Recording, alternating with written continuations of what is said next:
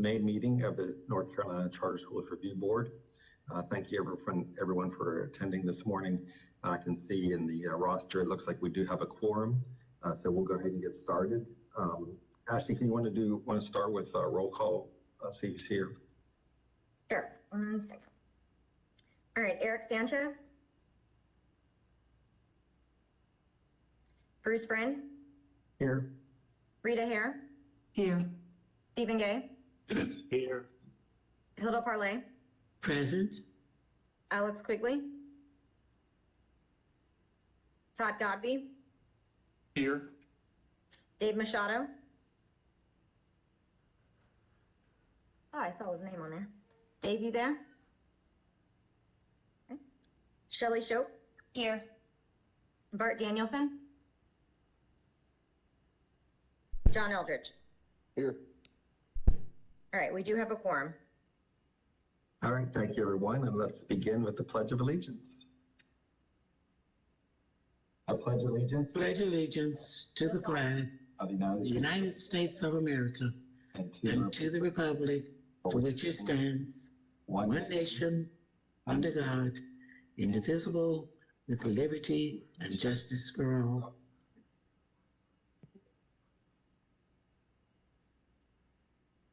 Our ethics statement. Board members are reminded that it is our duty to avoid conflicts of interest and the appearance of conflict of interest as we handle the work of the review board. Does any member of the review board know of any conflict of interest or appearance of conflict of interest with respect to any matters coming before us at this meeting? If so, please state them for the record. Mr. Chair, Hilda Parlay will recuse from Monroe Charter Academy. Okay, thank you, Hilda. Sure. If during the course of the meeting you become aware of an actual or apparent conflict of interest, please bring the matter to the attention of the chair. It'll then be your duty to abstain from participating in discussion on the matter and from voting on the matter. The CSRB mission statement: the Charter Schools Review Board works to ensure the existence of high quality charter schools in North Carolina. So with that, we have a pretty full agenda today, quite a few updates and a few action items that we need to take. Hopefully everyone had a chance to review the agenda and look through all the materials that were provided in the e-board. Thank you, Ashley, and your team for, as always, putting all that together for us in preparation for our meeting today. Can I get a motion to approve today's agenda? Mr. Chair, Hilda Parlay moves that we approve the May meeting agenda. Can I get a second? Second. Thank you, Shelley. Any discussion? Okay, all in favor of approval of today's meeting agenda, please say aye. Aye. Aye. Are there any opposed? Okay, hearing none, it passes unanimously. We also need to approve the minutes from our April 8th meeting. And those two were provided to us in advance of today. Would anyone like to make a motion to approve the meeting minutes from April 8th?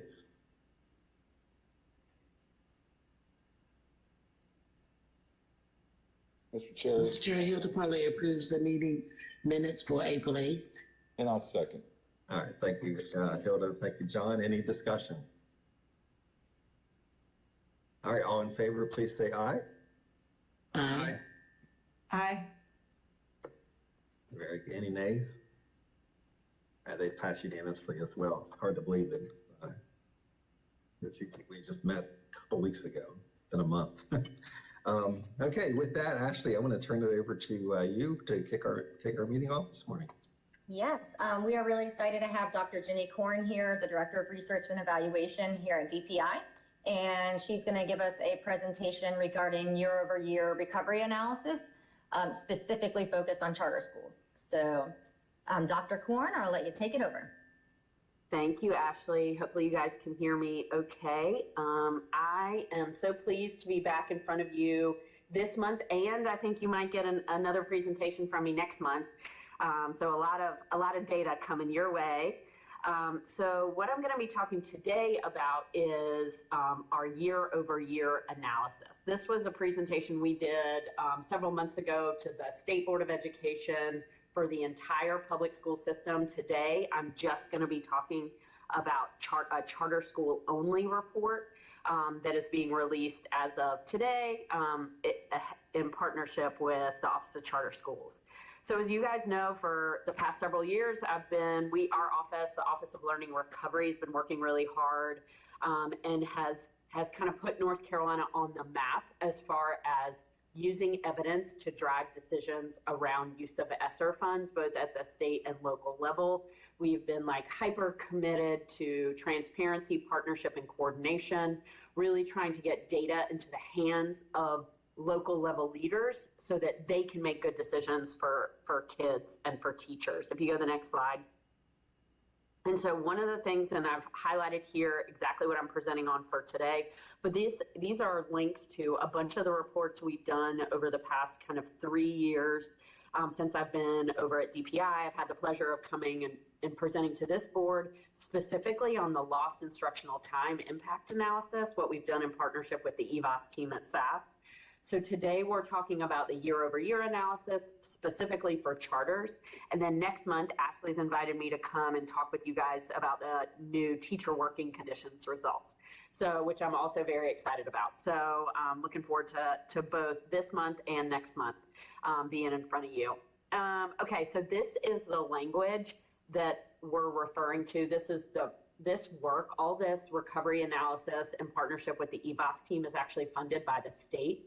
So the General Assembly kind of identified specific funds that we would be using each year in the biennium to focus on this recovery analysis. We used ESSER funds for some of the analysis, and then the General Assembly, hearing directly from our local leaders, thought that the analysis was so beneficial that they wanted to make sure that there was a statewide investment too. So if you go to the next slide, Ashley. And so this is the report that is being released today, a year-over-year analysis. And we're going to kind of blow through. It's a lot of data, a lot of charts and graphs, but if you look at it, we're really just trying to give you guys a sense of what's in the report for our charter schools. So if you go to the next slide. So where did this kind of analysis come from? The past several years, I have come and talked about our cohort analysis, and that was where we were looking at differences from where at the student level, where a student should have been had the pandemic never happened to where they actually were. This analysis answers a slightly different question, and that is because of feedback we got from the field. The question that we kept getting asked is, how will we know when we have recovered? Meaning, how will our state, our district, and our charter schools know when they have recovered? How can we quantify it? And how can we account for local context in terms of the progress towards recovery? And so what this analysis does is it helps to answer that question empirically. So if you go to the next slide, Ashley. So this is kind of, and this is linking you guys directly to some of the previous, that cohort analysis that we did in previous years. And now today is what we're focused on is the year over year. You go to the next slide. So this analysis measures the impact of the pandemic and extent of recovery. What we're going to be talking about today is for all charter schools across the state. To what extent have charter schools collectively recovered from the pandemic, looking at it for every single tested subject. And then next week, I have it on the last slide, I'm going to be jumping on to a charter school, Office of Charter Schools office hours, and we're going to be releasing a school level analysis of this same data. If you go to the next slide.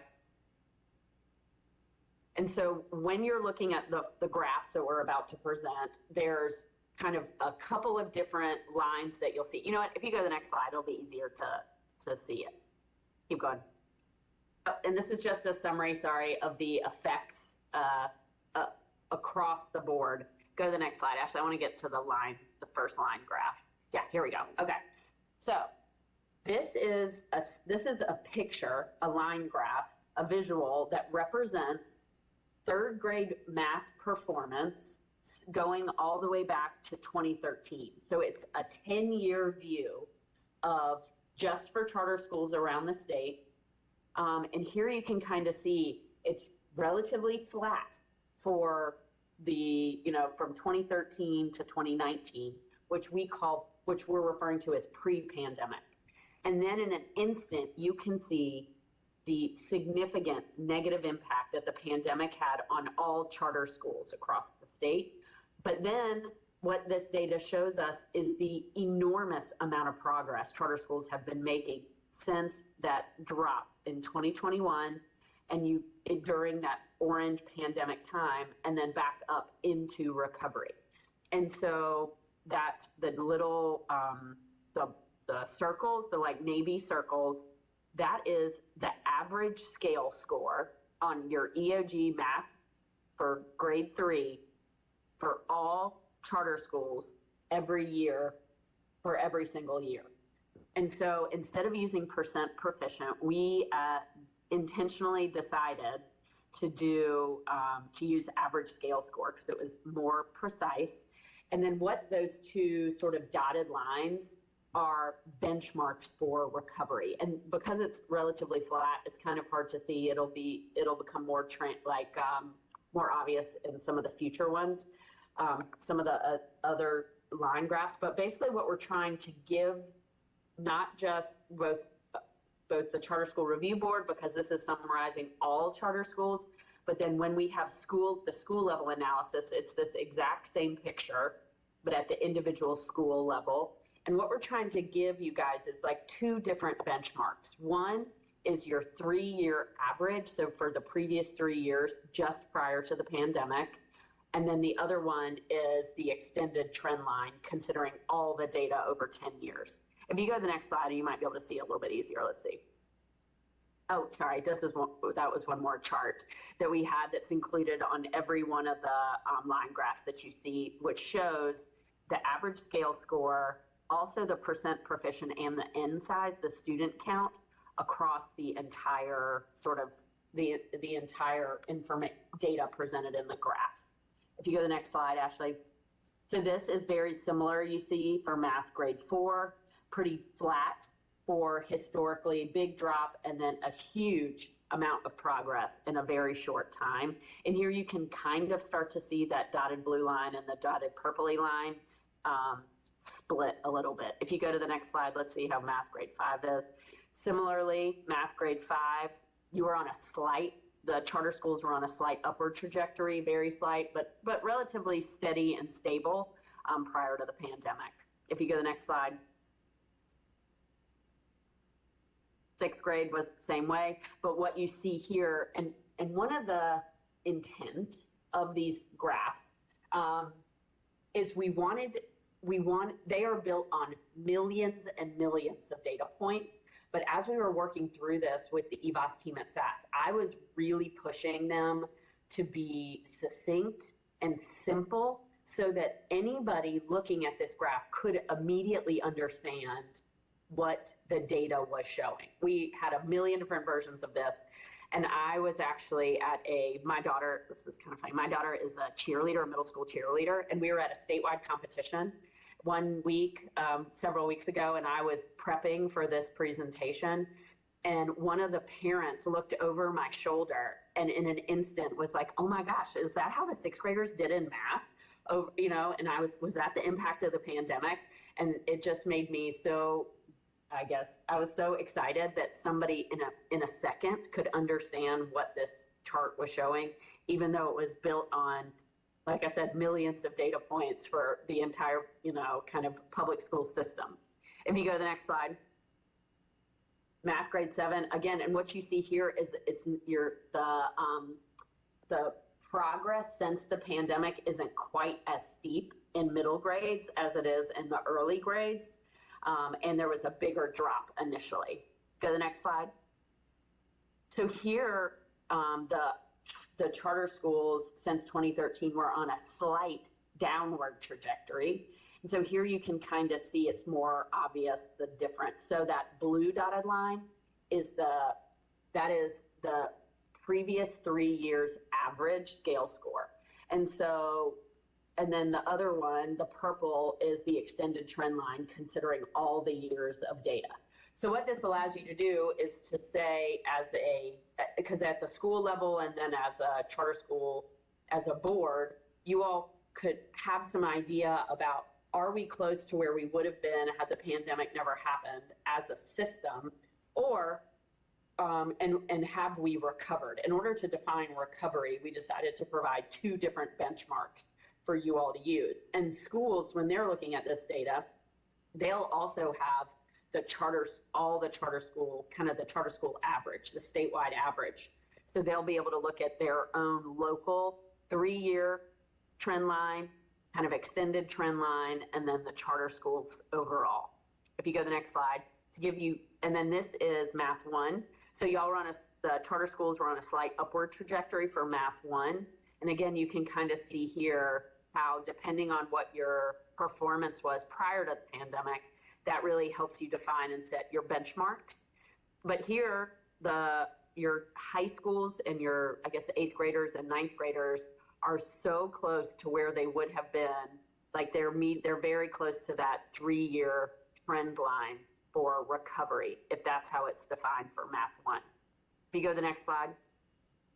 Now we're starting to get into reading, and you can, again, kind of see pretty quickly, there was a pretty consistent, stable, a little bit slightly on the downward trajectory, but not near as big a drop as you saw for math because of the pandemic. And then the charter schools have already recovered to the extended trend line. If you go to the next slide, here you see a slightly different pattern, and that's kind of what you're looking at when you look across all of these content areas and grade levels. You're really trying to see, are there different patterns? Where overall was the trend? Were we performing well? Where were we on a slight upward trajectory or slight downward trajectory? But again, this empirical evidence that shows how much progress is being made by the charter schools and the teachers and the students since the pandemic. If you go to the next slide. Reading grade 5, again, pretty flat though since the pandemic. So this might be an area as the charter, as you guys are thinking about how to use this data to really drive sort of decisions that are being made at the state and local level. So 5th grade reading might be an area where, because it's been relatively flat since the pandemic, that as a charter school community, you all want to focus on. If you go to the next slide.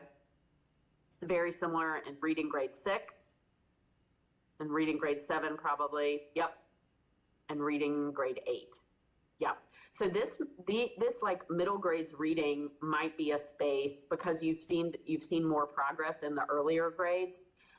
This might be a place where as an education community, there's focus now because you have this data, because really it's about kind of targeting resources to the grades and the content areas that need it the most. If you go to the next slide. And English 2, it's very funny. The English 2 pattern like this, there was actually an increase in performance for students for English 2 during the pandemic. And this pattern is something that we've seen in other states. And to me, this makes me feel like we should be thinking about how we teach English 2, that maybe even leveraging some sort of a flipped model, because the students seem to do really well reading at home on their own because that's what they were doing a lot during the pandemic, and then just using class time for discussion. If you go to the next slide. This is science has a really different pattern. So historically, you guys, the the charter school community for science grade 5 was on a slight upward trajectory, kind of more so you see that incline, that slope is a little bit higher, and then had a pretty big drop, but made some pretty significant gains from 22 in 22, and then kind of leveled out for 23. So whatever that work was that was done to make that gain to 22, you might want to think about how we could continue to leverage those instructional practices for 2023. If you go to the next slide, science grade 8. So this is one, and this pattern is very similar to the state overall, where we actually had a pretty significant drop in reading in science grade 8. There was progress made for 2022, but then an actual drop for the 2023 data. And I should note that these students this is the first time they've taken a standardized science test. So in fifth grade, these were the students when they were in fifth grade. It was the pandemic year that nobody took any of the summative assessments at the end of the year. And so that's something is a question. I don't know if maybe that has something to do with the drop in scores for this particular grade and cohort of students. If you go to the next slide, and this is biology. Again, shows the significant drop, but a kind of a more steady progress back towards performance prior to the pandemic. If you go to the next slide. This is a chart that's included in your report, and it wasn't even something that I kind of honed in on when we were first pulling this together with the EVOS team, but the media really picked up on this when we released the statewide report. This is the percent of schools with showing improvement from 2021 through 2023 by assessment. So as you guys are thinking about, and this is this information is something that it might be good for you all to highlight as you're thinking about the release of this report and sharing it with your local local stakeholders. Next slide. So what are kind of some investment or commitments from these that are emerging from these results? So one of the things is building on early grades literacy and math progress. I mentioned this one already, focused on targeted evidence-based middle grades reading and math interventions, exploring promising practices with STEM initiatives aligned to workforce priorities to really target some of the science performance outcomes. And then, really encouraging everybody to have a renewed commitment to using evidence to drive decisions at the state and local level. If you go to the next slide. And then finally, this is what I was mentioning before. So I'm going to be jumping on the Office of Charter Schools virtual office hour to talk about school. I'm going to let folks know about this report as well as school level year-over-year recovery. And that's May 16th at 10 a.m. And then wanted to make sure you all were aware and that our charter school community was aware. This summer, as we've done in previous summers, the Office of Learning Recovery is going to be doing a summer convening. This one, it's just a single day, one day. Either we're going to be doing the same event June 20th and June 27th, so folks can come either day at SAS. This is the link to register. And this is going to be kind of celebratory, thinking about what were best practices around use of ESSER funds, and then also sustainability, considering ideas for sustainability going forward. And I think, Ashley, that's the end of my presentation. Happy to take questions as you guys have time. Yeah, we have time. Does anybody have questions? Thank you so much.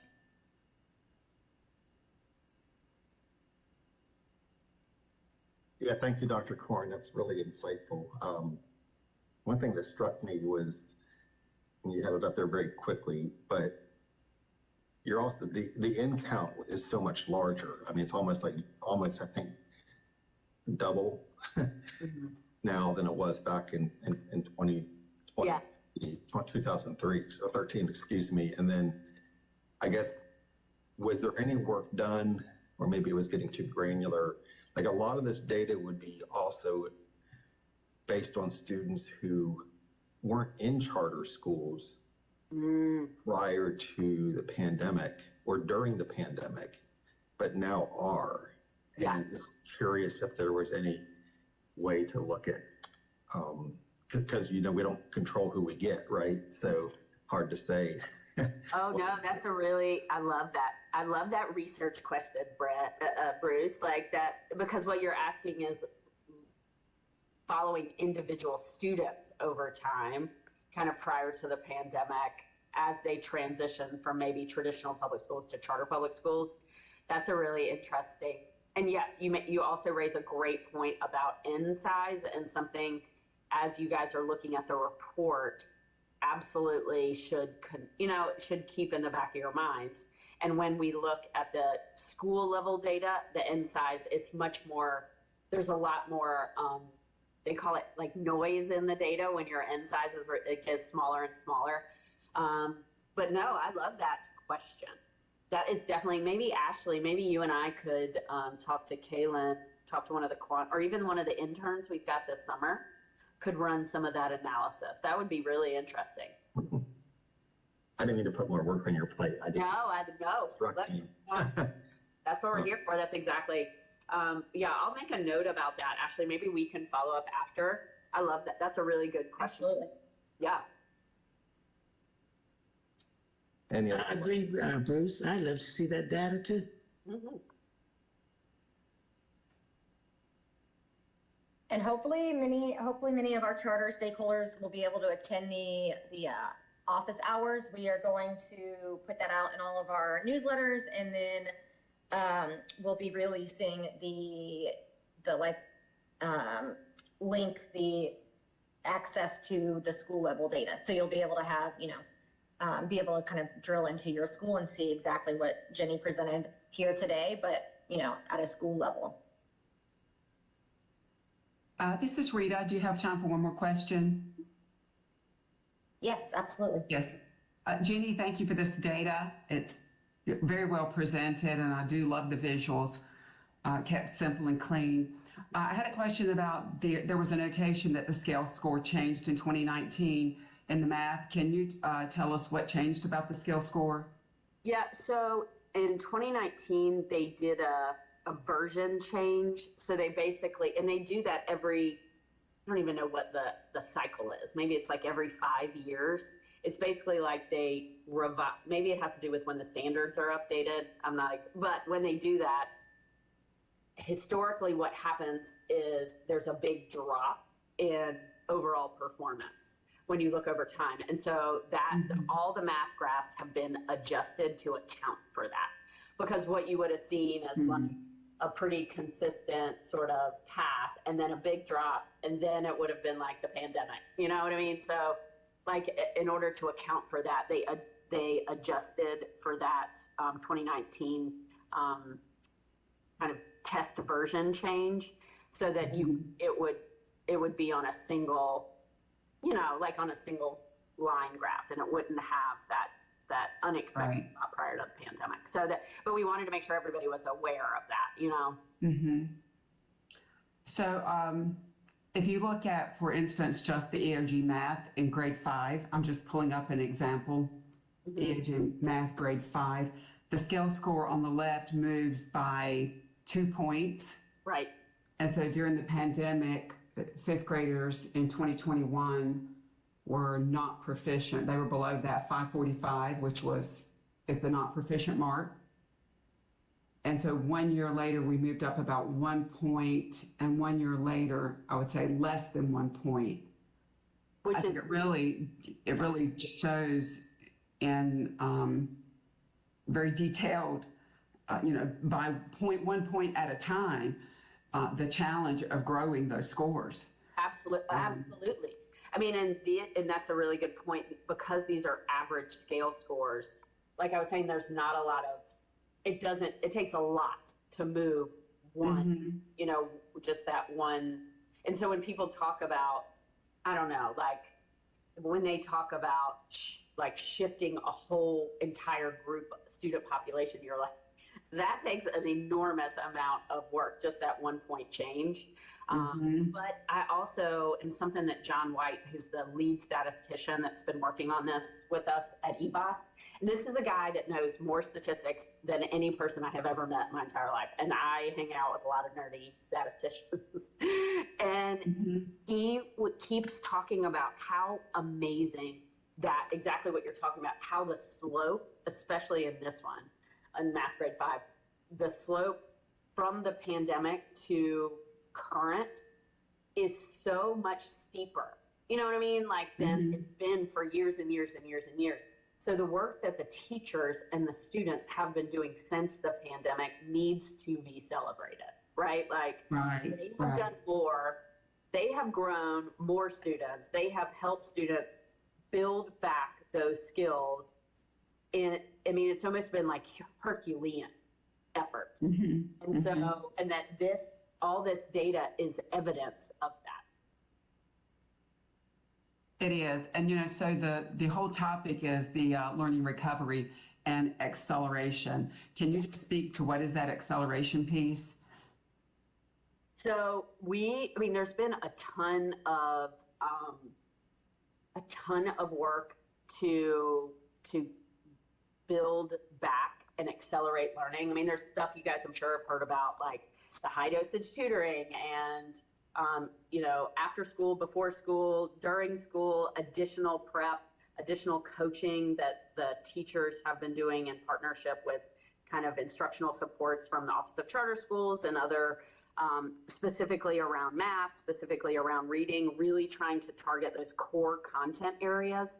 I mean, and I also think what this data shows is how it's like evidence that students, that it's like that whole evidence of we are social learners. Students learn best when they're in class with their peers, working collaboratively, learning together with their teacher. Like that this shows that without that school as the hub for so many of our students, that learning was so disrupted that the amount of work that's been done since they've gotten back has been significant and intentional, and it has worked.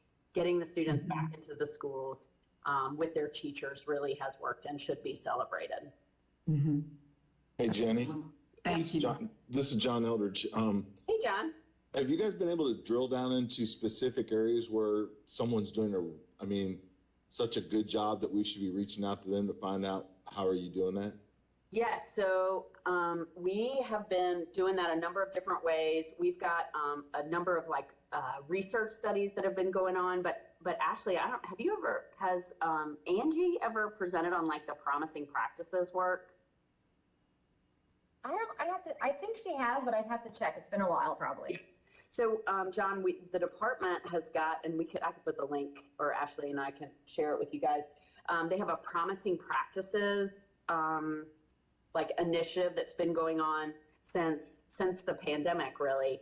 And Dr. Angie Mullinex in the Office of Innovation has been fanning out around the state and telling the story and capturing, documenting, getting the data of things that seem to be working, and then putting it all on a webpage that DPI has that allows you to search by content area, grade level. I want something for middle schools, focused on work development skills.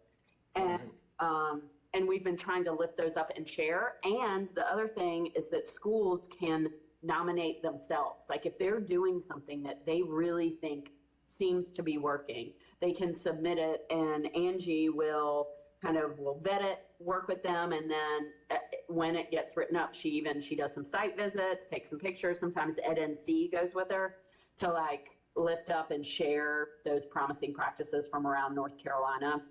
And so that's been a really successful sort of way to both identify and vet initiatives all over the state, and then share them back with all the schools around the state. Cool, thank you.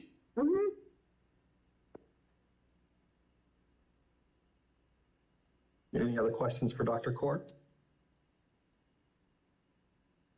Well, Dr. Korn, thank you for your time this morning. This is really interesting data. I've already downloaded the documents to share it with my own board next week. So, oh, good. I might need to have you come in and explain it better than I. And I would be remiss too if I didn't acknowledge and support a comment you made about the Herculean effort. This has been made by teachers across the state and in charter schools specifically. And perhaps it's appropriate that today's the beginning of Teacher Appreciation Week. So thank you for giving some data that reminds us of how much work and success is a result of the great teachers in our schools. So. And I hope everybody knows, so teacher working conditions results were released last week. That data is available all the way down to the school level. We worked really hard with the Office of Charter Schools to get increased participation and be supportive of how the charter schools wanted that data back. And so Ashley and I have talked about perhaps next month I could bring, which I don't know if it's ever been released this way, but a charters only teacher working conditions summary. So I could pull that together for you guys and share that maybe at an upcoming meeting. I think that would be another way to appreciate our teachers, is to elevate their voice. Thanks. Agreed. Thank you.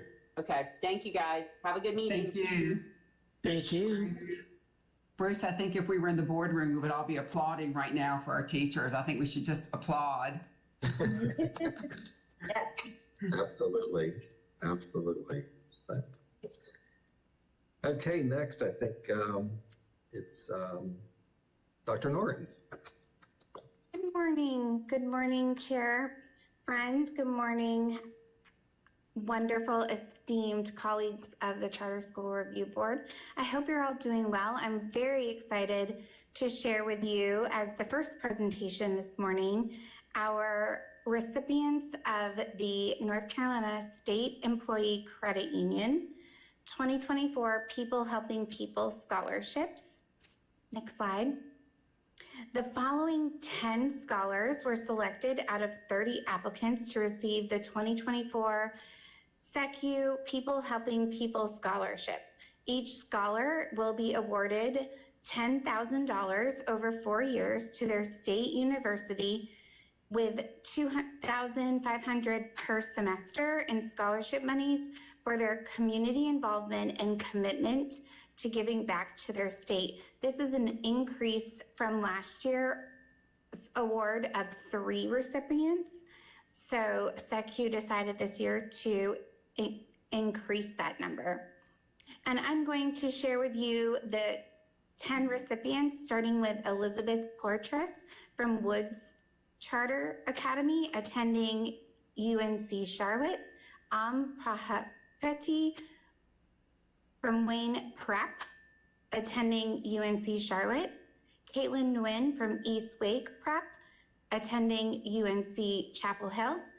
Ariana Romo from our very own board member Eldridge Chatham Charter Academy, attending UNC Chapel Hill. Whitley Kate Moore from Noose Charter School, the University of North Carolina, Wilmington. Haley Dry, Grace Stone Day School, UNC Chapel Hill.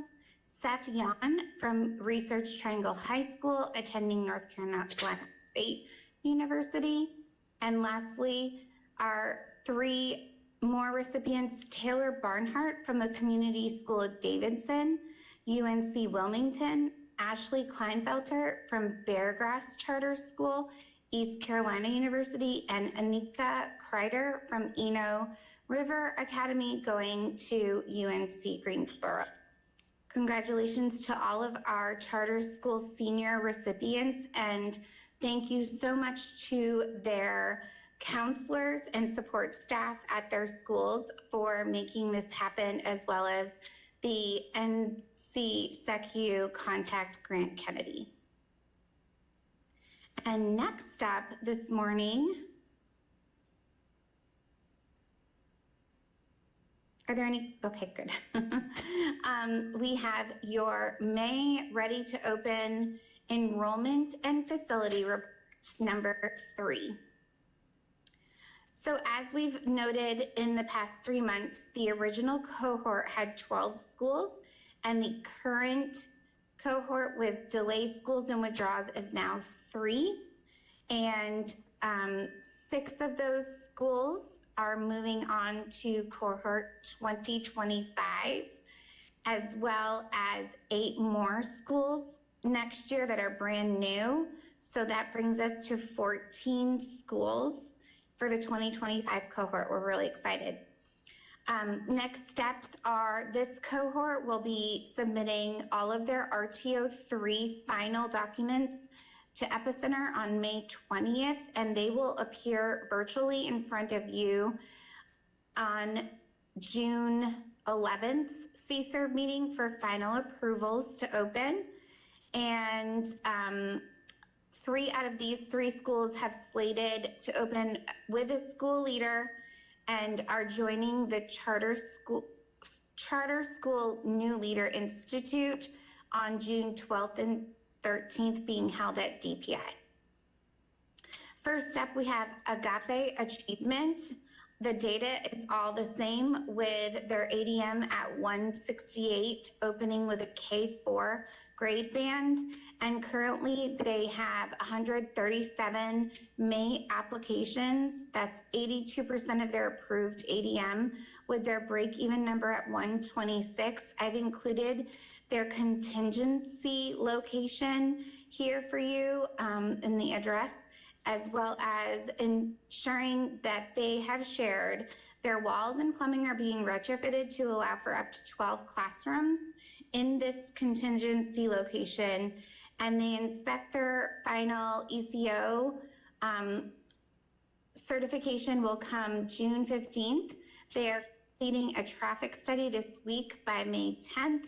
And they have several marketing events continue to take place to fulfill ADM, as well as admittance letters that were sent the 2 weekends ago, and phone calls and calling campaigns to ensure these families are committed.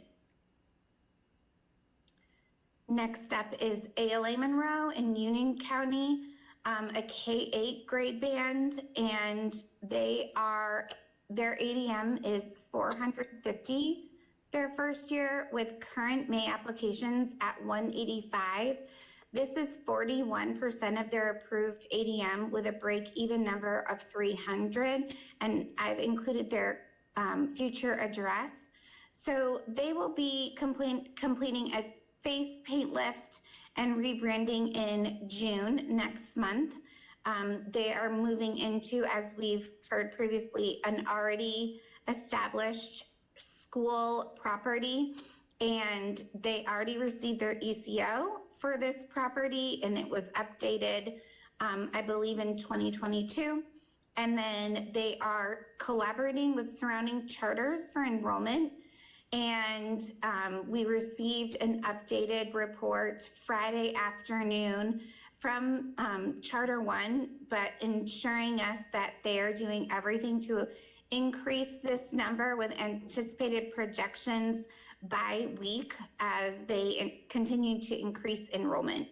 And they have another open house scheduled for June 29th, and 98% of their staff are certified that they've hired. And lastly, the third school in RTO is Riverside Leadership Academy, with their grade band serving K through 7 at a 480 ADM, and their current May admissions are 429, which is 89% of approved ADM. They've passed their break-even number, and these are, I believe, out of the 429, these are all 421 were confirmed as attending and confirming their family commitments. Their facility and marketing update is that they are still clearing and setting cement for their modular pads and parking lot, but their current plan calls for the classrooms to be completed by July, inspections projected to start in late June, and the town hall events for marketing efforts are continuing, with also social media campaigns engaging more than 300 families. Additionally, Riverside Leadership Academy Family Day, held on April 20th, brought in over 170 RSVPs and attendees. And lastly, just to recap, the list here is, one sec. The list here is all of your delay schools and that are anticipated to restart RTO in the fall of 2025. What questions do you have for these current schools? Dr. Norris, just a question, if we go back to Agape. Just the address listed there at Murchison Road, is that the permanent address, or is that the backup? This is the backup address. This is, so I can lend a little bit more just to share that their permanent facility is still their plan, but to open on time, that facility was not going to be ready, so that they moved it to this facility. Any thoughts or ideas on how close this address is to where the permanent facility will be at? Yes, they actually completed a delay amendment request, and this is 2.5 miles in radius of their permanent facility. And that was approved in the Office of Charter Schools. Sorry, relocation request. Okay, thank you. Yes. Any other questions on RTO schools? Yeah, I have a question on Flat Rock. Did they give you a reason why they withdrew? Yes, there's a variety of reasons. Some of them are personal to board members' health, so I can't really go into that too much, but other reasons that I am able to share are they did not have a facility in time, and their RTO submissions were delayed by 4 months. And it got to the point where we were really strongly advocating for them to either make a decision to move forward and complete those, or just decide on a delay. And they did not do either, and they decided to withdraw with the intent to open a private school. Thank you. You're welcome.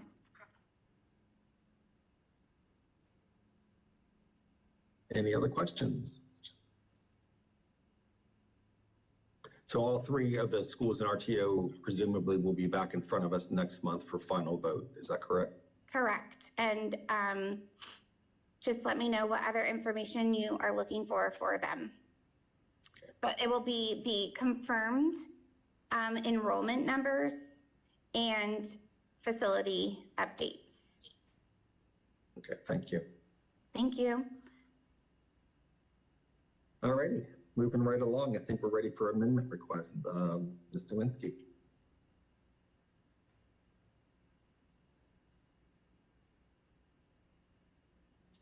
And we have our newest consultant, Julie Wetzel, she is taking over amendments from Ms. Nowinski, as Nikki has a lot of other workflows in the office. So we're really excited to have Julie present her first amendment. Thanks, Ashley. Good morning, everybody, and happy Monday. We have 3 amendment requests this morning. The first one comes from Millennium Charter Academy. They want to request to amend their mission statement. They are a public charter school in Surrey County, currently serving approximately 680 students in grades K-12. They've been in operations since 2007. The board of directors wishes to change the mission statement to reflect their educational goal as a classical charter school. While they perceived their previous mission statement to be comprehensive, they thought it was verbose and disorganized, potentially diluting the core message of their institution. And they believe the revised mission statement underscores their commitment to nurturing academic excellence and moral character and civic responsibility. So their original charter mission statement was Millennium Charter Academy is an independent public school whose classroom is the community, which invites parents, teachers, students, and the community to collectively challenge each child to achieve superior academic standards and to develop the highest moral character. We expand educational choice with an innovative, student-centered environment, producing lifelong learners equipped with knowledge and critical thinking skills necessary to become leaders in the 21st century. And their proposed new mission statement is the mission of Millennium Charter Academy is to form intelligent, virtuous citizens through classical education. They got input through stakeholders, school leadership, and their board of directors, and we have received all required documents. And I believe we have representation from Millennium Charter Academy on the webinar, so they are available to answer any questions you have. Okay, thank you for that. Board members, any questions regarding this request? Knowing that we do have representation from the school that could answer questions. Yes, Bruce, this is Rita Hare. I remember this from last month, and I think that we really wanted them just to speak to how sparse the new statement is. We see that they have input from their all their stakeholders. But it just seemed that they turned that verbose statement into something very sparse and a little vague when you use the terms intelligent and virtuous. So I think with that, we were asking for some elaboration and bring more definition to this. Hey, this is Paul Rezo. I'm the head of school here at Millennium Charter Academy. I'd love to speak to that. And wanted to just start by apologizing for not being available at the last meeting. The meeting fell during our spring break, and I think some wires got crossed on my end in terms of the timing. So I just appreciate you extending the opportunity to answer your questions here today. Also wanted to kind of preface my explanation of the revised mission statement with, some thoughts on the original mission statement, which is that, this is not, the content in our original mission statement is still very much a part of our institutional DNA, and you'll still very much find that as we explain our mission to parents, to students, to the school community, through our website, through various communications with the school community. So I did want to make sure that people knew that this was not sort of a shift in a different direction, but rather a hope to kind of focus our mission statement to make it something that is more memorable, something that students can know by heart, teachers can know by heart, parents can know by heart, everyone in the school community can know by heart, and that we could put on the wall and unpack for parents that are touring our school in a way that's just a little more memorable and a little easier to maintain in terms of staying mission driven. So when you look at our original mission statement, it kind of, what's kind of ended up happening over the years is that, it has some good information and some good kind of buzzwords that we do take to heart, but it goes on a little bit too long. And what's ended up happening is actually that sort of organically, we've ended up having sort of this summarized version of our mission statement that's kind of arisen over the years. And that kind of focuses on 3 pillars of the school, which are scholarship, character, and community. And in our new mission statement, we really wanted to focus in on kind of a student-centered mission statement that really tells people why we're doing what we're doing. It really tells people what our ultimate goal is for the students at our school, for our graduates as a K-12 charter school.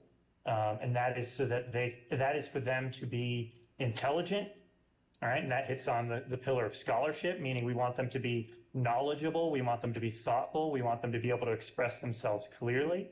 We want them to be virtuous, which hits on our pillar of character, meaning we want them to be as responsible and respectful as possible. We want them to be able to govern themselves well. And we use the word citizens intentionally because that hits on community. And in our vision statement and in our communications with the school community, we explain that a good citizen leads and is a leader who contributes positively to their community, to their country, ultimately to the world. And of course, we included through classical education, not because we wanted to, and we put it simply and succinctly because we actually didn't want our mission statement to turn into sort of a glossary of terms. We feel like we explain this very well on the About tab and on the homepage of our website through our communications with parents and students. So we didn't necessarily want to explain every detail, but it was important to us that our unique kind of innovation as a charter school, which is that we focus on sort of a traditional classical approach to education, that educational philosophy was important for us to include in there as well, particularly with sort of the renewal of classical education that's been going on for the last decade or so in our nation and in many ways in the world. And Mr. Chair, and Mr. Paul, this is Hilda Parlay. The mission statement should not be one where the public has to infer what you mean by what you're saying. I feel that it is still not enough so that if others are not looking at your website and other media that you have, they can clearly conclude what your mission really is. So to me, it is still sparse as the one that you presented last time.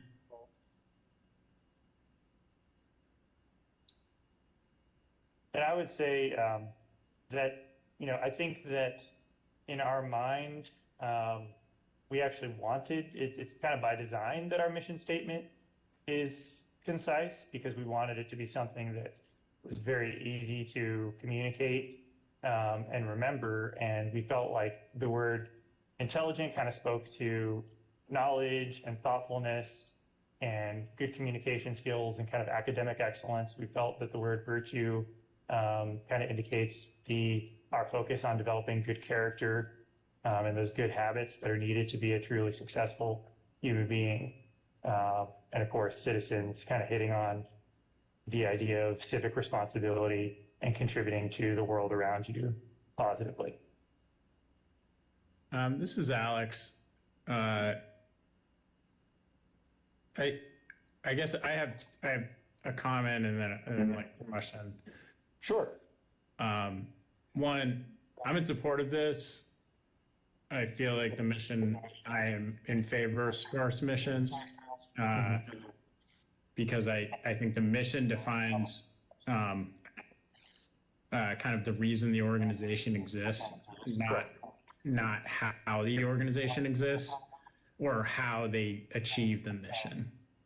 That's, in my mind, your program model, and what your first mission was doing was essentially trying to encompass how you do what you do, not what you do.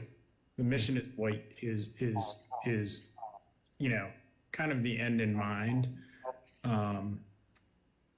and what the end in mind for the outcome of the organization, and then the program model is how you do that. So I'm actually in favor of this. And then for the board and I guess staff, like, I am of the opinion that, and full disclosure, I'm going to be bringing a change in our mission with very similar simplification. I guess I'm in favor of, like, if a charter school wants to adjust their mission, like, as long as they're hitting their desired outcomes and it's not like a dramatic departure from their program model. And this is more to Bruce and the staff, like, isn't that their prerogative? And so as an example, Quest Academy is like a school that exists to, they're old school. They provide a shortened day. Students do all this stuff after school, or let's say Metrolina, like, they're like a gifted school. If they were like, our mission now is to serve a totally different population, like, that would be hard to figure out because it's such a dramatic departure. Or if a school that was like, we're now going to become a school for people that want to become chefs, and you previously did something totally different, that would raise flags. But other than that, I kind of feel like this is on the school, and I just wouldn't want us to get too in the weeds with trying to tell them how to run their program. So I guess that's a process question in terms of, like, what are the criteria that we're using to make these determinations so that we can be consistent in how we engage and also approve or don't approve. Alex, this is Ashley with Ashley Vaquera. From the office's perspective, I would say we're very much aligned with that. We look essentially that a school has, submitted the documentation that's required by statute and rule. If it's just a mission statement change like this, we essentially are not going to give much feedback other than to perhaps prep someone for the board meeting in terms of, you might get some questions about the length of, the drastic change in the length, et cetera. But we don't typically get in the weeds, because if a school were to change, programmatically, which is where we would be more concerned, they would also need to submit amendments for example, the education plan, right? If you're changing the type of curriculum or the type of, overall program that you're providing. So for just a general mission statement like this, we don't typically I don't feel like it's our place in the office to, tell a school what its mission should be, so long as it's aligned with what they have in their application.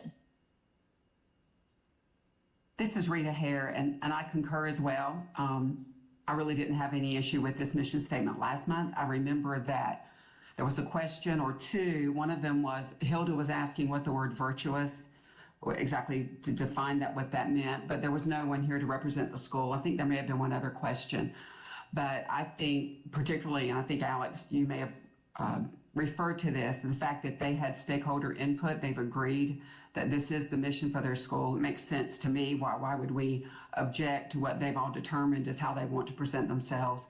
And I will say to Paul that your vision statement is probably twice as long as your mission, but I really like it. I think it is very verbose, but it so effectively defines what matters to the school. It's a very thoughtful statement as well, but I'm in support of this and just kind of wanted to explain what I remember happening from last month. Thank you. Hi, this is Eric Sanchez.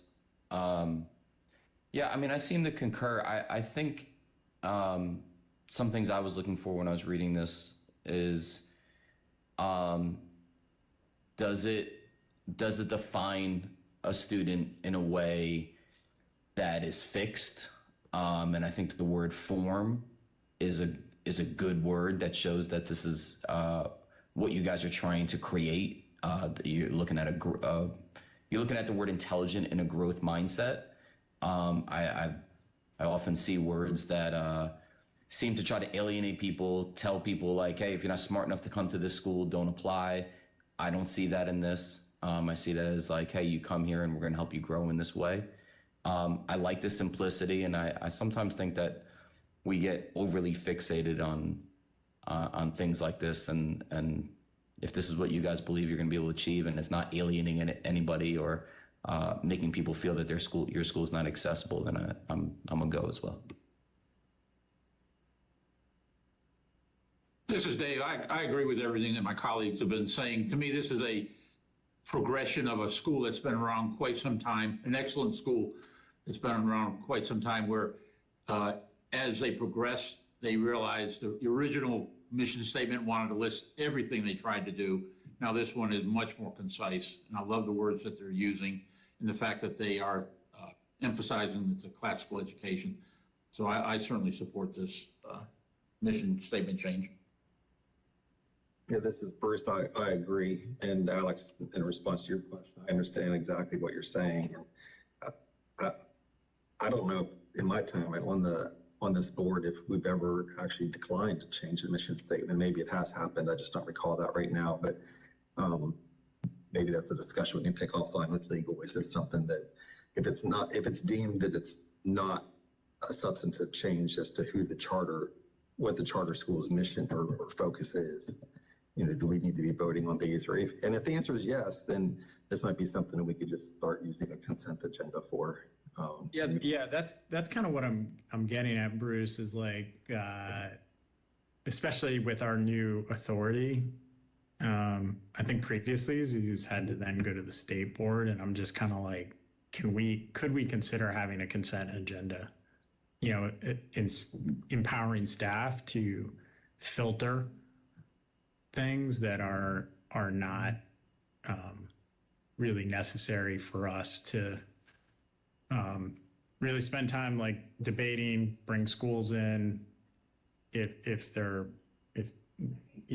staff has done their diligence and recommended, like I'm kind of like, great, let's keep it going.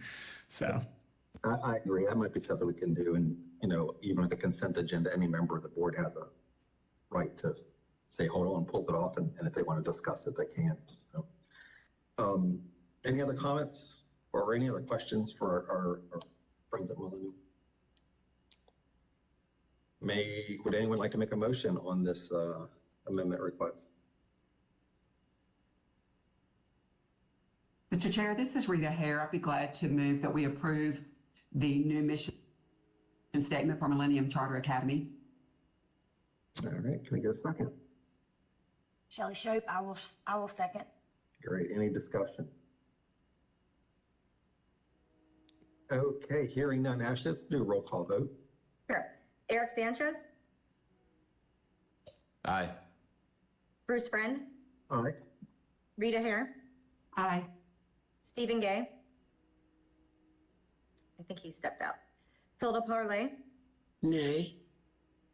Alex Quigley, Aye. Todd Godby, Aye. Dave Machado, Aye. Shelley Shope, Aye. Bart Danielson, Aye. John Eldridge. Aye. All right, it passes, and Millennium, we will send you out an official approval letter, so you have that for your records, okay? Thank you very much. I really appreciate the board's time today. Thank you. Thank you. Also, Bruce, if you're okay with it, I'd love the Office of Charter Schools to maybe draft up this summer like a list of stuff like this that they could recommend could be moved to a consent agenda. You know, I can work with Ashley on that. yeah, that we could then kind of view. Sounds good. Next up. All right, moving on. Our next amendment request is from American Leadership Academy in Charlotte. They've come to request to expand their enrollment. They are known as ALA Charlotte. They're a public charter school in Mecklenburg County, currently serving approximately 125 students. They've been in operation since 2013, and they were formerly known as Aristotle Prep. The ALA Charlotte Board of Directors and School Committee originally requested an amendment to their charter application to expand their enrollment from 127 to 200 for next school year, which is an increase of 37%. And they want to increase that request to 250 based upon their current enrollment and pending applications, which would be an increase of 49%. They're currently designated as a continuously low-performing school, and so the legislation requires that it be approved by the Charter Schools Review Board to expand their enrollment. And you can see the chart there. This information comes from School Business Services, which reflects their first month ADM, what their maximum growth would be without the amendment request, and then the third column to the left is their original request of 200 and then their current request of 250. And you can see their projected growth percentages there in that last column. And we have representatives from ALS Charlotte online today who can answer any questions. Okay, thank you for that introduction. Does anyone have any specifics before we go into our own discussion? Any questions for representatives from ALA Charlotte? This is Rita Hare. Who's on the line again with ALA Charlotte? You have Chris Elliott representing Charter One. We also have our director here, Carmi Green, as well. Our board chair, Siobhan Papa, tried to make it, but she had a previous commitment this morning as well. Okay, and Chris, you're with who? Charter One. Okay, just sorry, it's trickier virtually. Understand. And then your board chair is here? Our board chair could not make it, but our school director is here. Carmi Green is on the call. Green, okay. I think I would like an update on, we had I believe you purchased at least a new facility last year this time. Yeah, last May. I really don't know the status of that and the school's, movement since then. Can you just kind of update us? Sure. I'll kick that over to Carmi Green, our director, but we moved locations last year over the summer, which was part of the attrition that you kind of saw. Part of this request, and I'll let Carmi speak to kind of the growth academically, as well as come to reestablishing ourselves in that building that was previously leased by East Side Stream Academy. But we're pushing almost 200 applications already for next year in early May. And so we are hopeful that we can continue to grow that facility. That facility will hold almost 450 students. And Carmi, you want to talk about some of the academic growth that you've seen as well? Yeah, Absolutely. So this past benchmark, we took our STAR assessments, and we did have an 8% enhancement in our reading. We also had a great growth in math. We had a 12% growth in our math data as well. Currently, we have 26% of our students in math and 20% of our students in reading who are right on the edge of being proficient. And then finally, we have we had at least 50% of our students who have already shown high growth. So we're moving in that direction. The community sees that we are making those gains. Whenever they come on tours or anything, we kind of explain those gains to them as well. Can I ask a clarifying question based on Rita's questions? Forgive me for confusing this, is somebody from the board on the call, or is it the school leader and the EMO? That's correct, Eric. Our board chair had a previous engaged meeting this morning that she could not attend. How many members are on the current board? There are 5 right now. Okay. And then my technology was going out. You're in the building right now? Correct. Everyone? Okay. All right. And it's set for, I think you said a maximum of like 450 or something like that? Yes, about 420. 420. Okay. All right. That's all I want to know. Thank you.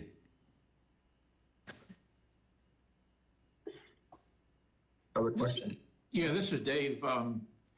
Ms. Green or Mr. Elliott, can you confirm how many applications you said you had for next year? Yes, so current applications that we are at, with our current enrolled students who have reapplied, we're at 200. New applicants, we are at a total of 80, which gives us that total of that 200. Thank you. Well, you have 200 confirmed enrollments with an additional 80 waiting for potential spots. Correct. Is there any, so you're asking to go from 200 to 250 with this amendment request? Is there where are you anticipating most of those 50 students will be? What grade levels? Yes, so it will be within that K through 7th grade. We did add on the 7th grade, so it'll be within that K through 7th grade area. Also, we hired a family engagement specialist that is doing our marketing for us as well in the community, to just let them know we're here and that we are not associated with Eastside Stream Academy. We are ALA Charlotte, and just getting our name out there because we are located in around a lot of neighborhoods. And Bruce, specifically right now, we're almost at, I think we're pushing almost 60 kindergartners for next year. We've only previously been at kind of one classroom per grade level. And so being that it's early, like we could see potentially 2 to 3 kindergarten classes next year. Okay, yeah, thank you for that clarification. That's kind of what I was driving at, which is for most of these, if approved, will a large portion of these kids be in the lower grades, or are these going to be, like if they're all in 7th grade, then that's kind of like one and doners. And yeah, no, the vast majority are kinders and then siblings that are coming with kinders. Okay, thank you. Chris, this is Rita Hare again. So the school moved into the new building last year, and there was an option to purchase in that window of time between the first year of the lease through, I believe, maybe the end of the 2nd year. Does the school have intentions to act on that purchase option? I think we're still kind of investigating that option right now. I know that our leadership team has been meeting with the current owner of that building to kind of discuss what that could look like kind of long term, but I don't have a final answer on that issue, but I think it's something what we're considering. And my second question is the Aristotle, with ALA was Aristotle in 2023, I guess, and you received, I guess this would be to Carmi Green, a 3-year renewal in your renewal term last year. And that was due to, I believe it was mostly due to academic performance and concerns about the academics, as well as, I think someone already mentioned, somewhat of attrition in attendance and enrollment, and some concerns about the school. The scores that I have are really dated. I have some things from 21 and 22, but can you give us more specific update on your performance, academic performance currently? Yes, so right now we have been able to make growths in reading. So right now we have 26% of our students who are proficient in math and 20% in reading. So over the times, this current benchmark, we had that 8% increase in the reading proficiency and that 12% surge in math proficiency. So we're continuously making those gains overall. And 56% of our students have met that high growth area in our benchmark STAR testing data. And I would say, Rita, that we have another 26% of our kids who are kind of within of making that jump to proficiency. We are definitely anticipating a jump in letter grade to at least AD next year with some high growth across the board, potentially more. Mm-hmm. But currently 26 proficient in math, 20 proficient in reading. Did I get that correct, Ms. Green? Yes. Okay. Thank you. Can I ask, I vaguely remember the conversation regarding demographics at Aristotle and some of the concern over the new building may change some of that, and perhaps that even the students from Aristotle may have trouble attending the new school. So I guess two questions. One, has there been a shift in the demographics of your students? And then two, what percent of the students actually stayed with the school and came to the new building? So to your first question, we do offer that transportation piece for our students that were formerly at Aristotle. As far as the demographics, right now we're at 80% African American, about 18% are Hispanic communities. We have seen a jump in numbers from this side of town, so in the east side of Charlotte now, where our school is currently serving. Those students that were formerly at Aristotle, some did come over to us. About 30% of those students did come over from Aristotle. So 30% of the population from Aristotle came? Is that? Mm-hmm. Yes. And Eric, to that point, we're still 98, 99% free and reduced lunch across the board. Correct. So that qualifier stayed consistent. So still serving a high need population, but maybe I heard this wrong, but 70% of the students that were in the old school are not with the new building?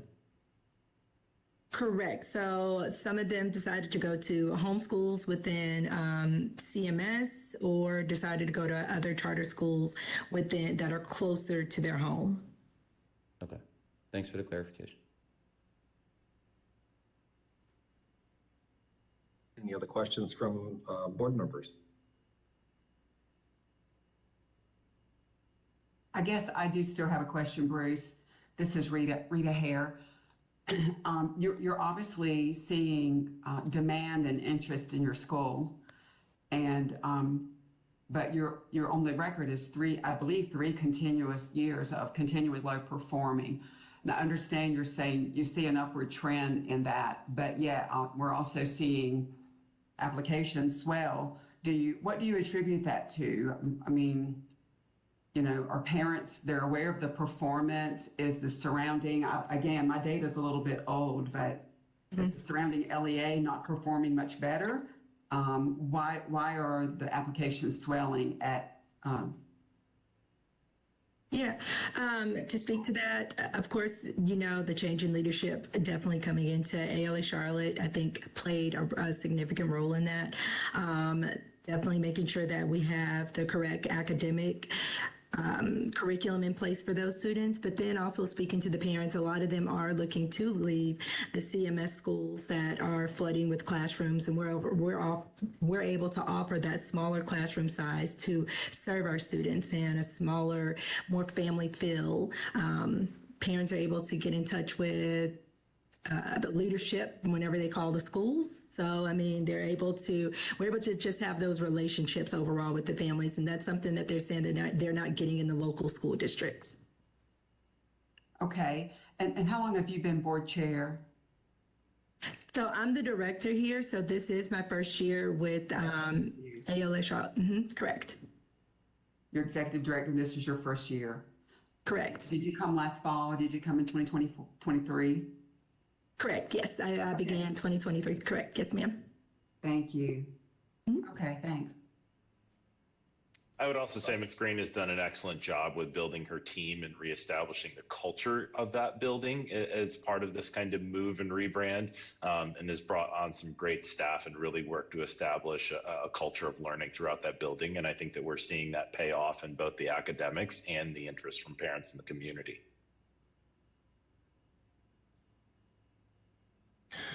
This is Bart Danielson. Would it be possible, Ashley, for me to share something on my screen? Let me see if I can, let me see. Can make you presenter for a second.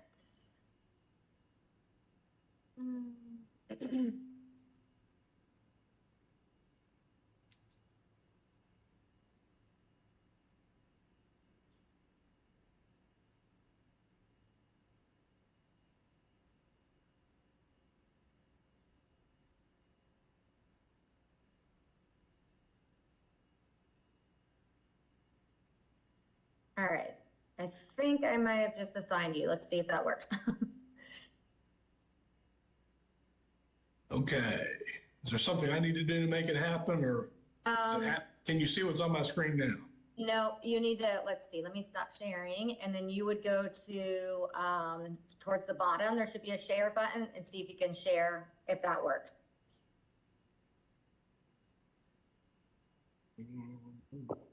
Okay. Yes. Okay, is my screen shared now? Yes. Okay, so the question of one of the issues that has come up is the fact that the school is continuously low performing, and I've shared a graph like this before, and in one of our meetings, and this is all the blue dots on this form are the performance scores for the Charlotte-Mecklenburg schools. And one of our metrics that we use when we're considering whether or not to allow, and this is different, I realize, but considering whether or not to allow to reauthorize schools is performance, and the metric that has been used over the last few years is whether or not you're basically close to the county average, which would be 0 on this chart. But we know that these blue, the schools in the Charlotte-Mecklenburg and all the other school districts there's a relationship between how schools perform and the number of economically disadvantaged students that they have. And so the more economically disadvantaged students that they have, the lower their performance scores. So what I've done here is, it's called a regression, but the little green line that you see basically maps what you should expect to see a school doing, how they should be performing, given the number of economically disadvantaged students that they have. And so that green line, as you see, is sloped downward to the right. So as you have more and more economically disadvantaged students in a Charlotte-Mecklenburg County school, you see the test scores for the school declining. This school that we're looking at is what I then did is put all the little yellow dots are putting the the charter schools in Charlotte-Mecklenburg County on the same graph, but the little green line is drawn just related to Charlotte-Mecklenburg schools. So we're comparing to the Charlotte-Mecklenburg schools. This school is it's 60N is the code, and if you look over to the right, where 80% is what. Just if you go up from the 80%, you'll find 60N just past the 80% number of economically disadvantaged students. And maybe you can't see that at the bottom, but percent EDS, if you go up from 80, you'll find 60N, and yet it's below average, it's below zero, but it's a little above what you would expect this school to have given the demographic mix. And what I've heard just a moment ago is that this 80% or 81% economically disadvantaged students that I've got on the chart is wrong, that the number is probably closer to 98%. And I've heard before that some charter schools underreport the number of economically disadvantaged students they have. But the point I want to make here is that while this school may not be performing well on the metrics that we're currently using, in fact, they're performing better than comparable schools in the school district. And so when they're looking to expand the number of students that they're allowing into, that they can allow into the school, for me, it's relevant that if they're not in this school, they're probably going to be in a Charlotte-Mecklenburg public school, and they're likely not to perform as well as they would in school 60N. Now, I want to also say I recognize that this school is now under new management and a new location. So I don't know whether or not this historical perspective that they were doing better last year than the public school counterparts with the same kind of demographics. I don't know whether that's as relevant because last year is history and they're not really in some regards the same charter, but they're not necessarily the same school. They've got a different demographic mix or a different student group in there. But I just wanted to make, this is relevant to me. They may not have done as well as the Charlotte-Mecklenburg average, but they've done better than you would expect them to do given the demographic mix that they're looking at. And obviously, one of the reasons they're coming to us is they haven't met the standard that's been established of continuously low performing, but they're still outperforming, is a point I wanted to make. That's all I had to say. Thank you. Thank you. Thank you, Bart. This is Rita Hare again, and you have shared the data before, and I'm aware of that, and it's very telling, and it's the data, it's the facts, right? The thing that I have on when it was Aristotle. So again, my data for the school performance is over 2 years old, and so I know we have change of leadership, change of location, but we don't have the updated data comparatively. At least I didn't have access to it, but what I do have showed the school performing well below Charlotte-Mecklenburg and much further below the state in both reading and science, and a couple of points below Charlotte-Mecklenburg in math, and a few points below the state in math. Everything was much lower. And I would just caution all of us and every school not to look at the data and allow it to become sort of a graph of low expectations, but to purpose to break through the line and to have success with these students. And I know it's difficult and it's challenging, but we have to be mindful of that we can fall into that mindset that this is where we're expected to perform given our demographics. I'm not opposed to this expansion in enrollment. It looks like it's going to be a good thing, but I just wanted to point these things out. So thank you. Rita, that's well said, especially, and if you know me, I don't speak about Henderson Collegiate in these on these calls, and I know we got Alex on the call from Durham Charter, who does amazing work, and their data speaks for itself. There's just too many proof points of what can happen when the bar is much higher. So while I appreciate the data, I think that's certainly the floor, and we should be talking about the ceiling. I also think that this is a network that touts considerable resources. And so as a result, I do think that the goals, I know their goals are higher. I mean, they've spoken about it on this call. And, as a result, the accountability for where they should be achieving, I'm going to hold them to a higher bar. That was what was told to us, both during some of their applications, that was told to us during their new building move.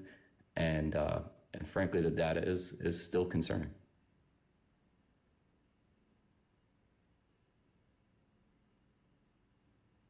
Any other questions for ALA Charlotte? Okay, hearing none, we have a request before us from Hey, Bruce, sorry, everything cut out there, so I just wanted to make a comment. Go ahead. I'm torn on this. I think, okay, just to be clear, you're requesting those additional 50 seats over the 200. I think that I'm going to support it, but my only reason, because I do have concerns about the performance and the length of the move and everything, but I just want to clarify why I'm supporting it. I just feel like it's really hard and we've seen this over and over again, for charter schools to be successful academically when they're running a program that's under 200 kids. Like, it is just, you don't get the economies of scale necessary to kind of make all the budget pieces work. And so, but given that this is a Charter 1 school, I think my vote may reside on this. What is the management company doing from a financial standpoint? So is the management company going to charge them a management fee next year? And if that was answered already, that's fine. Could you just repeat it? Because I didn't hear it. No, we are not charging a fee for this year. We will likely not charge a fee for next year. We think that we probably need to get to 350 to 400 to break even. So we're deferring those fees probably over the next 2 years to be able to get Charlotte where it needs to be. Yeah, I think I need confirmation that there is no management fee. I feel like that's what hinges on this, because this is, we've heard over and over again that the management, until the school is successful or at scale or whatever, which I think is really important. That is the leverage point of a management company, is they are able to provide additional support to get schools out of that box. And this is a school that the management company took over, not a school that they started. And part of a takeover is you have to be ready to invest the management organization's resources into the project. So I think I'm going to vote no unless I know for certain that this Charter 1 is going to not draw a management fee next year at this scale.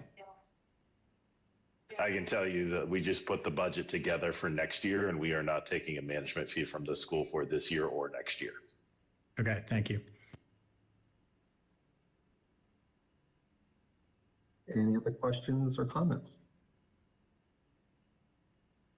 Okay, hearing none. Again, we have a request to allow American Leadership Academy Charlotte to increase its enrollment from the currently approved 200 to 250. Would anyone like to make a motion? This is Dave Machado. I'll make that motion that we approve this amendment request. Can I get a second? This is Rita Hare. I'll second the motion. All right, we have a motion and a second to approve the request of this amendment. Any further discussion? Yeah, I'd like to make a quick point before we go to vote. This is Eric Sanchez. I just think it's worth double downing on the fact that, like, there's a lot of concerns here. We voted to move a facility last year. I don't want to go back to that, but again, there was a lot of things that were concerning at that point. The distance and whether they would keep their students, as well as just the agreement, which we didn't get much clarity on today. 70% of the students didn't go to the new facility, which I think is a conversation for this board to have in the future when we get these types of requests. That's a really, really big deal. The second thing that I'm surprised hasn't come up, because I know this board has hold people accountable for this, is there are literally 0 board members on this call. And we've been pretty hard on that. The board chair couldn't make it, that's fine. But there's 5 board members and none of them are on this call. And that's usually something that it's a big deal to us. And I think lastly, usually growth comes with the understanding that the school is academically successful.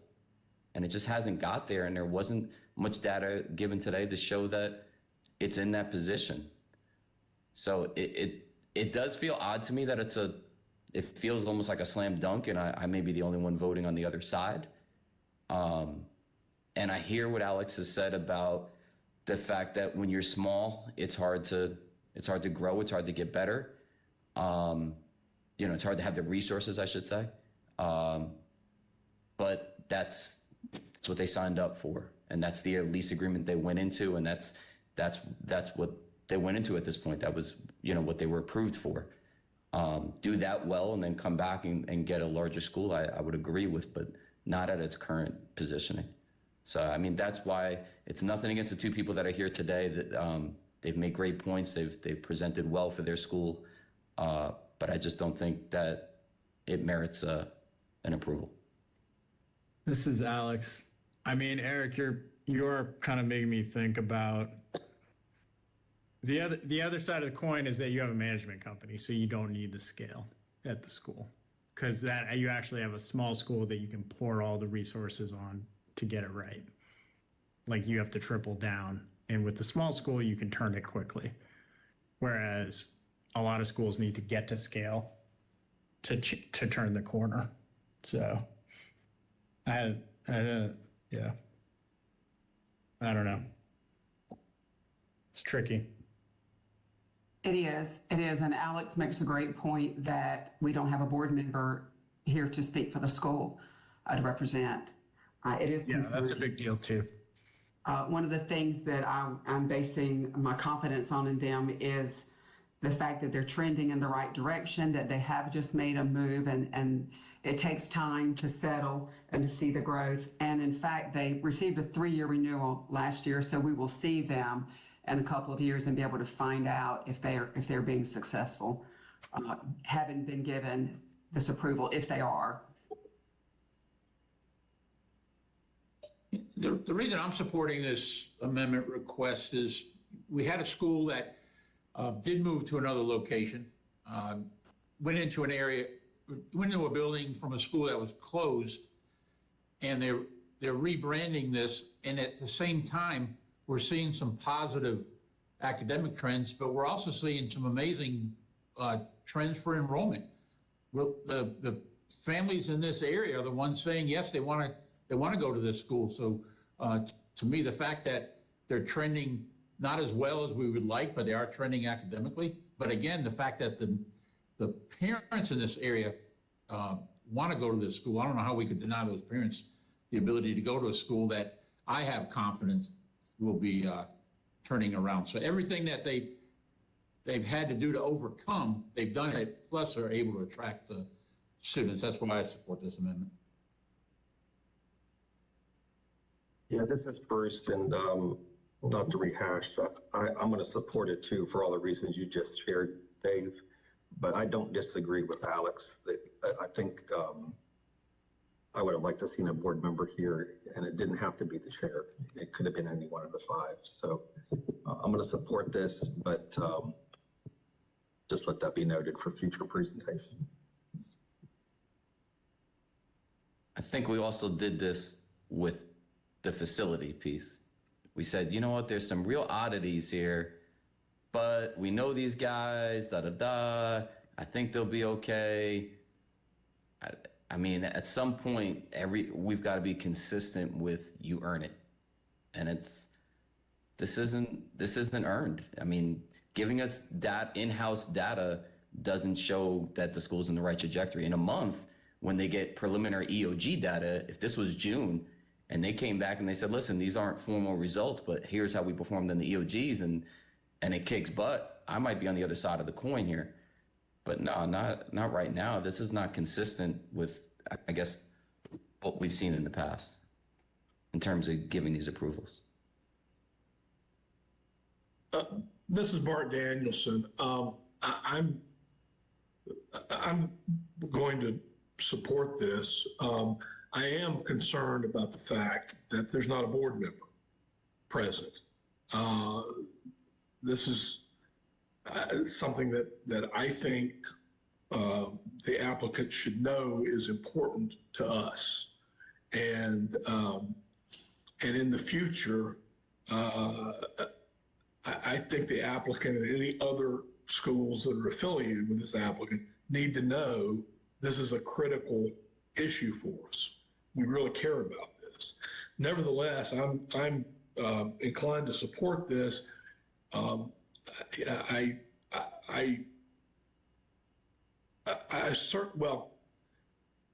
most concerned about the students that are applying. Should each school have to earn the right to have students? Perhaps. I understand that, but there are parents that want to send their children to a different school, and waiting on somebody to earn the right to let them do it isn't good for those students. Now, I realize part of what we're doing here is trying to do what's good for charter schools as a whole, but I think we also need to be aware of doing what's best for the children whose parents want to make a change. And there are 50-some parents who want to make a change, and we stand in the way of that if we don't allow the school to accept those students. When the parents are willing to do it, the school's willing to do it, but the bureaucracy doesn't want that to happen. And so that's the reason I'm going to vote for it, although I do so with reservations because of the fact that the board isn't showing up here.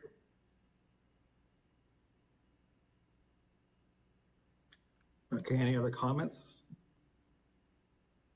I guess, Bruce, I just have one question. This is Rita Hare for the Office of Charter Schools. Were they advised one way or the other that there was a necessity that a board member be online, or was that brought up in any way? Just curious if they were advised one way or the other. We always strongly encourage both board and staff representation. Okay. Mm-hmm. I mean, it seems odd to me that we can be on a call with people who own the charter without people who own the charter and even having a discussion. I mean, there has been nothing in writing. It just seems odd. Like there isn't somebody who actually we gave the charter to on the call. And I also think it feeds it. I think, to be honest, within this group, I would say the argument has been that the EMO runs the charter. And I think if that's unfair, and it may be, then don't feed into it by not having one board member at a call, at a amendment request of this magnitude, of any magnitude, but of this magnitude especially. But I'm surprised that we allow to even have these types of conversations. I don't know if legal's on the call or anything, but it does seem odd to go back and forth without a board member giving us approval to correspond with either personnel or the EMO. It feels odd that they're speaking on that behalf, and we don't have any approval to do that. That there's no consent. There isn't anything we have. Just to clarify, one of the required, for any amendment request, one of the required pieces of documentation that we review is a cover letter that's signed by, it has to be signed by the board chair and by the school leader. So I just wanted to make sure everybody knew that. What is the OCS recommendation on this? We don't make recommendations for these amendments. We provide you guys the documentation and the facts, and we have not been providing recommendations. Got it. Thanks. Ashley, is there any historical data though regarding on that would give us any precedent or guidance with regard to schools that are low performing and requesting? Well, you guys heard two amendments. I will say last month you heard two amendments similar to, this for CLP enrollment, and one was approved and one was not approved. And I do believe that, I believe it was Dr. Hare who mentioned that the one that was not approved, there wasn't much information about why it was not approved. So, I would say it's been there. We've seen both approvals and denials, and it's just helpful that when there isn't a denial to, in the public session to know what the denial is stemming from.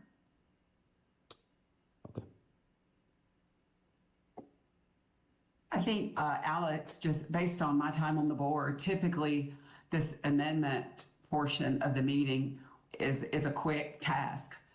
They're usually just minimal changes, or they're more school-based, and it just comes to us almost perfunctory and almost always would be approved, with some exceptions. But that's what has been my experience since about 2019.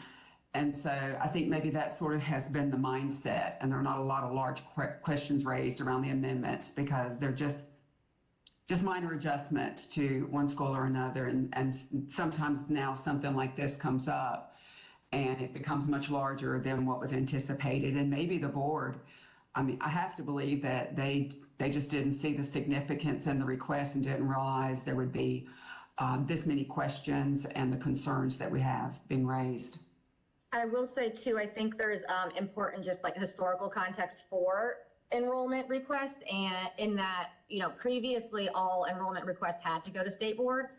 So it was a much longer process, and at the end of that, it was the state board making the decision. But most importantly for this request and for the ones we've heard last month, and we'll probably hear perhaps some more next month, is that previous to this year, a low performing school could not go beyond 20%. They didn't have the option to make that request based on the legislation. The legislation changed this last session. So now, rather than it saying, shall not be approved for over 20%, they can request a material change, which is what you are hearing. So really, this is the first year that we've ever brought forward these requests from low performing schools. And we can certainly, I would love, any feedback that you have in terms of how you would like these presented or what you would like it to look like. We can definitely consider that. But for the ones that were non-low performing that used to go to the state boards, it was always quite a complex, and there was a lot of discussion around it. And those were for the schools that were not low performing. Ashley, can I add a quick point with what you said earlier? Not just was the letter submitted on behalf of the board, this was brought to a board meeting where we laid out the potential growth and current interest. So it was voted upon at a board meeting and in those minutes and submitted as well.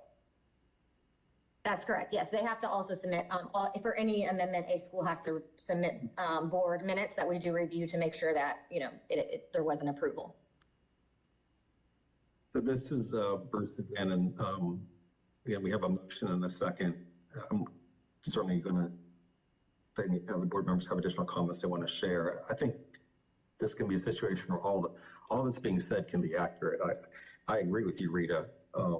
It probably was I don't want to put words in anyone's mouth, probably a miscalculation, thinking that this might be not as an in-depth review as it's taken us for the last however many minutes this has been since prior amendments. I think you're spot on. At the same time, you know, again, one of the 5 board members could have been present, and it's not going to keep me from supporting this because I think it's back to what Dave made, in my opinion, about the demand and providing these 50 additional seats that parents in that community want. But any other thoughts or comments before we vote? Okay. This is Rita. Go ahead, Rita. I was trying to recall, I'm looking at my notes from last month, but I actually could probably tell me more quickly. Did we approve Lakeside's expansion last month? No, that was the one that was denied. Okay. Okay, thank you. But I believe there was another one that we did approve. Yes, one was approved, and I forgot which one was approved, but I do know that Lakeside was denied. Valor Prep. Yeah. Yep. Okay, we have a motion to approve this amendment request. We had a second. I'm going to go ahead and ask for a vote at this time. Ashley, can you do a roll call vote, please? Yes. Eric Sanchez? Nay. Bruce Friend? Yes. Rita Hare? Aye. Stephen Gay? Hilda Parlay? I recused, remember? Oh, I'm sorry. Mhm. Oh, okay. Alex Quigley? Nay. Todd Godby? Nay. Dave Machado? Aye. Shelley Shope? Aye. Art Danielson? Aye. John Eldridge? Aye. Okay, it passes 6-3. So we will send you guys out an official approval letter, and then we will inform school business so that they will also be aware. Okay, before we jump into the next one, we've been sitting a considerable amount of time here. What's the pleasure of my fellow board members? Do you want to roll through the last amendment request and then take a break, or would you prefer to take a break right now? Roll through. Roll through. All right, let's do it. Okay, so our third amendment request comes from Bonnie Coon Classical Academy. They're also requesting to amend for an enrollment expansion. They are a public charter school in Mecklenburg, currently serving approximately 550 students in grades K-6. They've been in operation since 2019. They are requesting an amendment to their charter application to expand from 529 to 850 for next school year, which is an increase of 38%. They're identified as low performing and required by statute to get approval from CSERB to expand their enrollment beyond 20%. And you can see that chart there that shows their first month ADM of the school year and where they are requesting to expand for the upcoming school year. And they have submitted all required documents to the Office of Charter Schools to include board minutes and a cover letter signed by the board chair and school leader. Mr. Chair, Hilda Parlay is recusing. Okay, duly noted. Thank you, Hilda. Do we have representatives from the school, the board, any other Yes. organizations? Yes, Mr. Friend, I am Marty McCarthy. I'm the board chair. Okay, good morning. Anyone from the school or otherwise associated with the school? Hi, I'm Pamela Franklin. I'm the school director. Good morning, Ms. Franklin. And Chris Elliott again on behalf of Charter One. Oh, hey, Chris. Supporting the school. Okay, the request to go from 529 to 850 next school year. Maybe just start with the applicants themselves making the request. Could you kind of sort of explain your rationale for this, and that you know you have the not only the demand, but that you can serve these students well if the increase is given. Pamela, you want to lead there? Sure. So I'm super excited about the sort of our growth that we've had this year. We do have internal data that looks very promising. Out of all of the charter schools in our network, our growth is some of the highest. In the spring proficiency scores based on the STAR assessment, we are tracking about 67% in reading and 75% in math with a cumulative score of around 71%. I know it's our internal data, but it's been consistent. Our reading growth scores are around 11% from where we started to where we are now. And for math, we're tracking at about 19%. So our data is strong. Our school culture looks very different than what it was last year. I think we started at a school really focusing on culture, right? Making sure that this was a productive learning environment for all of our scholars. Charter One made some strong investments in the aesthetics of the building, from repainting to putting turf down, right? To helping me sort of reclaim our sort of our culture, right? And what the community expected from us. And it's been consistent, right? And it shows not only from students and the amount of students who are showing interest of returning, and then also coming in the next year. It's our high teacher retention rate. This year, we have the highest amount of teachers returning who are committed to continuing that work with me. I have about 91% of our teachers committed already to returning. And then the board made some really strong investments with salaries to help that.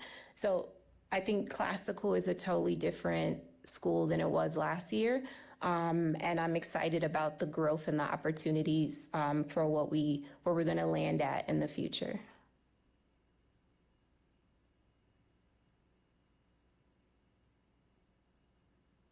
Sorry about that, I was on mute. Thank you for that, for those comments. Board members, questions that you have for, whether it's for school officials, the EMO, or the board?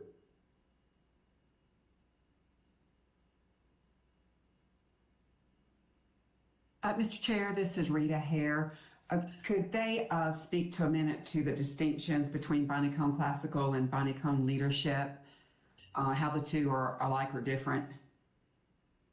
I'll say very quickly, they're the same by design of curriculum. It's just that Bonnie Cone Leadership opened up this year and pulled off some kids who would have been at Bonnie Cone Classical who are geographically more proximate to Bonnie Cone Leadership. Thank you. They are both K-12 or to be K-12? No, Bonnie Cone Classical is K-5 and Bonnie Cone Leadership is K-12 in two buildings, a lower and an upper building. Okay.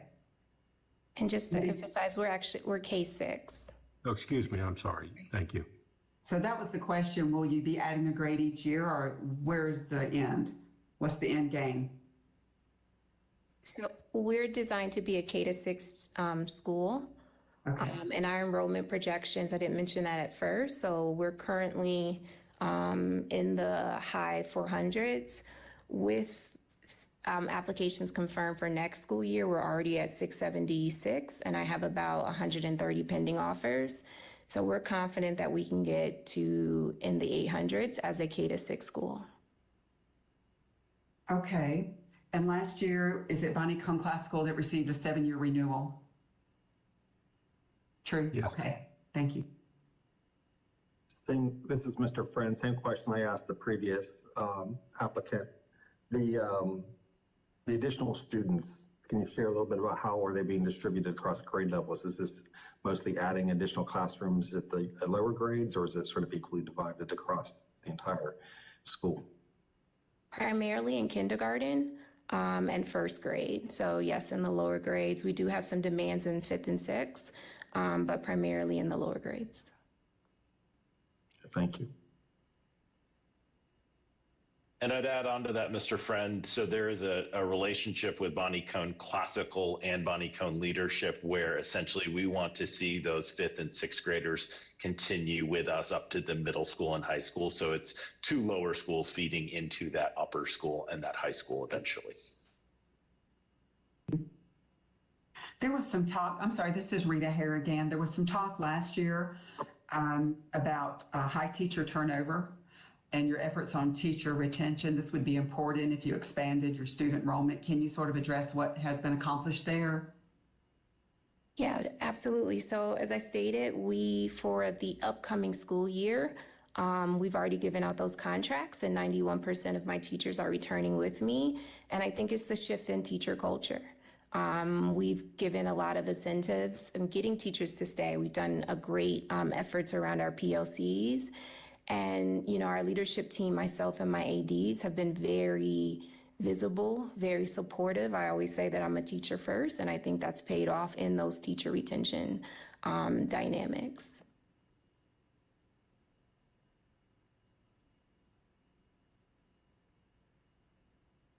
Hi, this is Eric Sanchez.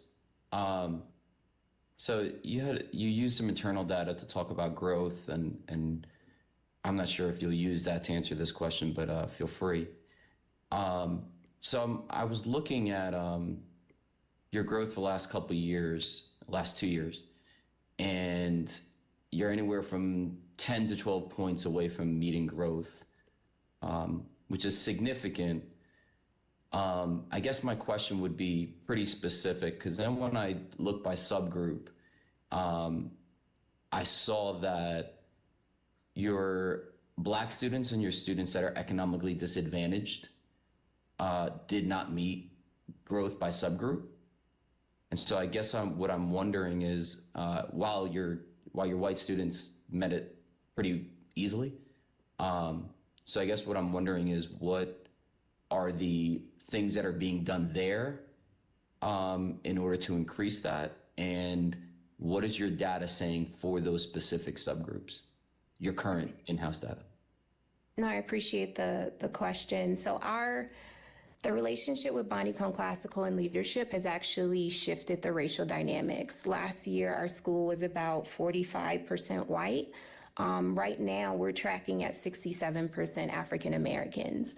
With that, we are still showing the highest growth numbers within our network for all of our students, inclusive of our African American population. So our 71% is that we're receiving from reading and math. And again, the STAR, it's an internal data, but it's linked to, DPI says there's a correlation between the STAR and the EOGs. That 71% is based on a predominantly African American population. And so those growth numbers are evident within all of our minority students, which are now our majority at Classical. Okay. Let me ask a follow-up there. And then I'll get back to the data. Did I hear before that it's a K through 6 school that is not intending on growing, like grade level wise? That's correct. The intention is to funnel into Bonnie Cone Leadership's high school. Oh, so the 6th graders would, in all likelihood, go to the 7th grade? Yes. Okay. And the proximity allows for that? Because I did hear that before, the reason that some of the students had left is because it was better for them in terms of, it was more proximate, I think is the exact language was used. Yes, absolutely. We are running a shuttle service for our families to allow for one drop off and one pickup. So the school, Charter One, is investing in the resources to make that an easier process for our families. And I think the distance between the two campuses is either 6 or 7 miles. I'm close. Right.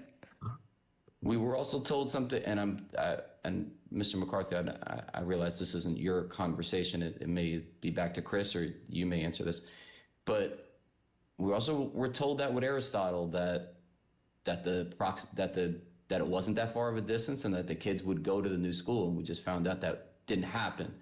So what I want to make sure I'm not hearing is that there is a school that now is high students of color, who then could have geographical challenges to go to the new building.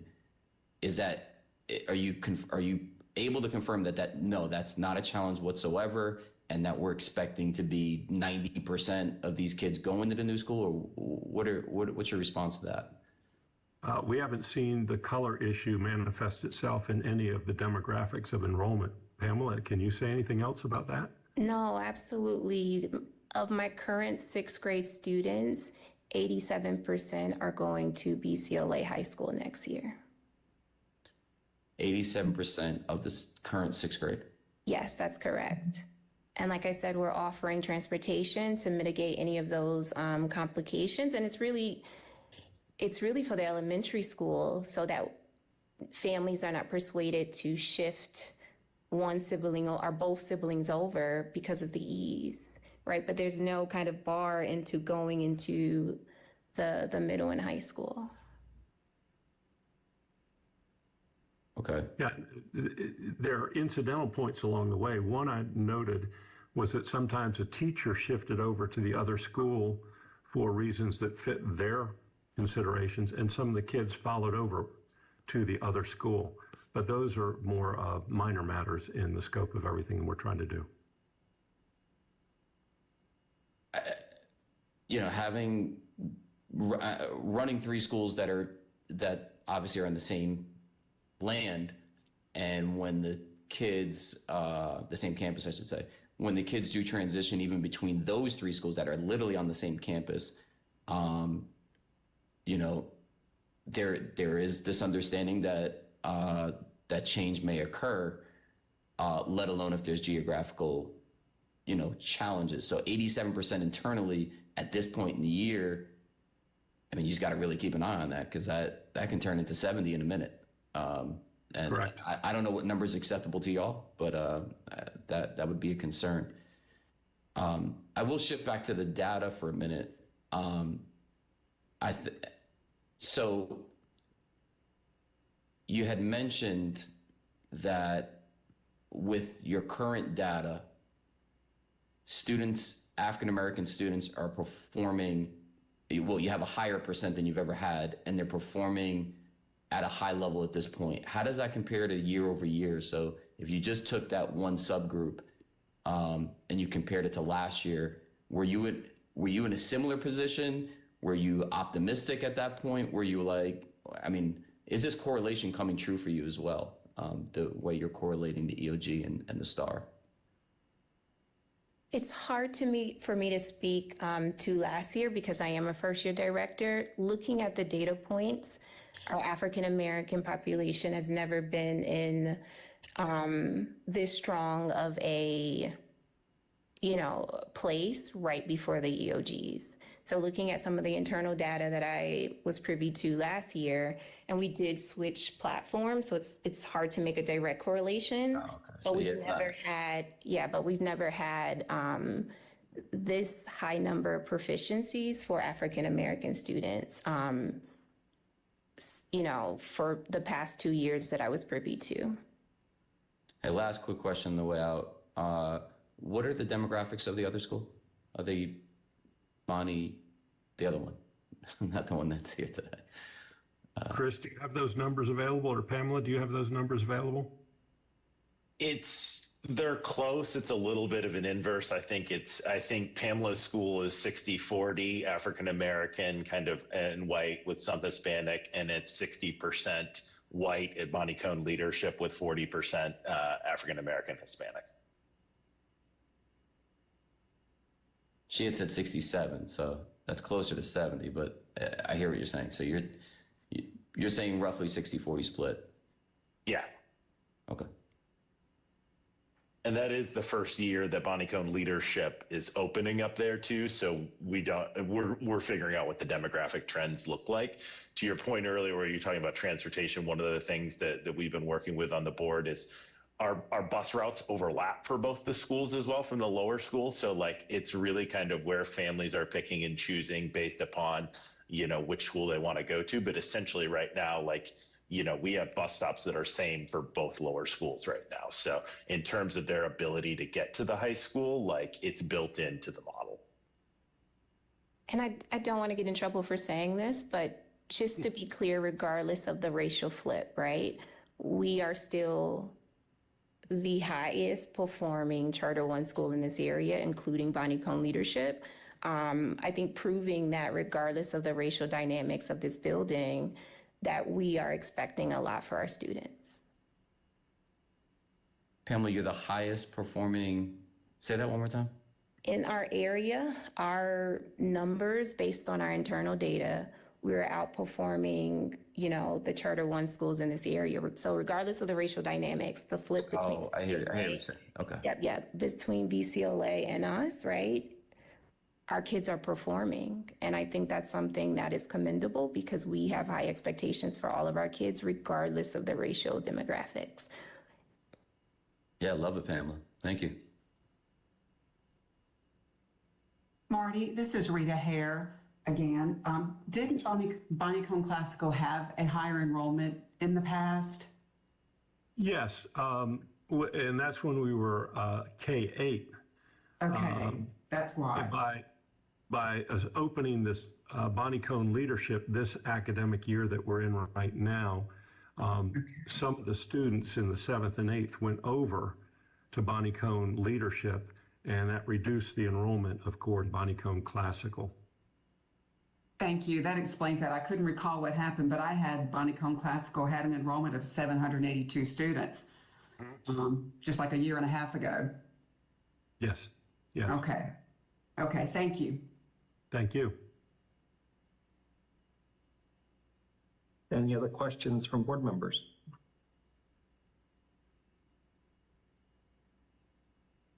Okay, hearing none. Again, the amendment request for Bonnie-Cone Classical is to increase their enrollment from 529 to 850 in the 24-25 school year.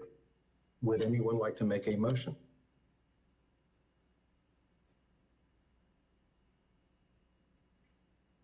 Mr. Chair, this is Rita Hare. I will make a motion that we approve Bonnie-Cone Classical Academy's amendment request for enrollment expansion. Okay, can I get a second?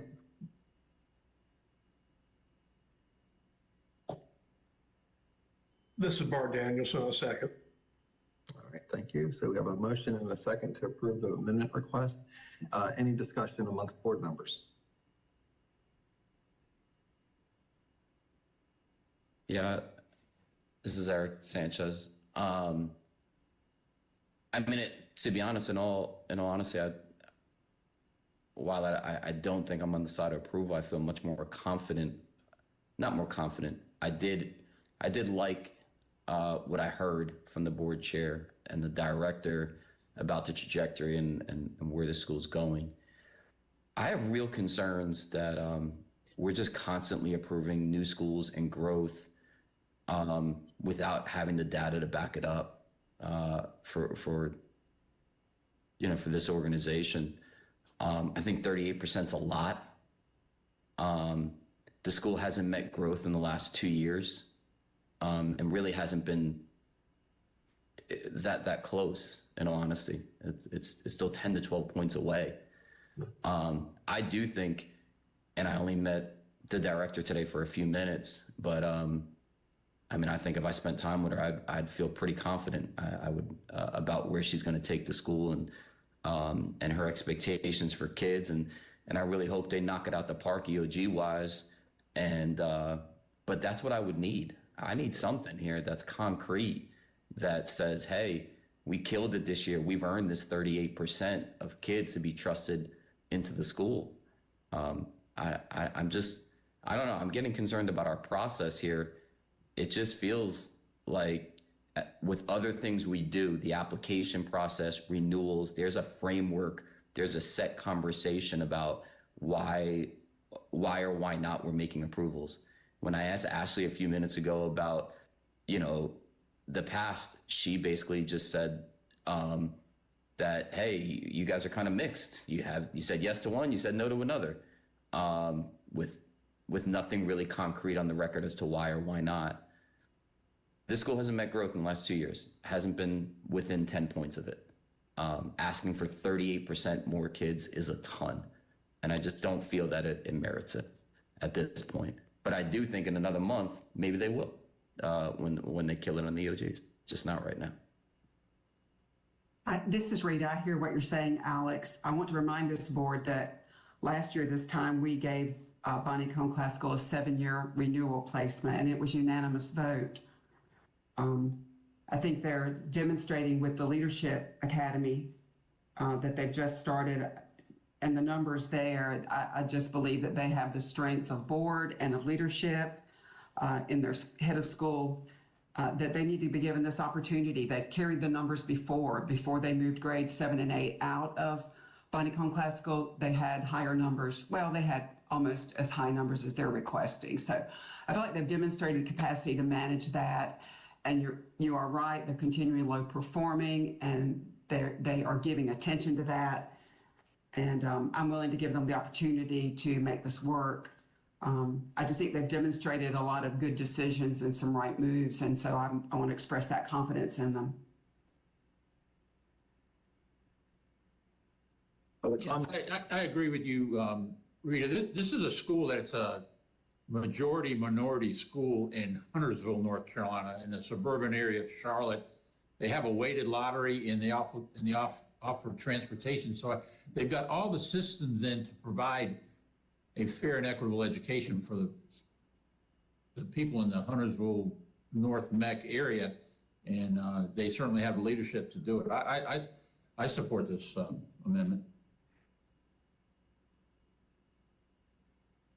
Any other comments from board members? Rita, I appreciate you bringing up to us, and I remember that we did give them a 7-year renewal, and I do feel like it's important for us to support them. I hear and I understand and I agree with the consistent low performing status, and that has to change. But I do feel like they're on the right track and headed in the right direction.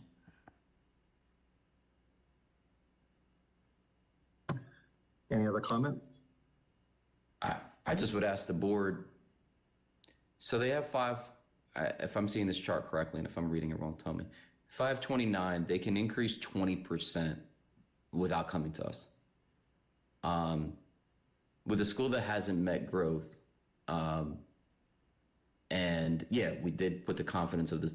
I mean, it's not like they're sitting at the 100 mark and can't enroll kids. So I guess my point is, I'm not sure why, and take away the name of this school, why schools that haven't met growth, that are at low performing status, why 20% feels like such a loss. Like, take the 20%, get your scores up, and then come back, and if you want to still increase at a high level, apply, and it should be somewhat of a rubber stamp if you're kicking butt like that.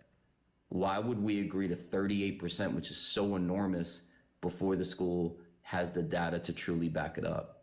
And that's any school. I'm not specific to this school, because actually I am confident that we're going to turn around and we're going to see some results. It just hasn't happened yet.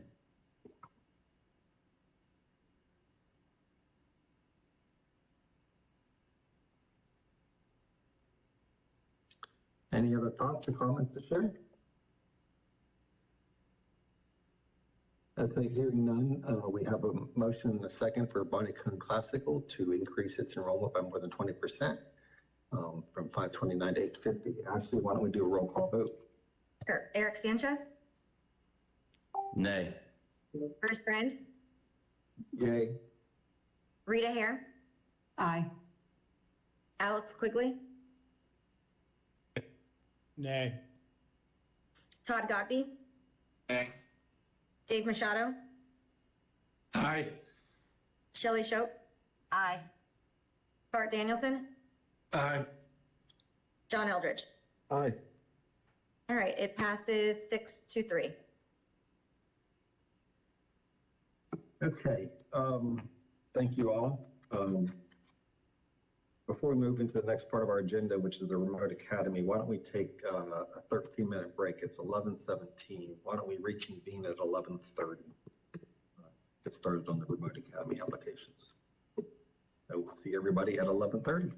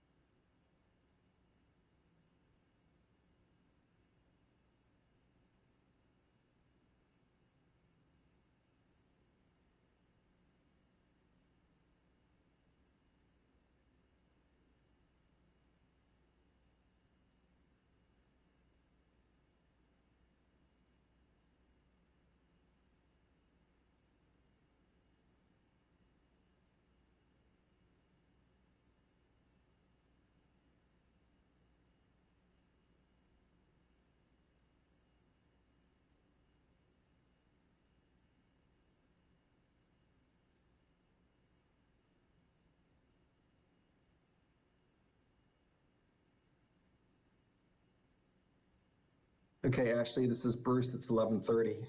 You might want to start it up again? All right. Let's see. Is my screen on? It is, yes. Okay. All right. Julie, you want to do the introduction for the remote charter academies? Sure. So this is the first meeting we'll hear additional remote academies at the next CSER meeting, but this is the first meeting. We'll be hearing from three schools today to start remote charter academies. And how we have outlined this to roll today is that this is considered an interview. So the applicant will have 10 minutes to give a brief opening statement. There'll be 15 minutes of CSER discussion, 5 minutes of a closing statement, and then 10 minutes where CSER will deliberate and vote. So schools were required to submit a remote charter application, a budget, and then a remote instruction plan as part of this.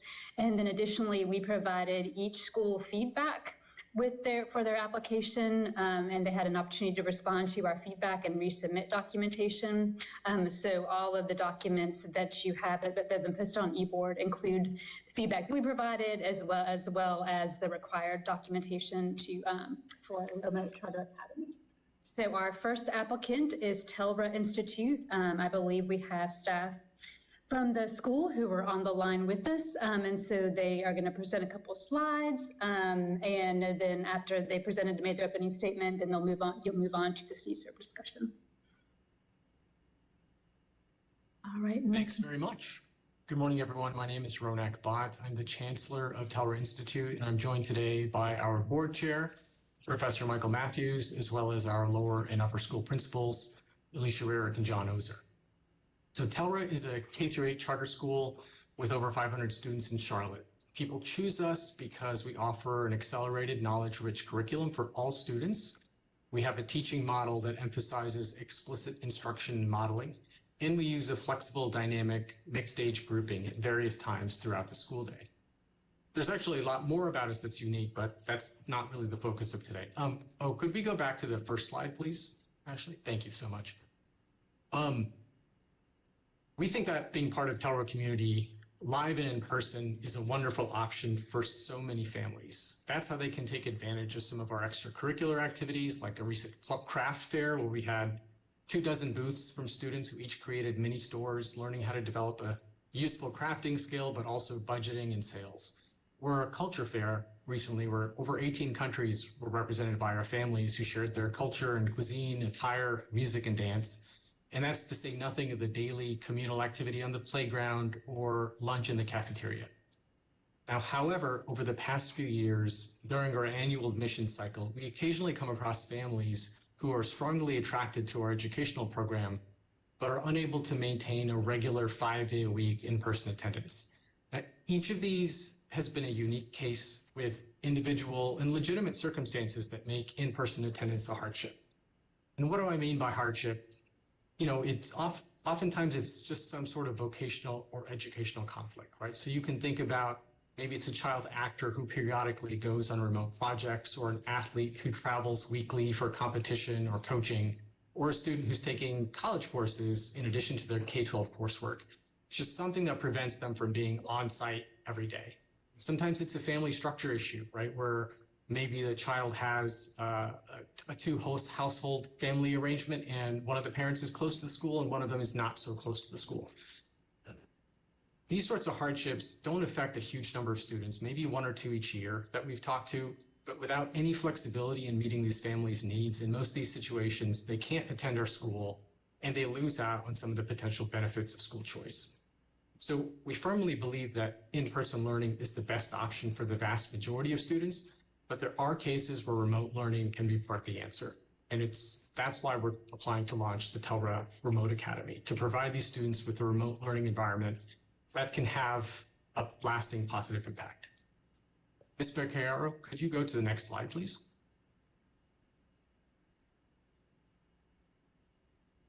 Thank you. So the goal of the Telra Institute Remote Academy is to have a remote learning environment that's maximally aligned and seamless with the in-person program at Telra Institute.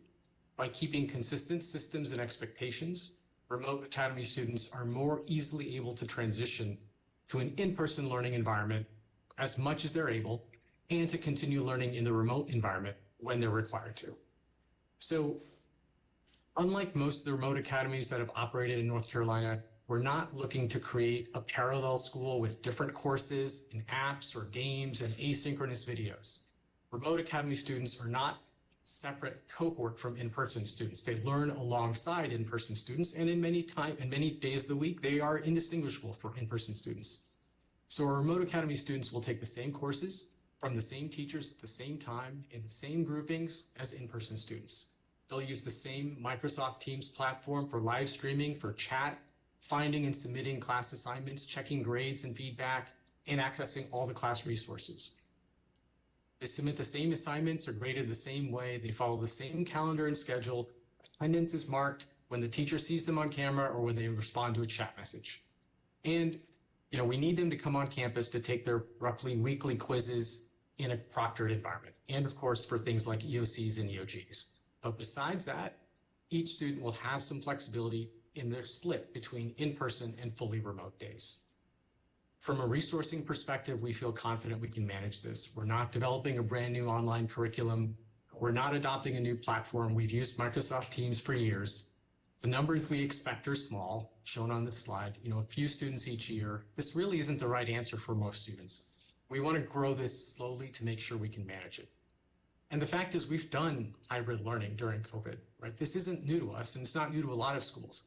What is different is instead of trying to transition hundreds of students at once into online learning, we can focus on a few students at a time to make sure we can really optimize and learn from this experience and make it better and better as years go on. And again, we don't believe this remote academy experience will ever be as good as attending in person, but we want to make it as close as possible and accommodate the students that need it. That's all for my opening statement. I know the board is running late on time, so I wanted to make it as brief as possible. Thank you. Thank you for that introduction and overview, and for being very concise. Appreciate it very much. This is Mr. Friend. So, CSRB members, we now have 15 minutes if we need of questions to the applicant that we may have. I'll start if you don't mind. I just want to make sure I'm clear on the actual structure of your proposed remote academy. So in your application, you chose Face Virtual. So your remote students, am I correct in describing your remote students will be both in person and off campus? Obviously off campus probably more than they are in person, but you'll have certain times of the days and days of the week where they actually do come on campus on a weekly basis. Is that correct? Absolutely. We would encourage them to come on campus as much as they can. At a minimum, we would expect about 1 day a week because they'll have to take, weekly assignments that we need to do in a controlled setting, graded quizzes and things like that. Actually, I think so. Yeah, I think actually there's a requirement that it be at least 1 day a week, if I remember correctly. So you also checked the box that you'd be statewide as well. So your numbers are small. I'm just curious, is the goal really to enroll students from all across the state, or is this more, you're going to be focused more on a more local geographic area if the students are indeed coming in?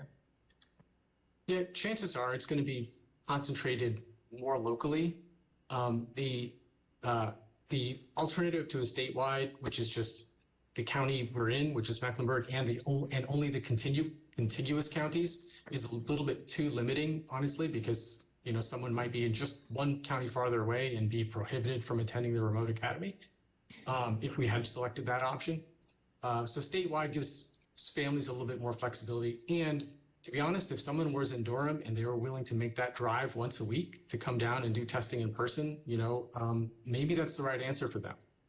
It's not, that's why we're not expecting huge numbers across the state, because we are expecting some physical presence. But once a week might be doable, even at opposite ends of the state. So I run a blended academy right now at my school, and I'm not, by no means is this question a loaded question that you have to do it the way we do it, because there's many different ways to do it. But just out of curiosity, were your students who are in your this is a blended model. I know it's being called remote, but what you're describing is more of a blend. Will those students be able to participate in whether it's athletics, clubs, field trips? Do you plan to integrate the remote students into all of those same experiences that your in-person students receive?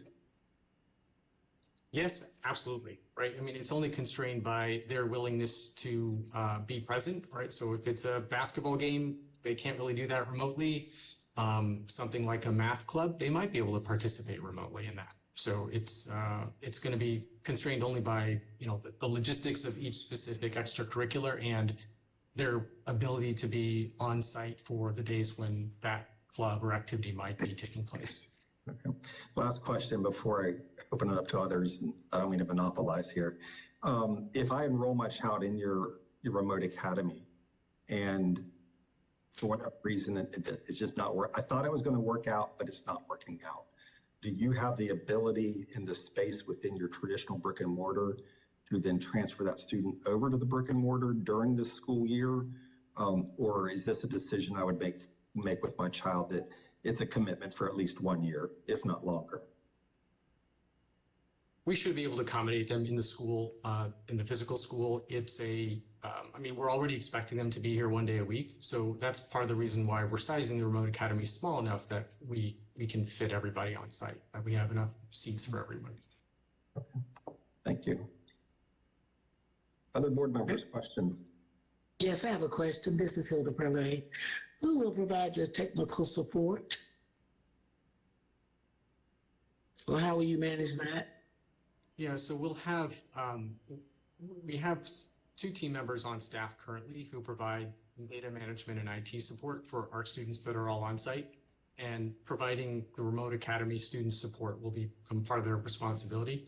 We talk a little bit about this in our application, that we'll make sure that students have sort of a hotline list of numbers of who they could call if they're running into a technical issue, as well as, of course, email or chat support available.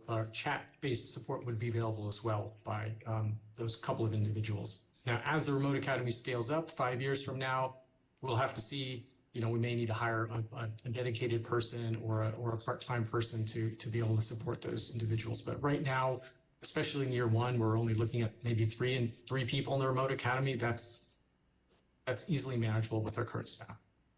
Okay, thank you. And your internet access, do you intend to have hotspots for those who are learning remotely? Yeah, we'll make them available if needed, right? So as part of our onboarding with remote academy students, we'll ask them if they have access to regular Wi-Fi at the location where they plan to be doing the remote academy. And if not, then we will provide hotspots, both the hardware and the subscription, so that they have a hotspot. Okay, along with, of course, the laptop and webcam and everything that we provide students. Got you. Thank you. Other questions from board members? Yeah, Roanoke, this is Dave Machado. Good to see you again. Hope you're doing well. I'm good. How are you, Dave?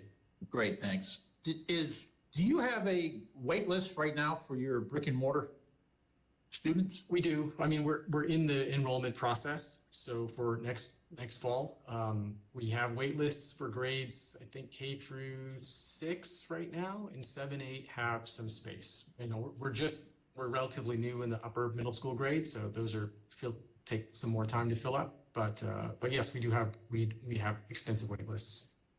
So you'll have to have a lottery for your brick and mortar. Will you have a separate lottery for your blended model, or how will that logistics work? Yes, I expect we would. And just to be frank, this is a place where I think maybe OCS can provide more clarity as we go forward with this first batch of remote academy schools, where the school has both a kind of a traditional brick and mortar and a remote academy. What are the guidelines? But how I expect it to run is, when someone applies to our school, they could check a box, right? I want to apply for the physical or the remote academy. And then we'd run separate lotteries for both, but they would happen probably at the same time. We want to follow the same process, same marketing, same documentation requirements, et cetera. And then that's how we would So yes, we might need to run a lottery for the remote academy. I mean, I don't know honestly, because again, like I said, it's only 1 or 2 students that might be interested in something like this. And if we have 3 spots in our first year, we may not need to run a lottery. But if we had 10 applicants, then yeah, we would.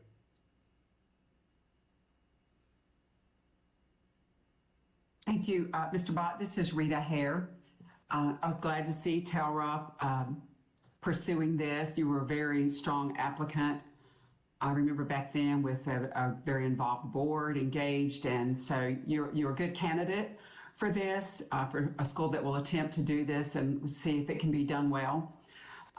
Your budget, did you budget for 3 students? Let me open that back up. Do you recall? We did. We budgeted for 3 students in the first year. So it's possible, I think I'd lean, I don't know if Dave was leaning this way, but I think that the interest might surprise you and there may be more than 3. So you may end up with a lottery, but I'm just wondering, do you have a cap in mind if say 12 students, maybe current and maybe not current, and students from across the state, if others are interested and you have a greater number, what will you do about your budget plans? What will you do about placing a cap on exactly what you're equipped to manage in this first year? Yeah, so thank you for that question and for the kind words, Ms. Hare. I don't expect, so there is a constraint. I think the constraint is more on our commitment to make sure this is a quality experience. And it's for that reason that I would limit it to 3 in that first year, because we want to make sure we don't want people to come into this expecting one thing and us not be able to live up to our promise of delivering something that, is in line with the high educational expectations we have for Telra. So I would limit it to 3. That's not really a budget limitation. If you look at the kind of, year 4 or 5 in our budget, it scales up with, if we had 10 or 15 students, we would have to have a little bit more staff support. There's more technology need and things like that. But it more or less is offset by the student revenue. So the budget still stays manageable, even if we get a higher number. So I wouldn't say the budget's a constraint, because we could always scale that. But in my mind, it's more the quality bar. We want to start small, start slow, make sure we can do this right before we grow it any further. So we would cap it at 3 for that first year. Okay, you done, Rita? Again, this is Hilda Parley. Yes. How did you determine the enrollment numbers? Was it by a survey or just thinking, well, we probably will only need 3, grades 7 through 8 the first year, et cetera, et cetera? How did you determine those numbers? To be honest, it was more the latter, right?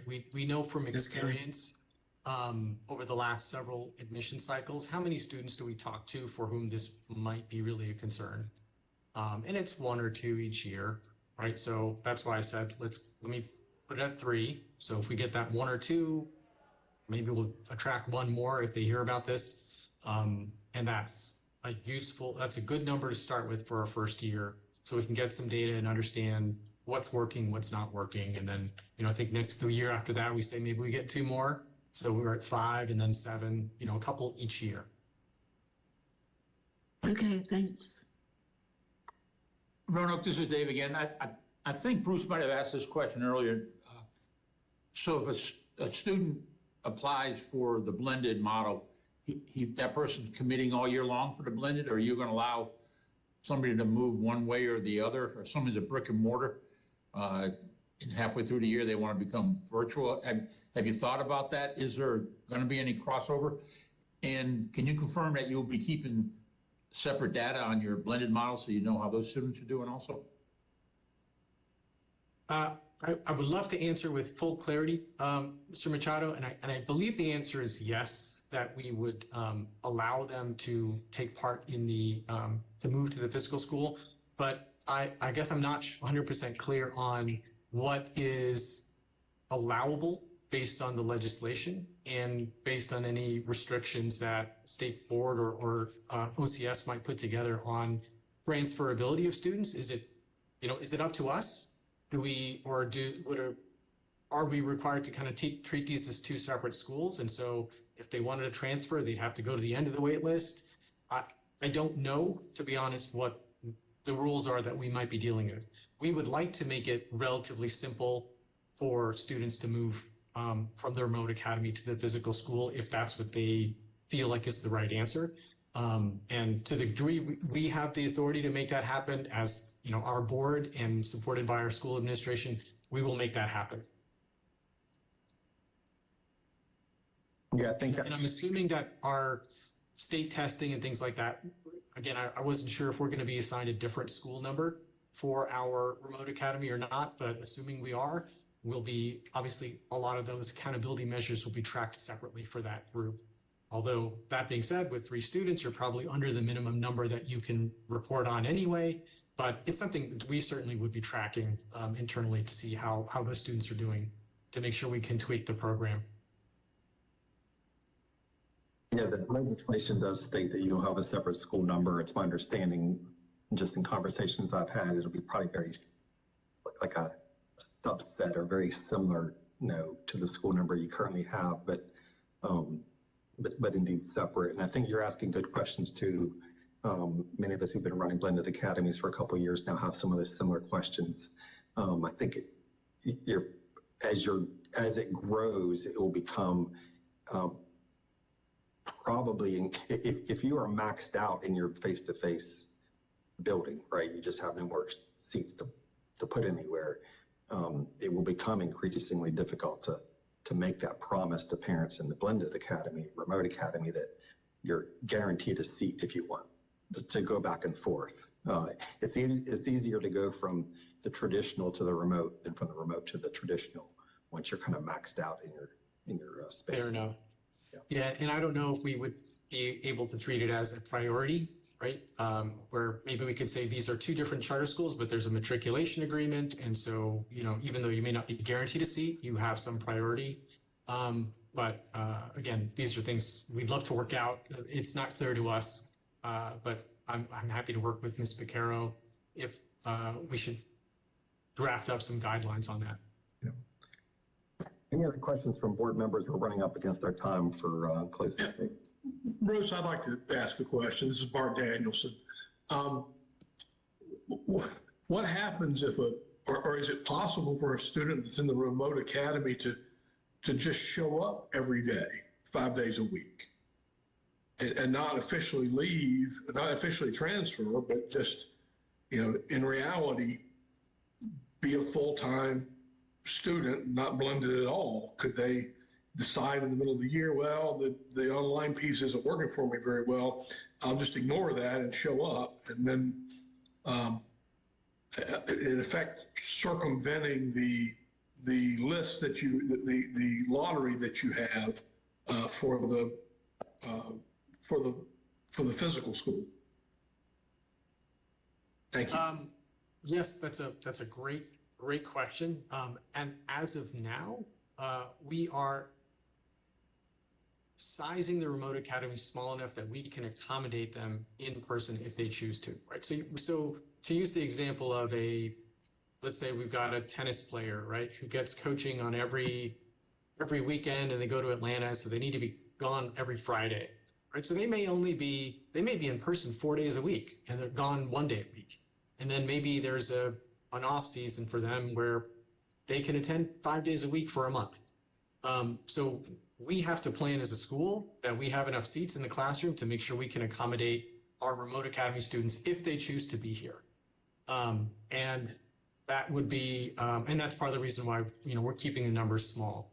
Now, going forward, 5, 6, 8 years from now, if the numbers are continuing to grow and we start to feel like there's a constraint, we may need to put in some requirements that say, you know, you're going to have to agree with us at the beginning of the term. What are your in-person days and what are your out-of-school days?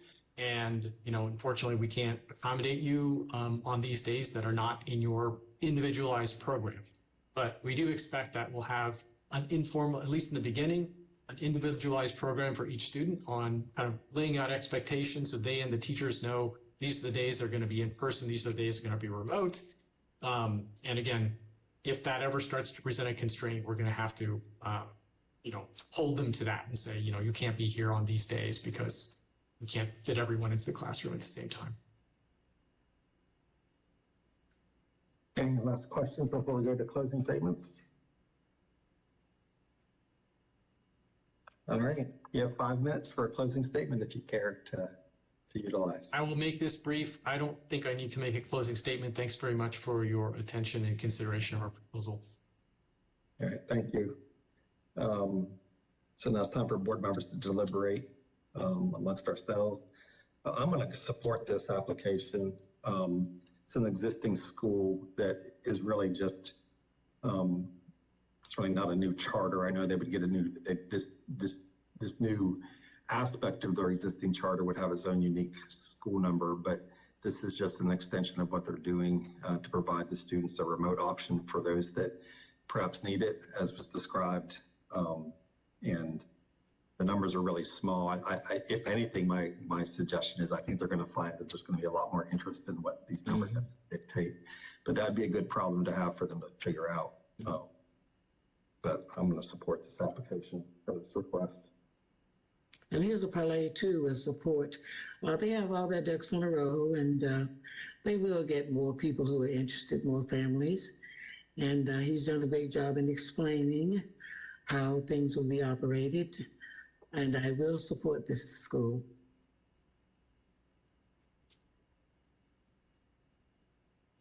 This is Rita Hare. I really meant to ask this question, but probably another board member could tell me. On the budget, when they have the number of staff at 0.1, it would appear to me that that means 1/2 day a week, that they plan to compensate any individual instructor. It's 0.1 as far as the number. That would have to be 1/10, right? So that would have to be a 1/2 day.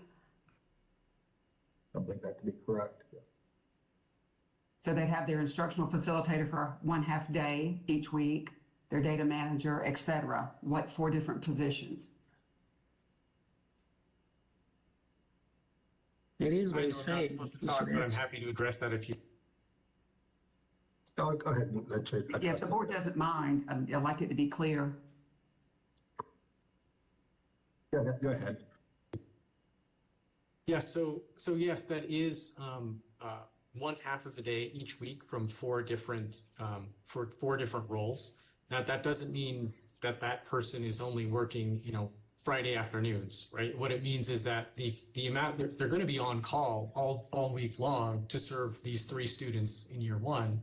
But if you add up the 15 minutes they might spend, Monday at 10 to 10:15, another, few minutes they spend Tuesday afternoon troubleshooting something, right? All that together is going to add up to about 1/2 of a day per week in terms of effort.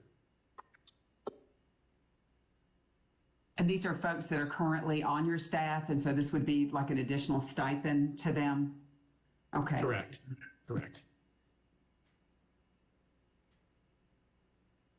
Other thoughts or questions? Okay, hearing none, would anyone like to make a motion? Mr. Chair, here the parlay moves that we approve Terra Remote Academy instruction. And I'll second that motion. Rita Hare. Okay, any further discussion? No, I just, again, to repeat, I think you guys will do a good job at it. I think you're going to find that there's going to be more interested families than what you're budgeting for, but you go forth and do a great job. I hope this gets approved. So with that, Ashley, why don't we do a roll call vote? We have a motion to approve the request for Remote Academy. All right, Eric Sanchez, Aye. Bruce Friend, Aye. Rita Hare, Aye. Hilda Parlay, Approves. Alex Quigley, Aye. Todd Godby, Aye. Dave Machado, Aye. Shelley Shope, Aye. Bart Danielson, Aye. John Eldridge. Aye. Okay, it passes. So Ronak, we will be in contact. We'll probably have a couple meetings that we will need to set up between now and the fall, and definitely soon, just in regards to your enrollment processes. And then we are also in conversations with accountability here and some other divisions about what that's going to look like more logistically. You have so few students, you won't have enough students essentially to receive separate accountability data. But we can kind of talk through all those questions. So if you just start kind of gathering those questions, and then we will set up a meeting soon. Sounds great. Thank you, everybody. All right. Why don't we roll through the next one before we take a break? All right. I think I've got a message from Northeast Carolina Prep that they may only be available till 12:30. Is anybody from Northeast Carolina Prep on the line? Yes, we're here. Okay, are you ready to go? Yes, ma'am. All right, so our next Charter Academy applicant is Northeast Carolina Prep, and we will get started. They can present, I don't think they send us slides, but you have an opportunity to make an opening statement. Well, good morning, everyone. I'm Mark Cocker. I'm the Executive Director here at Northeast Carolina Prep. Also, Ms. Ann Mann, she's our Board Chair, Mr. F.T. Franks, who is our Principal, and Ms. Piper Bryant, who will be overseeing this project if approved. We're the only charter school in Edgecombe County. Currently, we're about 1,050 students. We serve students from Edgecombe County, Wilson, Nash, Halifax, Martin, Pitt, so about 5 counties surrounding Edgecombe, but again, the majority does come from Edgecombe County. We have seen a need for this. We've had some last 2 years, we went from 900 students to 1,050 students. This year, we're up to about 168 applications for next year, so we're seeing some good student growth here. We feel like the virtual academy will round out our academic program and will serve and will fill a void for some of our parents who have different family dynamics going on in the home. It will serve a purpose for that. In our local school districts, there is a virtual academy that Ms. Bryant oversaw in a former life.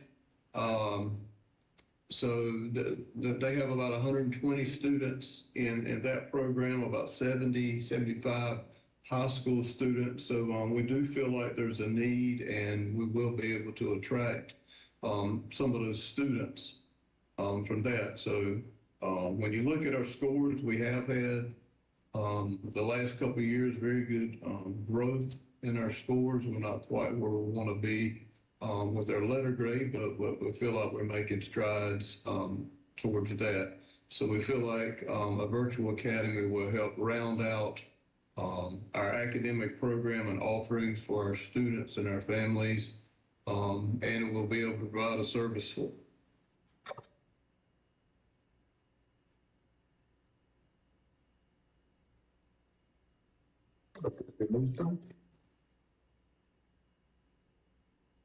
No, we're still here. Yeah. So there's kind of our introduction, and I guess in the essence of saving time, because I know you are behind as well, we'll turn it over to any questions or any other specifics you'd like us to cover. Yeah, I will say that we plan on adding 25 students is what we're aiming for. Really, it's kind of hard to predict and the unknown. Like I said, Ms. Bryant oversaw the program here in Edgecombe County. We do not really see, we have all the pieces of the puzzle in place. We are a one-to-one school already, so we do not foresee having to purchase, laptops for students. If they were in our brick and mortar school, we would furnish them a laptop anyway, so we don't see any significant cost in that. We have all the other pieces in place.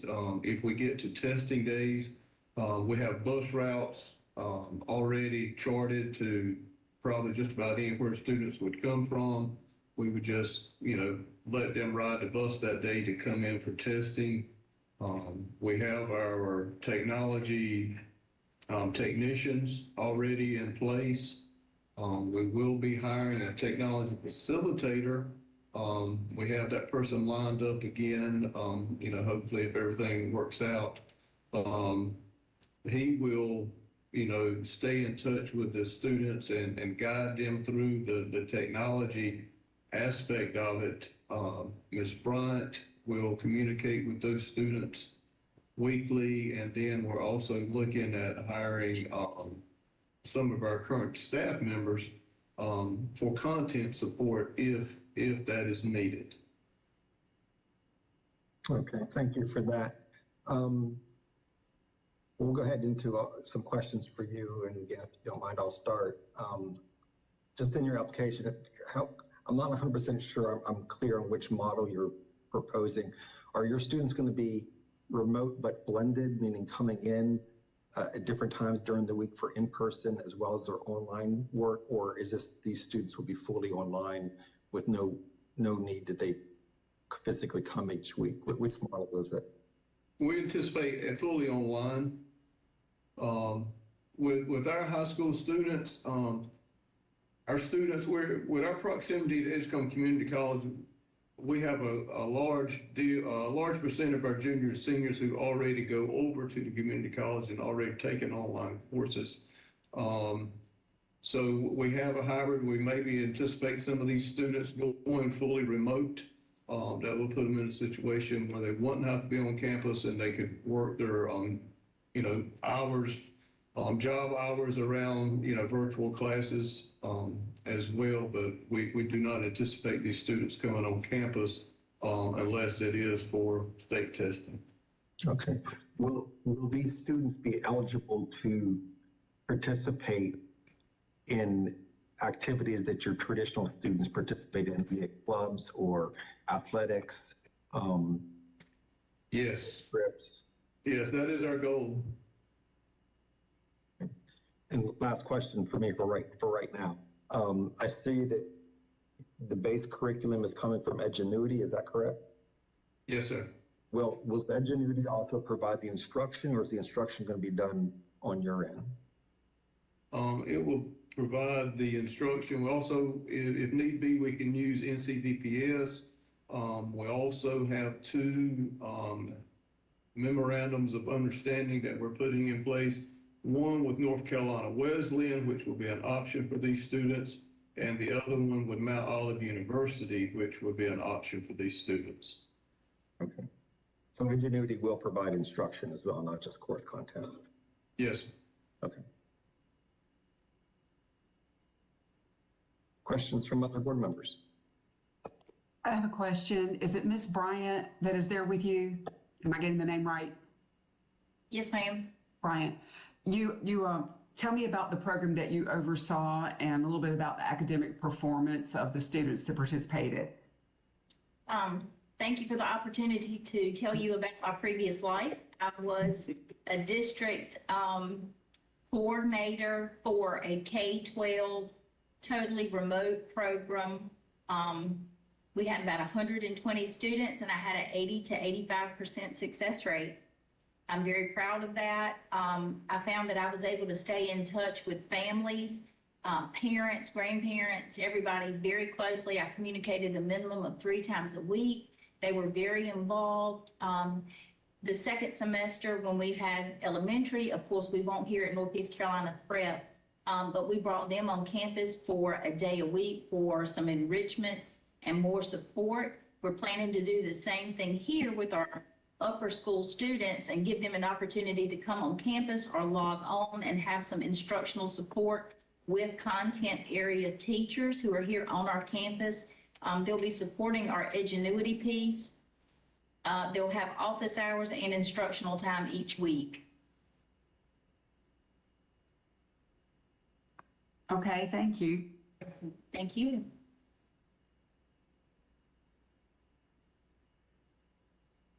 This is Mr. Friend again. Same question I asked the last applicant. I don't know if you were listening, but if you get into a situation, and not unusual, families make the decision to go, in this case, fully virtual, and they get into it and they realize, it maybe this is a little bit more rigorous than I thought it was going to be, or for any reason they decide maybe it's not meeting their needs, will you have the ability to then easily transition them into your brick and mortar if you wanted to, or do you tell the student, like, this is your choice and this is what your commitment is for at least the year? It is our goal. We're going to start out semester. We're going to ask for a semester commitment. I think, obviously it would be a president, decision, whatever. So we're going to shoot for a semester. If we were to absolutely get into a situation like that, I think we would wait to the end of a grading period to try to get to a clean break as far as grades and everything. But yes, we would be, we would do whatever we had to do to make sure that student was successful. So, going from one system to the other will not be an issue.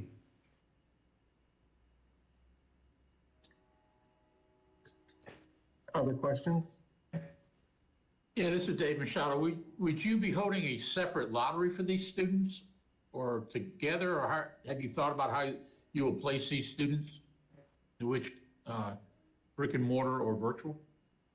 Yeah, I mean, as far as the remote academy, the unknown, if we were to get to 25, we would, I think we would have to go back and reassess at that point. If we could handle more than 25, but if we were to get 50 applications between now and August, yeah, we would have to do a lottery for those students, and then obviously with your permission or whatever, we would have to reassess to see if we could put some into brick and mortar, or if we could go over that cap. And your remote would be just for high school. You are a K-12 school, correct? Pre-K-12, yes, sir. And the remote academy would be strictly for high school? Yeah. Yes, 9 through 12. Thank you.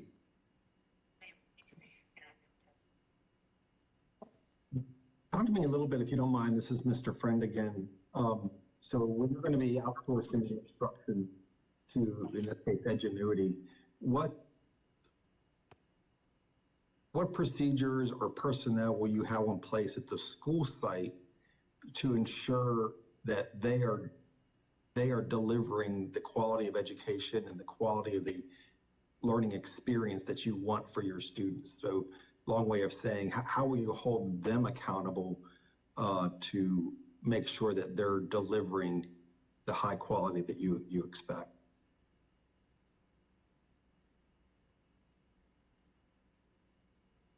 Can you hear us now? Yeah, keep talking. Yeah.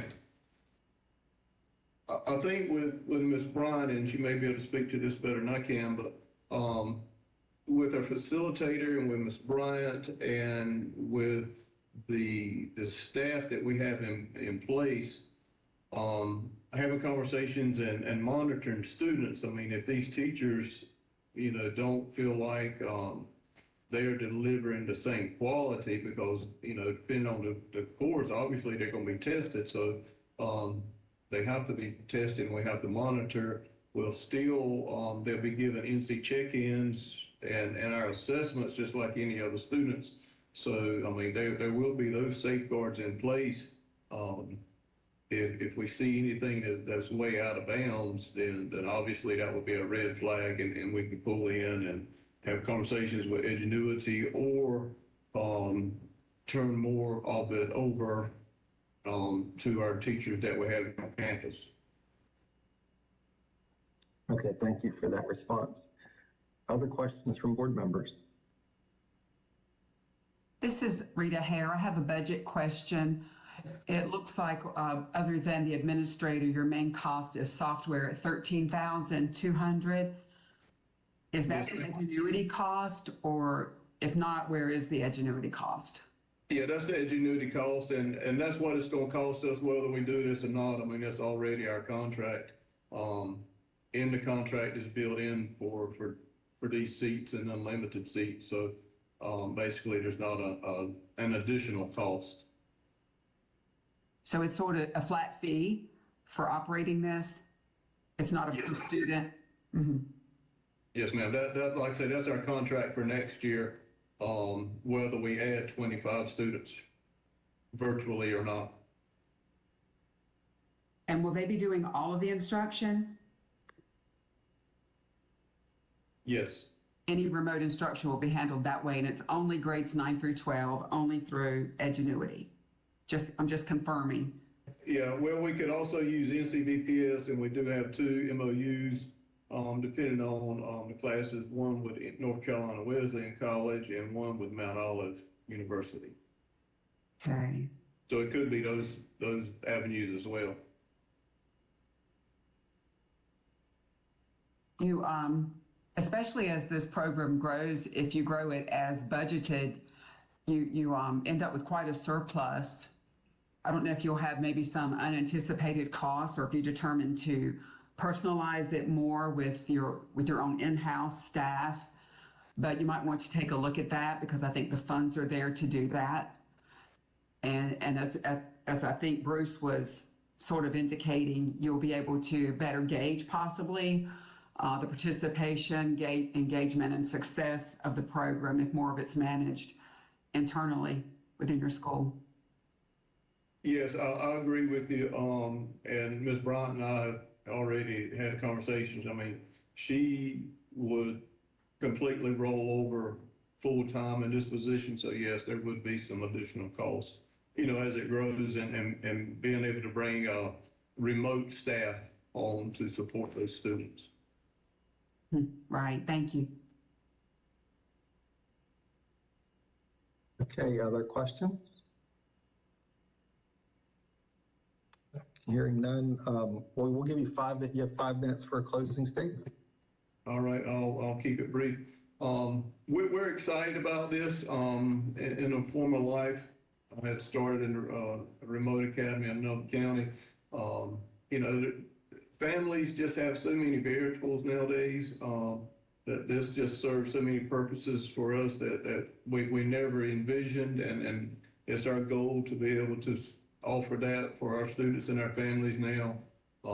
So we're just very excited about where this could go and how it could help our families and just round out our curriculum and our offerings. So thank you all for your time this morning. Okay, thank you. Now our time as a board to deliberate, ask questions amongst each other, or getting clarification. Would anyone like to start?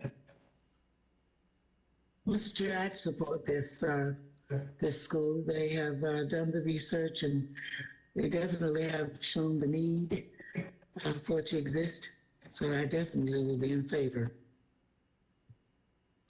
Yeah, and for those that I don't know, may or may not know, I mean, Edgenuity is an online curriculum and instructional provider that's been around for many years. I actually believe they still serve as the backbone for one of the existing fully virtual schools in our state that's been operating for a while. So it's, that they're partnering with an organization who has experience in doing this work. My question about how they hold Edgenuity accountable was, just to make sure that the school understands that, that they do. They've got experience in running remote programs and personnel there. That anytime you're partnering with an outside organization for this, the model you don't want to use is, hey, here's the names of our students in August, and then tell us how they do come May. I mean, that super hands-off approach is usually not very successful. So I was pleased to hear that they're going to have personnel in place to sort of make sure that their partner is being held accountable for their end of this success as well. Other questions or comments? And again, like the other school too, this is a request coming from a school that has a brick and mortar component already in place. It's not a fully virtual, having no other charter experience in the state.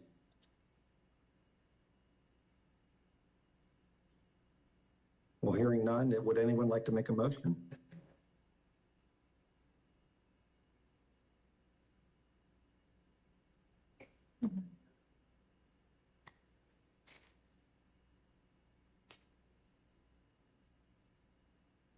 I'll make the motion, and I'll make a motion that we accept Northeast Carolina Preparatory's request to open up a remote academy. Can I get And a I'll second that. Thank you, Dave. Any further discussion? Okay, hearing none, Ashley, let's go ahead and roll call vote with a motion, and the second was to approve Northeast Carolina Prep Schools request for a remote academy. All right, Eric Sanchez, Aye. Bruce Friend, Aye. Rita Hare, Aye. Stephen Gay, I'm gonna abstain because I didn't hear the whole conversation. Hilda Parlay, Approves. Alex Quigley. Alex? Okay, Todd Godby, Aye. Dave Machado, Aye. Shelley Shope, Aye. Bart Danielson, Aye. John Eldridge. Aye. All right, it passes, and Dr. Cockrell, we will be in touch with further instructions this week and kind of next steps so that you guys can begin your enrollment processes, okay? All right, thank you very much. All right, thanks. Y'all have a good day. Thank you. Ashley, why don't we take a break for lunch? If that's okay with folks on your end. We have one more remote academy review, which is Ascend Leadership and then Children's Village. So why don't we have everyone come back, if it's okay, at 12:55. Yes, all right, we will be back at 12:55. Also, we have updated there's lots of CVA, Children's Village Academy materials on eBoard. So if you need to refresh your memory or look at any of those, they all have been posted, and we will have lots of presentations this afternoon as well. All right, thank you. Thank you.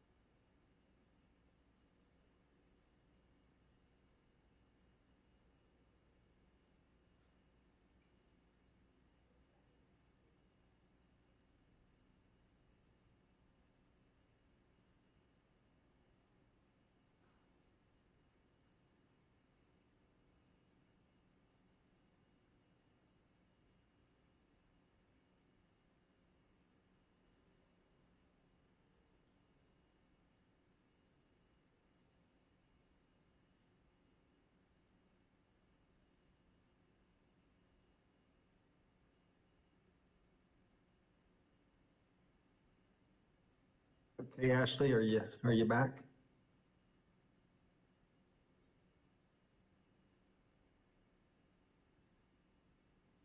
Yes, I am. Let's see, let me get everything up and running. Trent, are we good to go live in just a second? Turn the mics back on.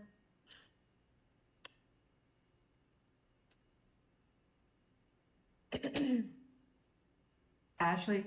Yes. Hey, this is Rita. Very impressive how you shared the screen spontaneously in that last session.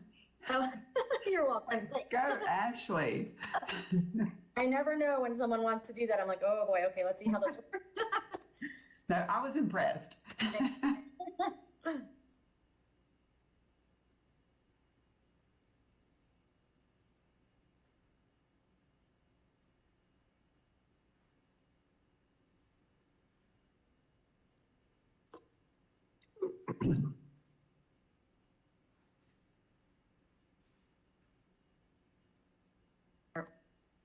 I'm just confirming we're still live, so hang on 1 second. Oh, yes, we are. Okay, so we are good to go. We have Ascend Leadership Academy here for their remote charter application.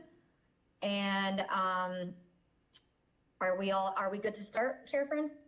Yes, so they have slides. One of those attachments should be their slide presentation. All right, let me pull that up. Let's see.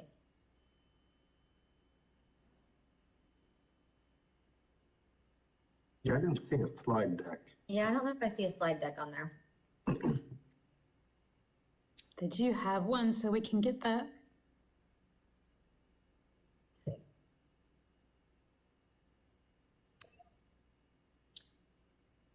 So can you email that to me, Julie? Yeah, Nikki's working on it. Okay, perfect. Change their slide to reflect. Do you have it, Tessa?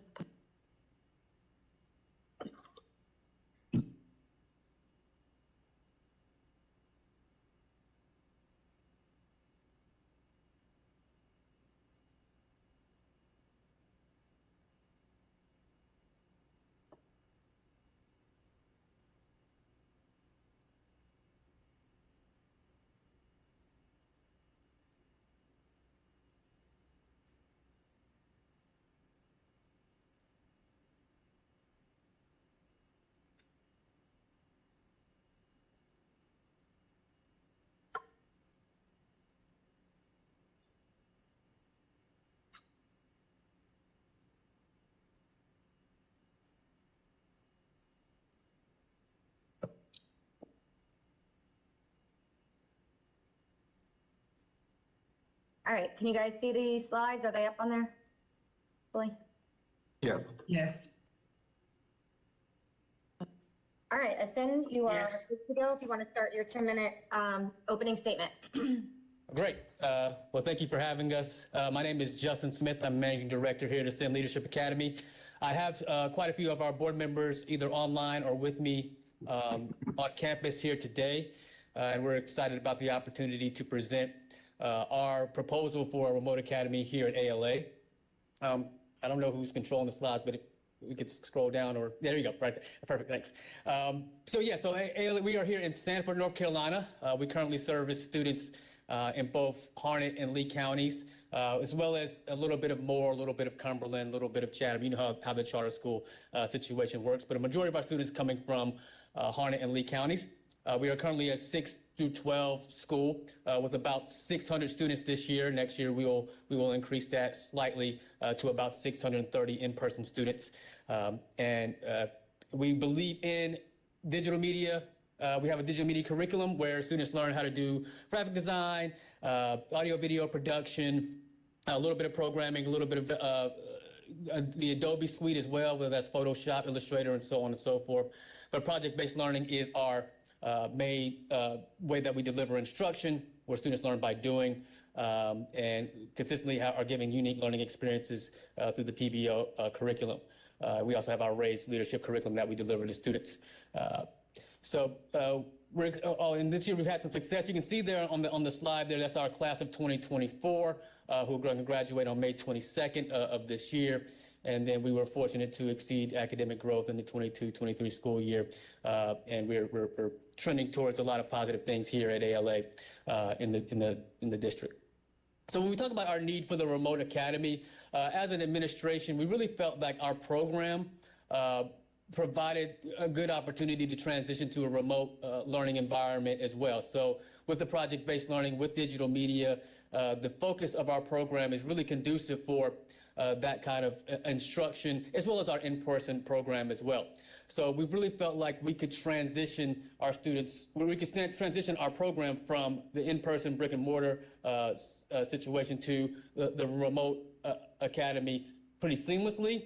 And we thought that it would benefit our students because we would be able to move in that way. We actually, during COVID, when everybody was remote, we were remote for quite a while, we actually transitioned and had the infrastructure to make that happen pretty, relatively easily. I mean, I don't think anybody had an easy time during that time, but it was relatively easy. And, our students some of our students actually did show some growth during that time in the way that we delivered instruction in the remote environment. So with all those factors put in place, we felt like we could deliver instruction in a remote environment pretty effectively based on all these things that we had in place. Our target demographic, we fortunately here have a great deal of homeschool students, students who are trying to transition in between traditional public school and the homeschool environment, and we tend to get a lot of those students to enroll in our school, which I would imagine a lot of charter schools do as well. But a lot of those students either leave us or because it's too big of a jump in the transition, and we're really going to try to target that demographic of students because it's kind of an in-between.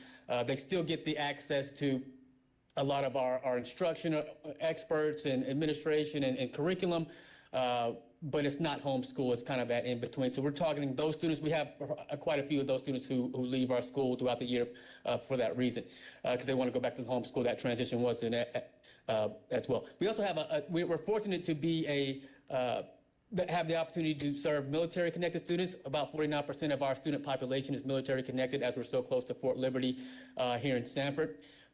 So a lot of the times students go overseas, or they get orders or whatever it may be. They retain residency in North Carolina, and they have situations to where they need to move and be more transient as a result. And if there's a way to target some of those students to keep them in our school and put them in the remote academy, we're looking at for those students as well. Students who have social anxiety, who do well academically, but the social aspect of school is more of a challenge, and some of those social anxiety limits their ability to come to school and be successful in that way. And then also we have about 300 students on our current wait list, and we want to find even more ways to extend our program to those students who are in need of quality instruction in our area. So really quickly, I'm going to scroll down to the second slide there and give you an idea of how our program will be set up. Our plan is to have separate cohorts for our remote students and our in-person students. In-person academy, our first year, you can see there we're planning to have about 45 students in the remote just in middle school.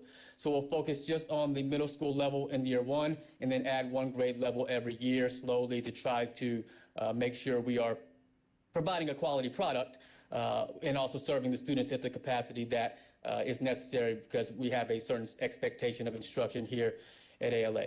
So the completely separate cohorts, there's no moving in between. Our plan right now is to ensure that remote students are remote, in-person students are in-person.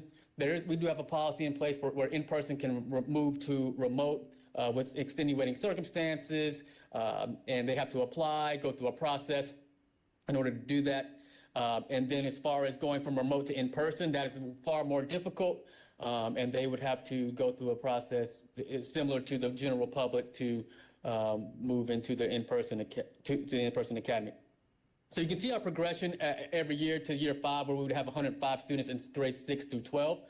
Another reason why we just did 6 through 8 this year is because we just wanted to focus on the middle school curriculum in year 1, add the high school curriculum slowly. As many of you know, I'm sure high school is a little bit more challenging in the sense of delivering curriculum with all the graduation requirements. So we're going to try to build the program and then scale out our staffing as the remote academy program increases.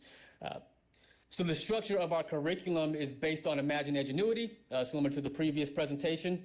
So that curriculum is basically the core of what we're going to use for instruction. That curriculum has videos, it has interactive lessons, it has activities and stuff already in place, associated with a certain amount of time for each lesson. So what that's going to be the core of our instruction. Students are going to be expected to do 6 hours a day, 30 hours a week on the same calendar that our in-person students follow consistently. So that would be the expectation. We're going to supplement the Edgenuity with a year-long project-based learning project, similar to what we do with our students who are in person. Probably going to be like a passion project that builds into a bigger senior project, capstone project that we do with our seniors here at ALA. So they're going to have weekly check-ins or check-ins twice a week in middle school with their curriculum advisor, which are going to be staffed here at ALA, teachers who are on staff, and we're going to have one for each of the core areas. A licensed teacher in each of the core areas serve as curriculum advisors who meet with the students in the remote academy twice a week in middle school, once a week in high school, to either do mini lessons or to set up the project work or to do progress monitoring checks to where they're making sure that students are on pace with the curriculum that's provided through Edgenuity. So that's what the Aviator Connection sessions are about.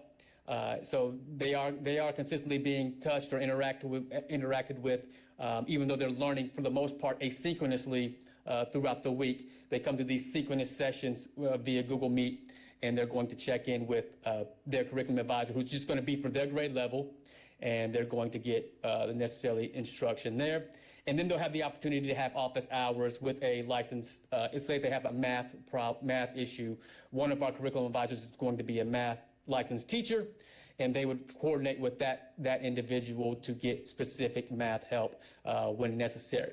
Now, the curriculum advisor may not be a math teacher, it may be an English, or it may be a social studies teacher, science, but between the advisors, we're going to be covered in all the areas to if a student needs extra help, we're going to intervene and plan those interventions as necessary.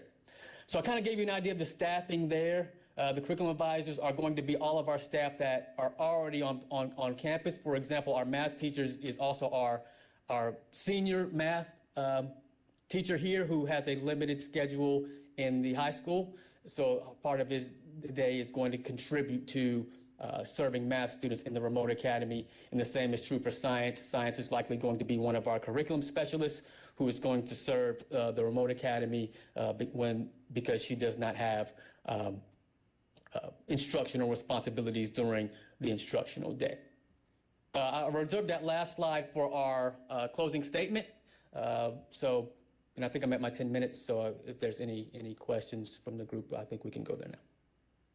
Thank you, Mr. Smith. I appreciate that introduction. And sounds like you have some exciting plans for your remote academy.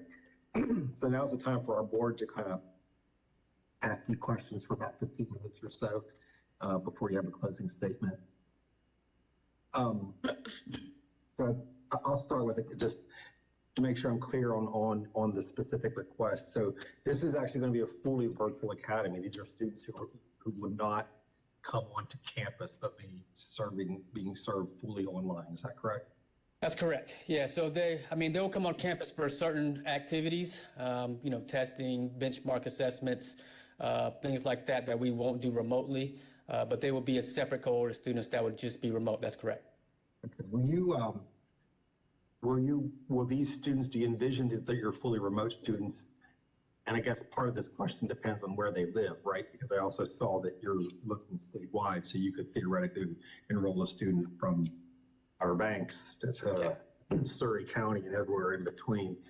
Will you provide these students the opportunity to participate in your brick and mortar activities, like maybe clubs, dances, field trips, athletics? That's right. Yeah, one of our curriculum advisors who, when we worked out will also serve as kind of like the community liaison, kind of that be his main role. He's also going to build our digital media curriculum for these students, but he would get them connected in our extracurriculars. This is a part of our closing statement, but yes, so we also have activities like esports, activities like robotics, things like that we could do potentially remotely with students where they don't have to be on campus, but they would also have access if they're local to participate in all of our clubs, extracurricular activities, and so on and so forth, to kind of bridge that gap between our in-person students and our remote academy students as well. So yes. Thank you. One last question for now, and then I'll open it up to the board members. Same question I asked the last group. So you're partnering with Edgenuity for the curriculum and the instruction, it sounds like. That's right. What procedures will you have in place on your end to hold them accountable? I mean, there's certainly going to be expectations you have around teacher interaction with students, grading of work, making sure that students are logging in, doing well. So what sort of safeguards are you putting into place to make sure that Edgenuity upholds their end of the bargain? That's right. So we're hiring an administrator just for the remote academy. Essentially, her responsibility will be to interact with Edgenuity and the curriculum. She has a background in curriculum creation and in curriculum and instruction. So her responsibility will be to be the go-between between Edgenuity and ALA. So making sure that the curriculum's in place, making sure that it's serving our students correctly, making sure it's aligned with the state standards and things like that. And then make sure the students have what they need, and then supplementing the instruction. So finding gaps in the instruction, right? And then supplementing the instruction by providing other activities in these remote sessions, the Aviator Connection sessions, to where she's filling in gaps that exist. And we're by no means putting all of our faith. We're putting a lot of faith, but not all of our faith in the Edgenuity program. We're using it as a tool at the core of our curriculum, so we don't have to build, five courses of instruction, but then we're using that as the core and then supplementing it with things that are specific to our program, specifically the digital media curriculum and the project-based learning projects. Thank you for that. Other board members, questions for Mr. Smith or others? Well, Mr. Chair and Mr. Smith, this is Hilda Parlay. You are always so well prepared. Thank you. And I give you your kudos for being so well prepared. Now, your program, and based on where your school is located, is perfect, I think, for the military families. Yes, ma'am. And that you should get a lot of applications from the military, especially. But you're always so well prepared, and I appreciate that. I appreciate it. Try to be. Oh, yes. Other questions from board members? Hi, Mr. Smith. This is Rita Hare. And it appears that you do the school plans to provide every student with a device. That's right. But in your remote instruction plan, 24-25 ALA remote instruction plan, which you submitted, it seems to be directing the students that they have to provide the device. Yeah, so we'll be providing devices, and we're going to have a surplus. I mean, some students prefer to use their own. And obviously, if any student who is in need is going to be provided one, we will have a device for every student. Whether they use it or not is kind of up to them. Is the idea. But yeah, we're going to purchase enough so 45 students will have 45 devices, and then if they choose to take advantage of it, they will. If not, then I guess they don't have to. But yeah, we will provide one for every student. Yeah, thank you. I thought that was conflicting, but that makes sense. Sometimes a student may want their own device. Right. It's yeah. So we'll provide for these students for sure. So not being able to have a device will not be a limitation for a student attending the remote academy. Yeah. Right. It looks like you've put a lot of thought and attention to the staffing and the budgeting, those necessary components to fund the staff, and that looks good. Your software, we talked with one earlier in the plan, there's just a flat fee for the software used. Is that what you're also experiencing? That's right. Yeah, so we've already been with Edgenuity. I met with them twice. It's a site license, so it's an unlimited amount of accounts based on the site license is what we're paying for, which is great because we could potentially use it with our in-person academy, brick and mortar school as well. But yeah, specifically, it's a site license, and we'll have unlimited amount of teacher accounts, student accounts, that site license. Yeah. Okay, that's good. I also heard you to say that if it's not working for them remotely, this is not a situation where you have the seats available in the school because you have 15 students. Yeah. That's right, and we have to navigate the wait lists and things like that. And I know there's not much out there legislation-wise, and no priority exists related to being a remote academy student in the school.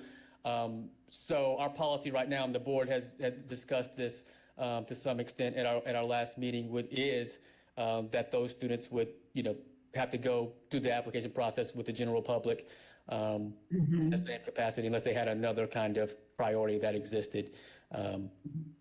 So yes. Okay, thank you. Now going to from the in-person to remote may be a little bit different. We did put in our policy extenuating circumstances that may exist that would allow for that to happen.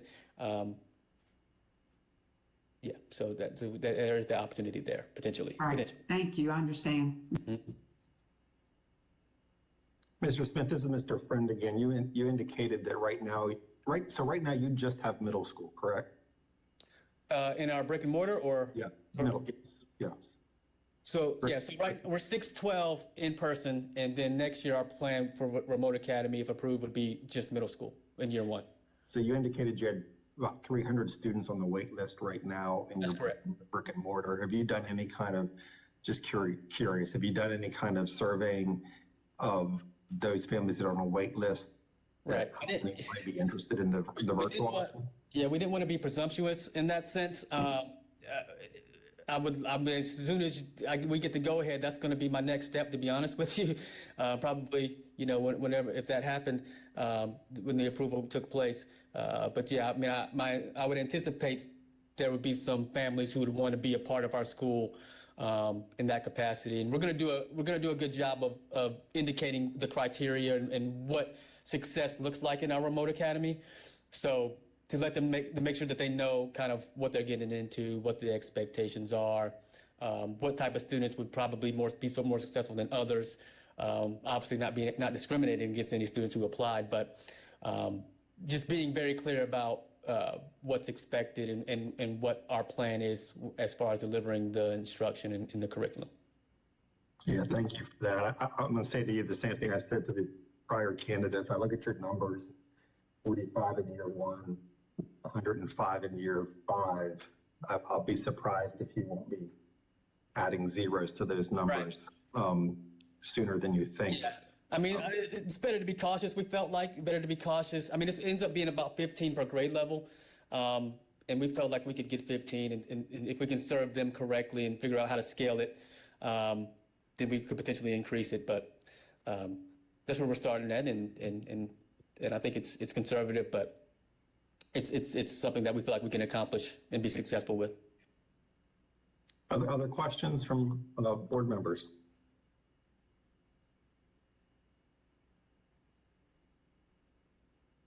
Hearing none, I can talk about this all day long. My fellow board members know that. Other than COVID, what experience do you have on your team in operating a virtual academy or a blended academy? Do you have staff who've done this in the past, say prior to COVID even? I would not say specifically in a remote academy, but I would say we do have quite a bit of virtual options, whether that's through the community college and students participating in that way, or whether that's students doing, credit recovery and some of these same programs throughout the summer, where we've kind of created policies and logistics to support that. And the staff member we have coming on site doesn't necessarily have remote or virtual academy experience, but definitely experience in building curriculums and building programs. And our hope is that will translate into building this as well. Okay, thank you for that. Other questions from board members?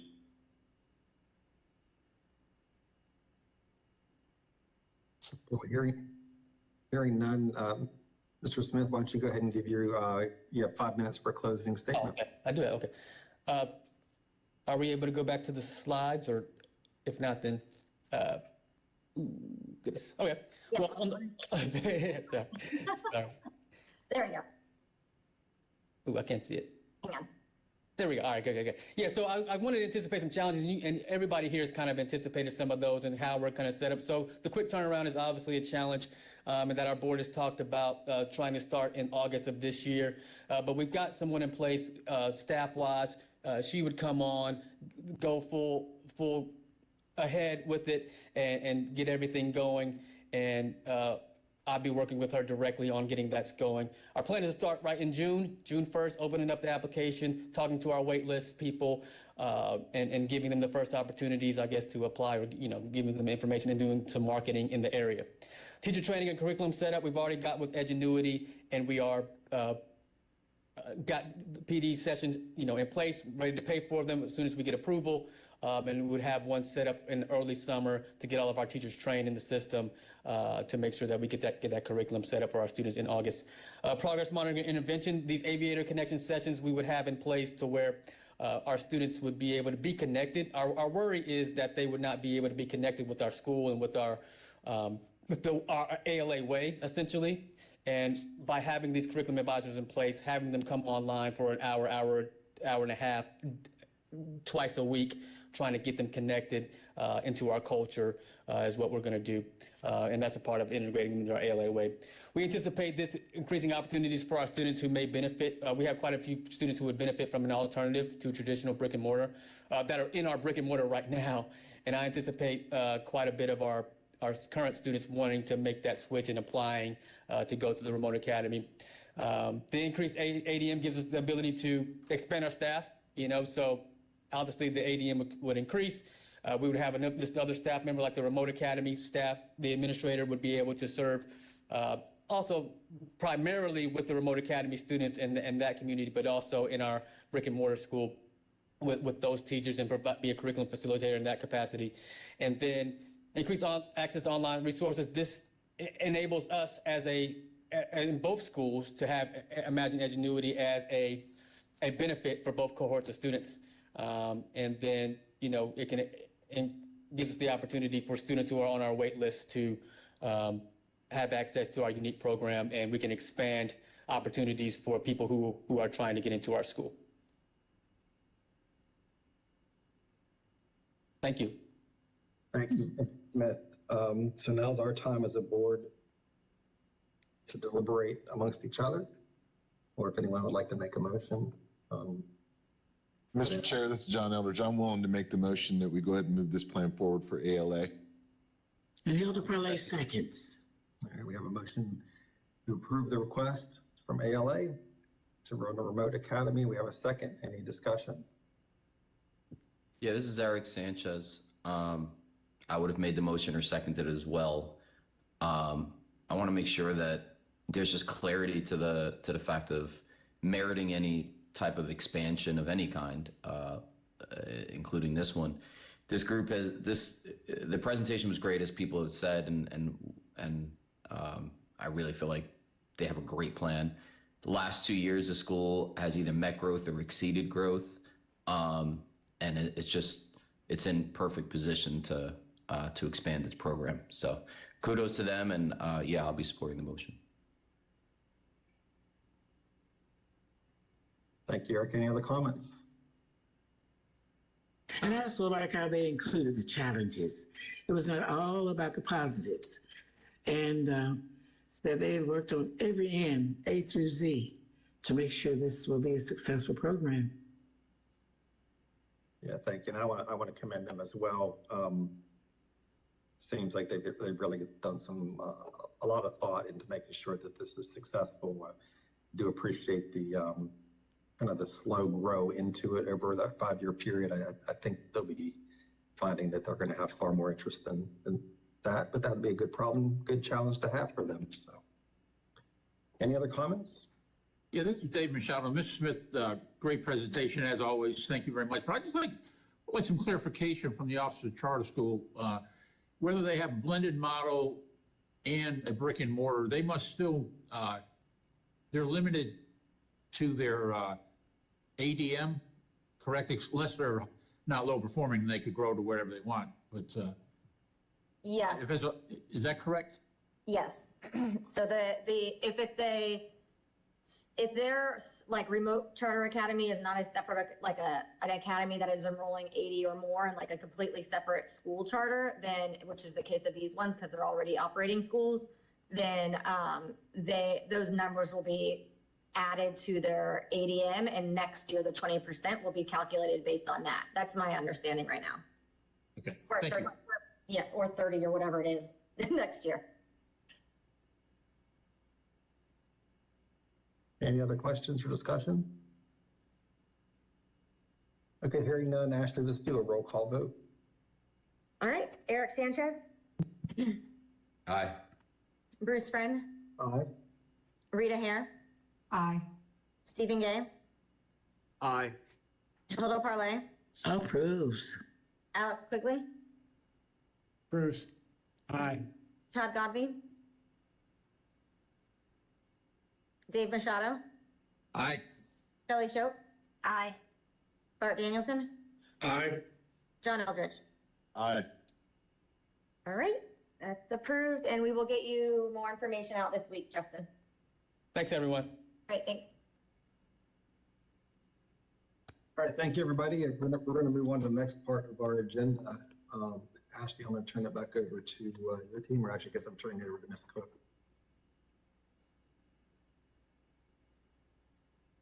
Good afternoon, everyone. Jenna Cook with the Office of Charter Schools.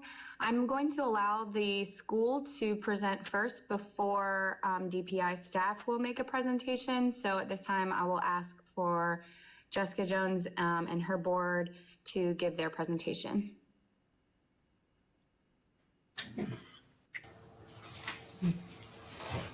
Good afternoon, DPI Board Chairman and Vice Chairman and all board members. My name is James Harper Jr. I am presently the treasurer for CBA. I am a lifelong member of the board. I was part of the inception when the idea of the CBA was created, and is our allotted time. We will go through the agenda as before you. We'll speak a bit about our history and our context. Then we'll move to resolution of the DPI recommendations, and we'll speak then to the board's end of year operational plan. After that, we'll move with compliance statuses by Principal Jones, and we'll close out with a CBA impact statement by President Troublefield. Introduction, our board members include President Dr. Wilma Troublefield, Mrs. Annette Lewis, Ms. Valerie Sherber, myself, and we are absent a secretary at the moment, but we are recruiting even as we speak. Our first cohort was granted back in 1997, and we have been up and running since then, averaging between 140 and 170 students per year. This is our fourth application here in 2024. For school year of 2023, our present attendance is 147. We are in compliance with the academic results for local education agency, which is the Lenoir County Public Schools.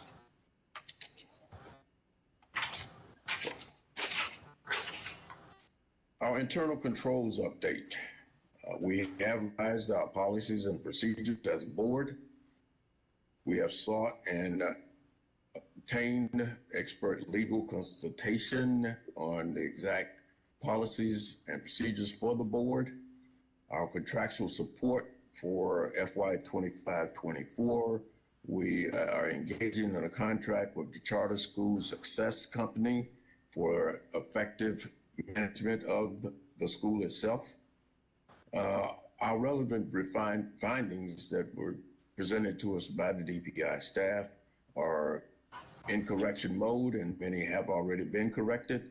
And we've accepted all the recommendations that have been given to us. Our governance increasing. We had training for all board members back in March from expert consultation. We are establishing new board subcommittees, include a finance committee and a policy committee, and these will be made up of private citizens who are encouraged with what the school has to offer and would like to see it continue. Our COI policies and procedures have been updated and they will be strictly adhered to. We have paused all of our contractual agreements until the end of the school year, and we are in a better financial position to be able to move forward. Next slide. Our year-of-year operations plan. We're to make sure that these students that we have, the 147, that they are successful at the end of the year in the test that will be given to them. We are committed to making sure that we meet all of our financial commitments, and our proposed repay of the $152,000 for the summer enhancement grant reward. We are prepared to make a down payment of $50,000 not later than or on 8 May, another $50,000 in July, and the remaining $52,000 in November of 2024. The board is in the process of developing an operational budget that ensures our financial stability and our viability. We have completed all the requirements for reimbursement from 21st Century for the program year October to April of 2024. And all of that was funded by CVA. We have yet to receive any reimbursements for this year's program. We normally receive payments in October, November, and April. To date, we have received none. That is part of what is causing our financial instability. Now we want to move to compliance status, and for that, we will bring in Principal Jones. Hi, so currently governance compliance, we were back into compliance status about a month ago for governance non-compliance. The past 3 years, we wanted to remind that there were sound audits that appeared to be in compliance, as well as we've remained in compliance in other areas such as exceptional children child nutrition requirements. As far as academic performance, although we are considered low performing and there is needed improvement, I just wanted to note that we have remained comparable to the local LEA, as well as achieving third highest student academic growth in the LEA from the previous school year. Ms. Troublefield. Okay. Good afternoon. I am Wilma Troublefield. I'm chair of Children Village Academy Board of Directors. As you listen to the presentation from Mr. Harper and Principal Jones, as you see, CVA has gone through a lot of challenges this year, but we're not defeated. Perhaps many of you all chose not to put your children, enroll your children in charter schools. But for nearly 30 years, CVA has served students from the North, Greene, and Pitt counties, low and middle income families. There are parents who often express, and they come to us often, telling us just how much the school has made a difference in the lives of their children. There are numerous signed petitions, as you see, from parents, students, and the community pleading that CVA remains open. At CVA, all students are treated fairly, regardless of ability levels and socioeconomic background. The ultimate goal of each staff member is to promote academic excellence, even if it takes going the second mile. And we do have some low students' performances in academic, but you can believe when each teacher or staff member works with these students, they will come out successful. Yes, I admit there are room for improvement in internal controls, enrollment, and academics, but we are still in compliance.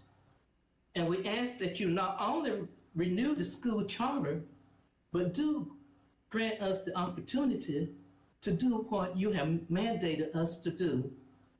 Prayerfully, as we embark upon another year, we will see that all these mandates are completed. Thank you.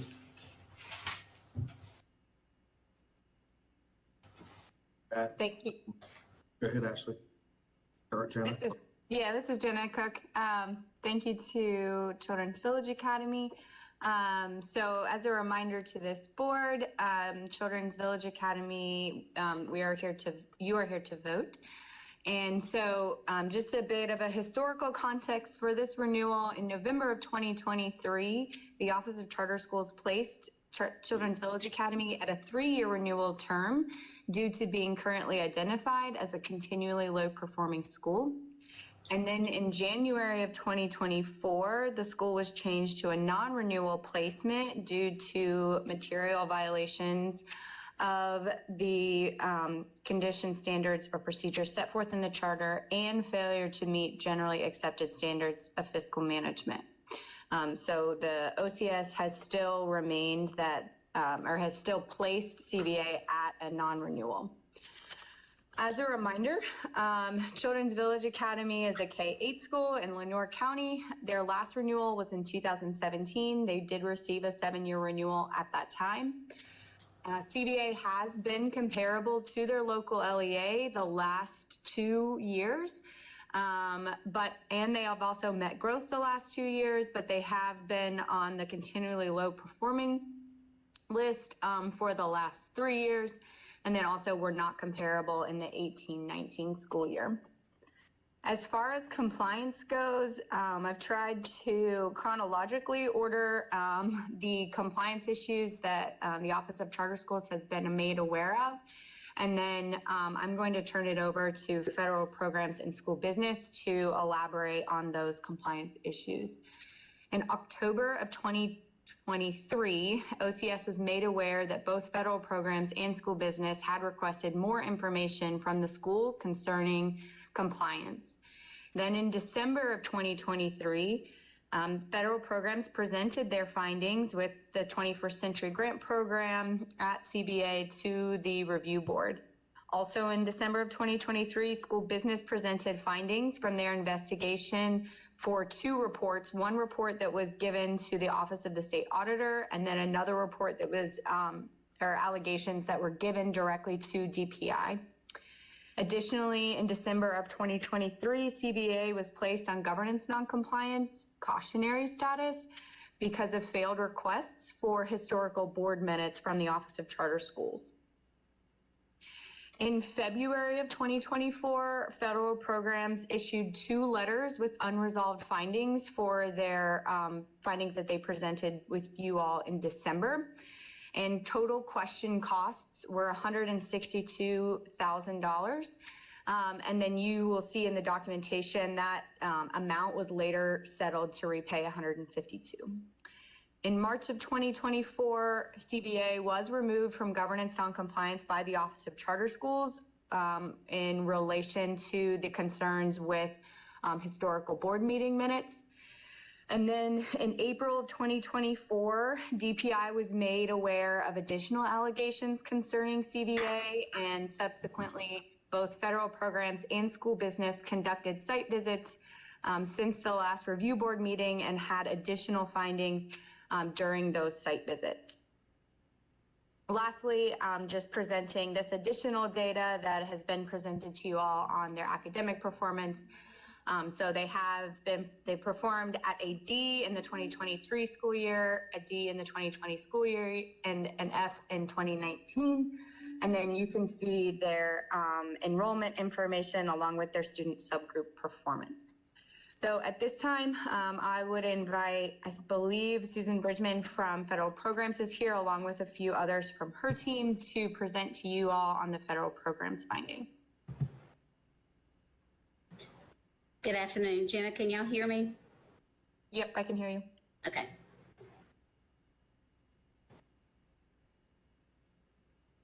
One second, let me just find your. Okay.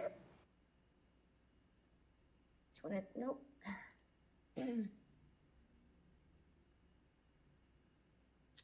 Is this it? This looks like it, right? Yes. Good afternoon, everyone. As Jenna said, I'm Susan Brigman. I'm the Section Chief for Specialty Programs for the 21st Century Community Learning Centers grant in the Office of Federal Programs at DPI. And so just real quickly, I want to get us started by just reviewing a little bit about the summer mini grant requirements, the timeline, and the compliance issues. So just as a reminder, in order for organizations like CVA to apply for a summer mini grant from the Office of Federal Programs, they had to be applicants who currently were holding a 21st Century grant, but agreed that they would be proposing new programming. So in this case, CVA already was receiving funding to run a standard summer program, which is one of the components for all of our grantees. They always have that option. But this was additional money that was supposed to be for new programming. So that could be done by serving additional feeder schools, a different targeted student population, but it couldn't be the same students that they were already planning to serve with their current existing 21st Century program. So basically, no new funding could be used for duplicate projects. Another issue I just want to remind the board about is that the summer programming dates for cohort 15, so this is their traditional 21st Century 3-year cohort grant. That particular summer program was set for 7/2/23, so July 2nd through August 4th of 2023. And that was the most updated information that we had when we were planning our summer mini grant monitoring schedules. The summer programming dates for the summer mini grant were actually changed from 7/17 to 8/18, and that was what was approved by the state board.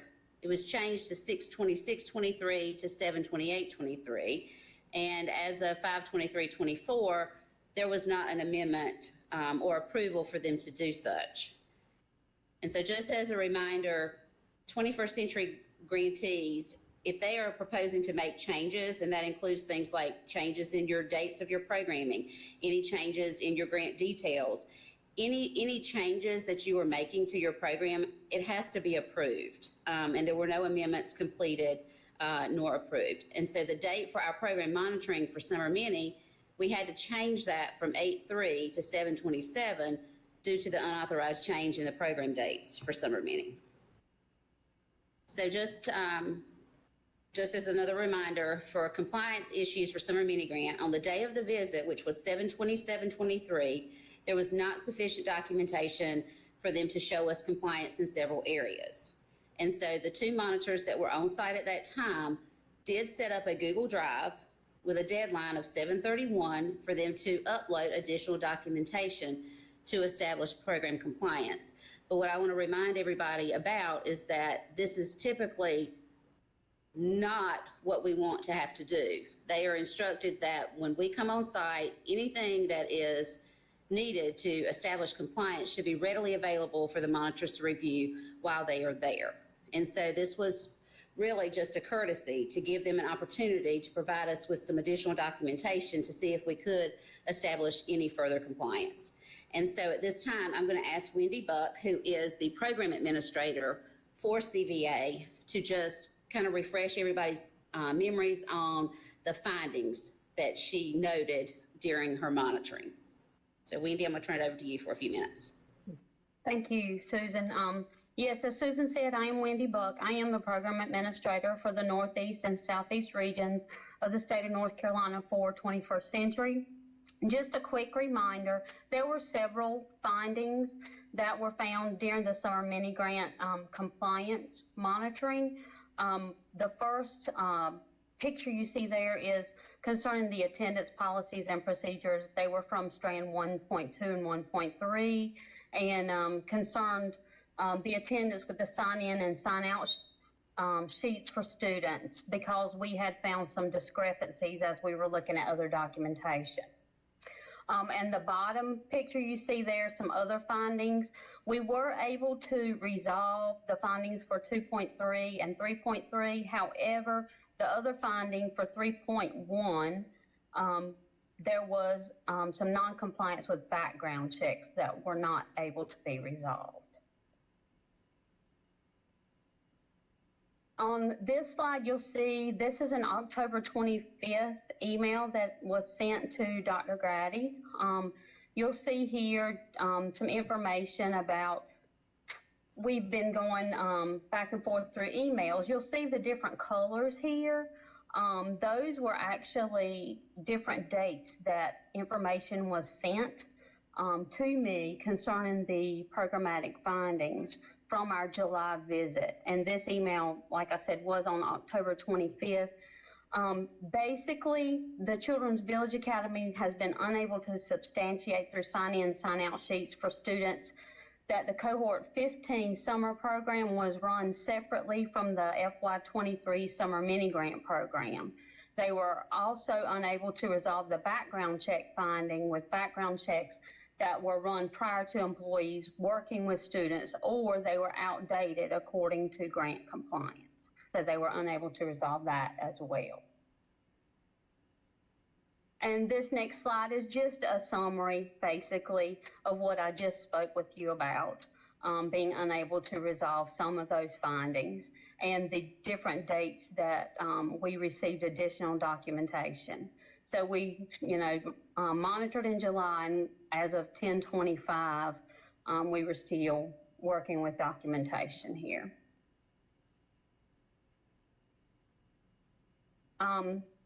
There was no clearance of findings for the attendance issues due to the lack of sign-in, sign-out sheets and the subsequent identification of students that were being counted in both the cohort 15 summer program while also being counted in the FY23 summer mini grant program on the same days.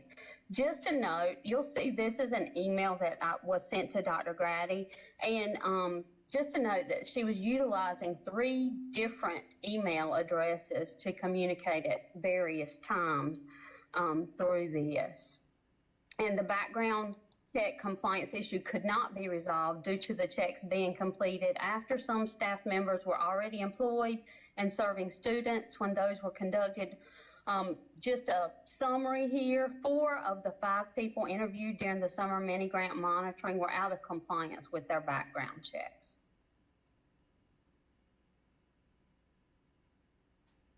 And you'll see here, February 5th, there was a follow-up letter that was sent, and there was the attendance and the background checks was noted as outstanding findings. The required actions by CVA was to establish and implement written attendance processes and procedures that included daily sign-in and sign-out with actual student and or parent signatures. They were subject to unannounced on-site verification and or requests for attendance documentation, and to develop and submit written policies and procedures for securing background checks prior to employees working with students to adhere with the requirements. And then March 14th, there was a closing letter that was issued.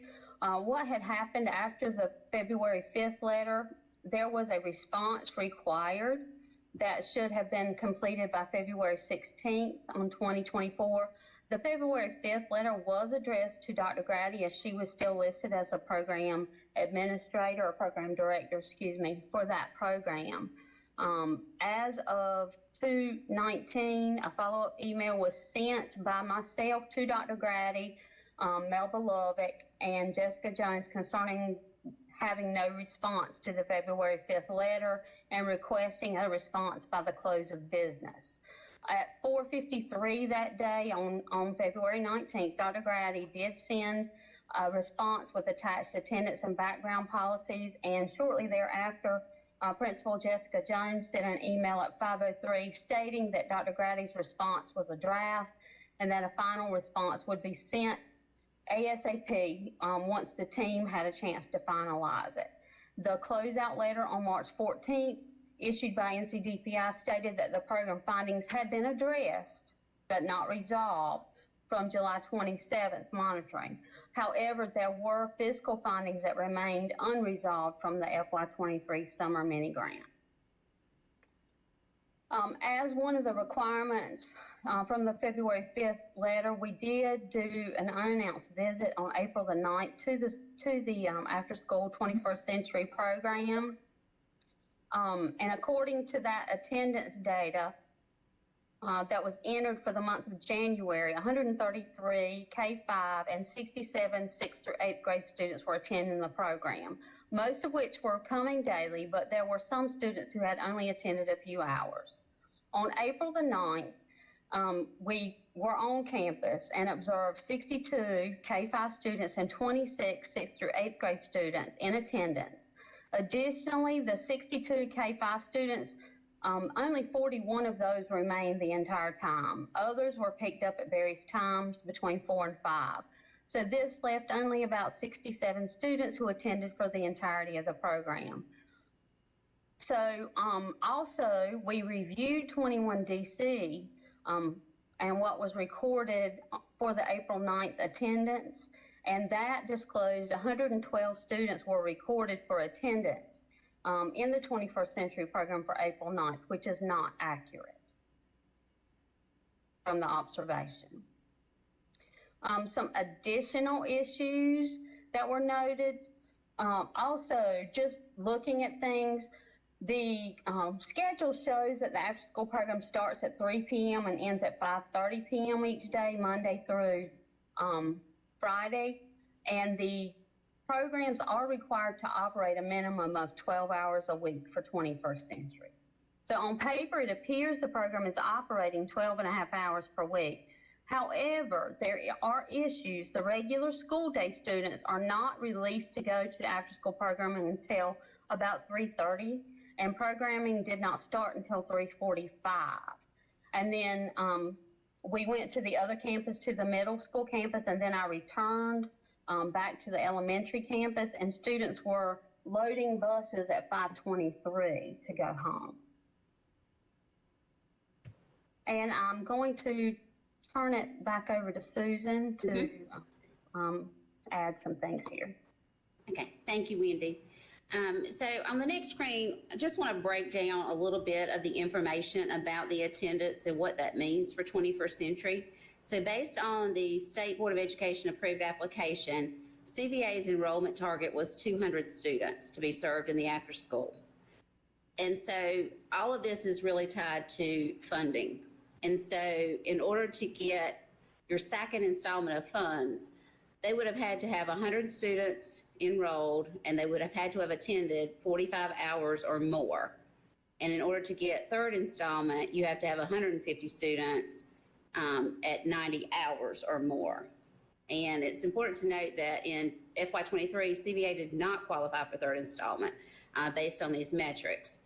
What you can see on the screen is the ADA, which is the average daily attendance for the students that were attending the after-school program this current year. So data that was entered into 21 DC, and just as a reminder, that is our official attendance system that feeds directly into USED's attendance system. And all of that information is certified and reported to Congress. And so numbers that are entered into this system are extremely important. So based on what was in our system, it is showing that in October of this year, 164 students were attending after school on a regular basis. November, it showed 162.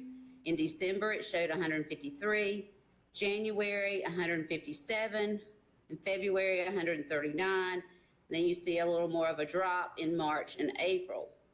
But again, just to point out what Wendy shared with you, the data in this system is not accurate. On the day that I actually had 2 staff members in attendance for the entire time of programming, there were 112 students recorded in the official system. Hand counted, while on site, there were a total of 88 to start with, but within the first 30 minutes of programming, that number had dropped to 67. So some additional issues that popped up based on some of this is that when 21st century staff asked to see attendance sign-in and sign-out sheets, they were told that all students at CVA sign in, for a snack, which they did see that, before the regular school day ends. And that's what they were using for attendance. And so that would explain why so many students are being counted, but they're not really attending the program. And staff at CVA communicated to 21st Century staff that the past attendance records from October to January were, at that time, they were being kept by Dr. Grady, who is no longer the acting program director. They have a new program director, but she had not entered any new data in the system for February or March at the time of the visit on April the 9th. All data entered by Dr. Grady in the months of October and January, though, do appear to be inaccurate or fraudulent based on what was observed on April the 9th. Some other issues is that staff at CVA did confirm that the number of students in attendance April 9th was an accurate reflection of what attendance looks like on a daily basis, which is far less than what is being reported in the 21 DC system. My staff did meet with the new program director, Talea Powell, and Principal Jessica Jones, and walked them through the 21 DC system and how to enter attendance data. And she also communicated the importance of them entering the attendance data for February and March. One of the things that they did note, though, is that the program had not kept sign-in and sign-out sheets for the month of February, and they are only able to produce that snack sign-in sheet for the month of March. There are attendance spreadsheets for the month of March, but just as with the summer mini grant, there are no staff signatures or initials, which is the same issue that we have already identified, is that there is no way for us to use those as accurate reflection of who is there. If kids are leaving, they would need to be signing in and signing out. So because of this, I scheduled, it was an unannounced visit that I scheduled with my team. I, along with Ms. Buck and Monica Pask, who's the fiscal monitor that you'll hear from in just a few minutes, and Shirley McFadden, and Michael Jordan from her office, all did a site visit on April the 16th. Upon arrival, we noted that there were 68 K-5 students and 46 students that were there during snack distribution. So we witnessed snack distribution beginning around 3 o'clock. And of the 68 K-5 students, only 47 of those students remained at the beginning of program around 3:30. And then of the 46 6th through 8th grade students, only 32 of those students remained at the beginning of program, which was around 3:30. Additionally, there were other K-5 students that were picked up again at various times, leaving 40 K-5 students and only 32 6-8 students. So the total in attendance was 72. So Ms. Powell, the new program director, I did have a conversation with her, and she did express that she was relatively new to the role and had limited training, and she was relying heavily on Carmelita Grady for attendance management.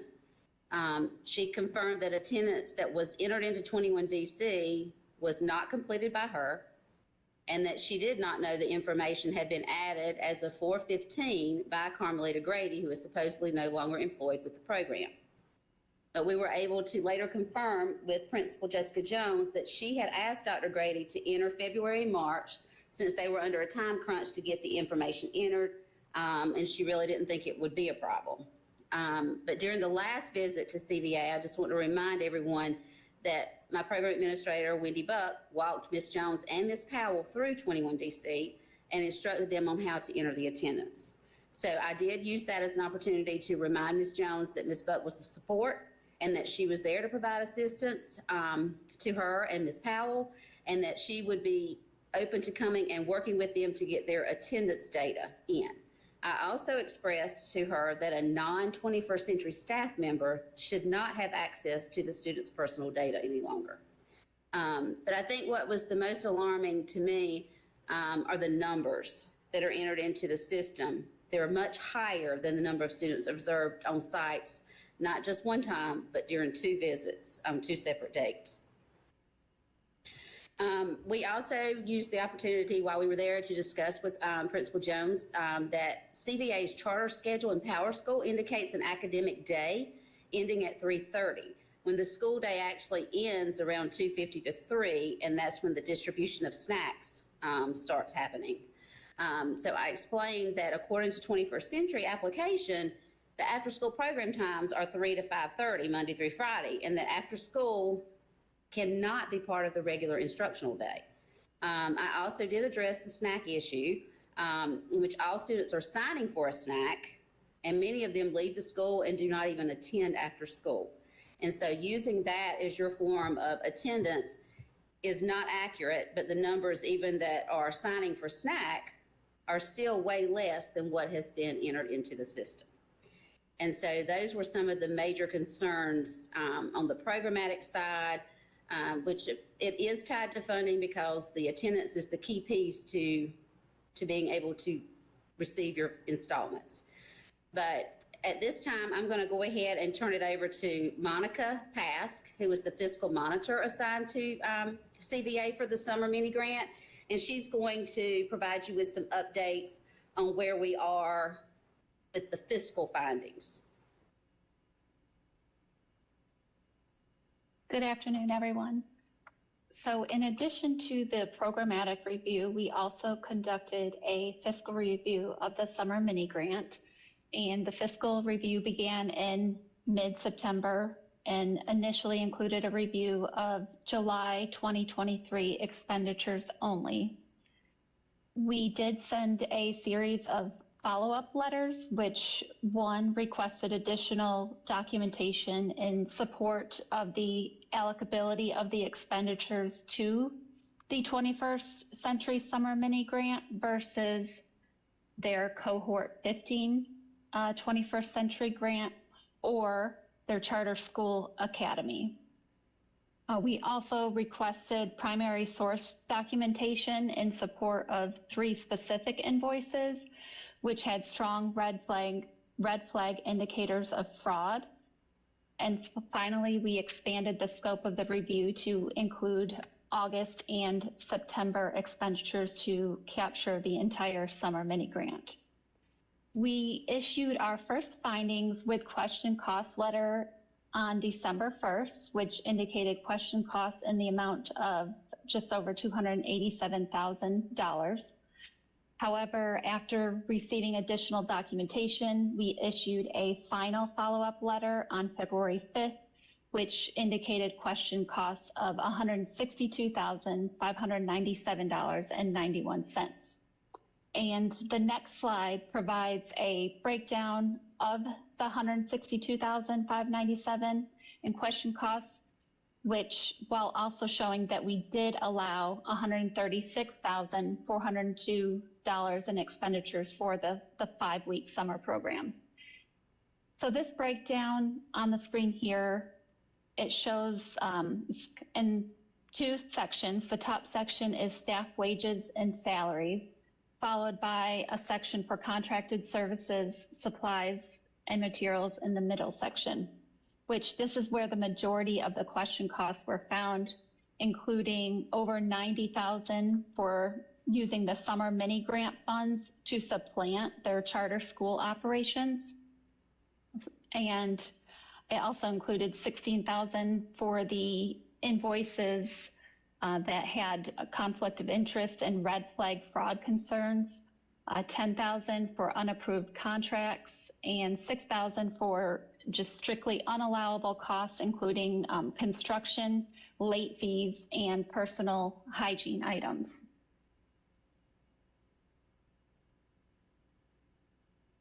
And we can, yeah, we can move.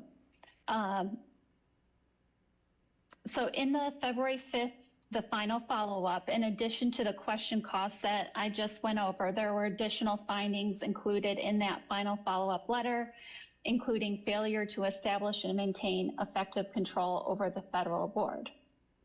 And as indicated on the slide and mentioned earlier, CVA did appeal DPI's final action. A hearing was scheduled for March 28th. However, a settlement agreement was executed on March 26th.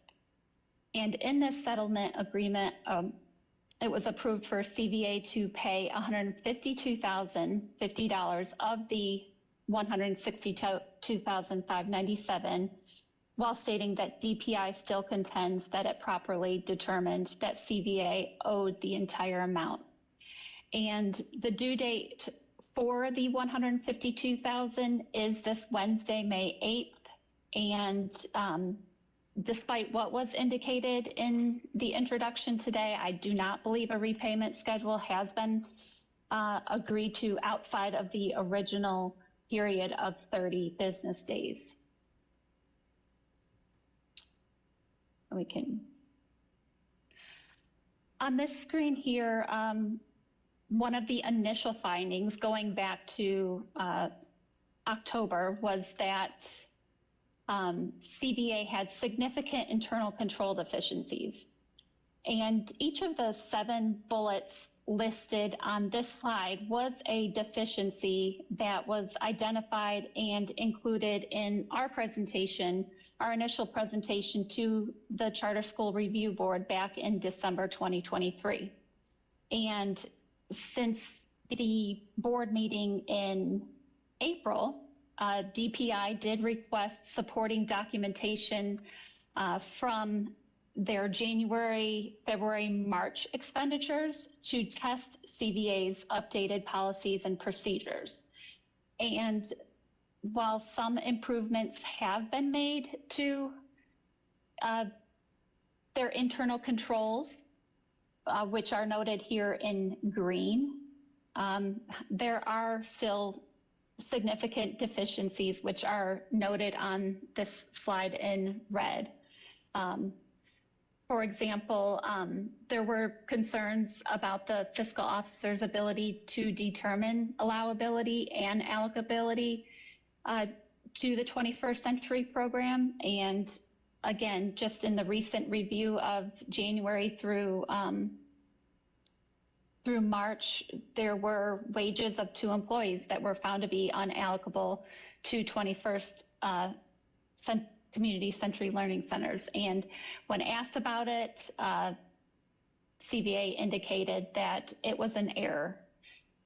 So there's still just significant concerns about their ability to maintain effective internal control over their finances.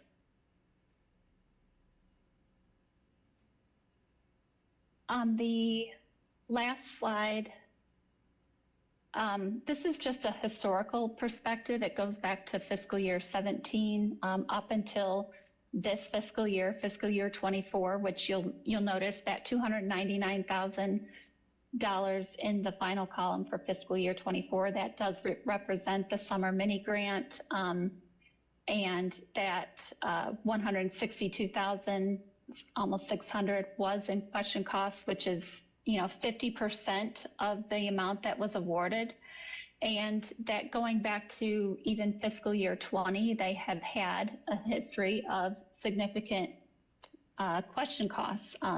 They have been told that they cannot charge late fees to the grant. They have been told that they need to show that there is authorizations for their purchases. So this is not something new that just arose in, from this past summer mini grant. They do have a history of fiscal findings. And if you notice that they've received since fiscal year 17, over $4 million in just 21st Century Community Learning Center funds.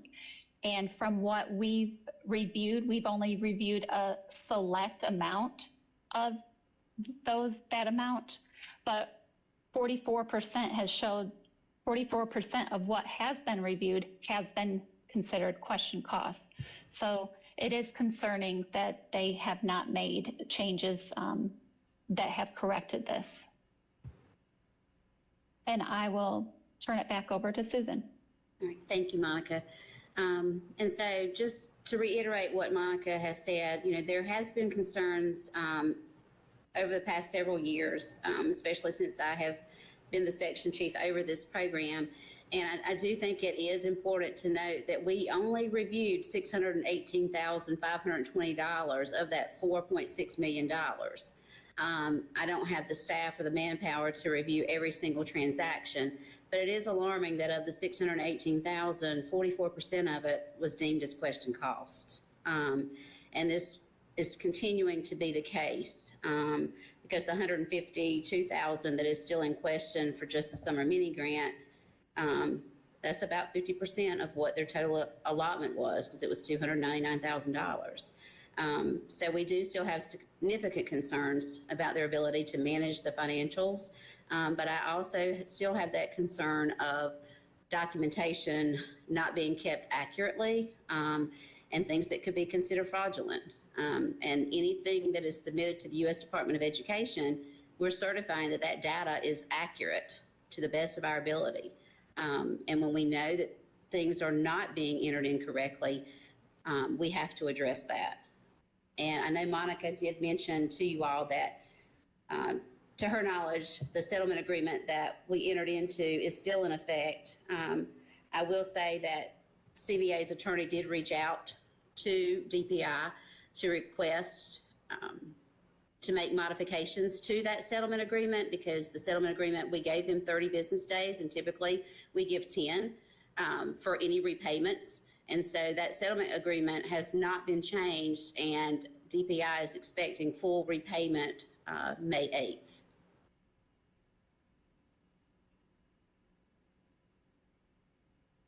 And at this time, I'm going to see if anyone has any questions for either me or my staff before we turn it over to Shirley McFadden.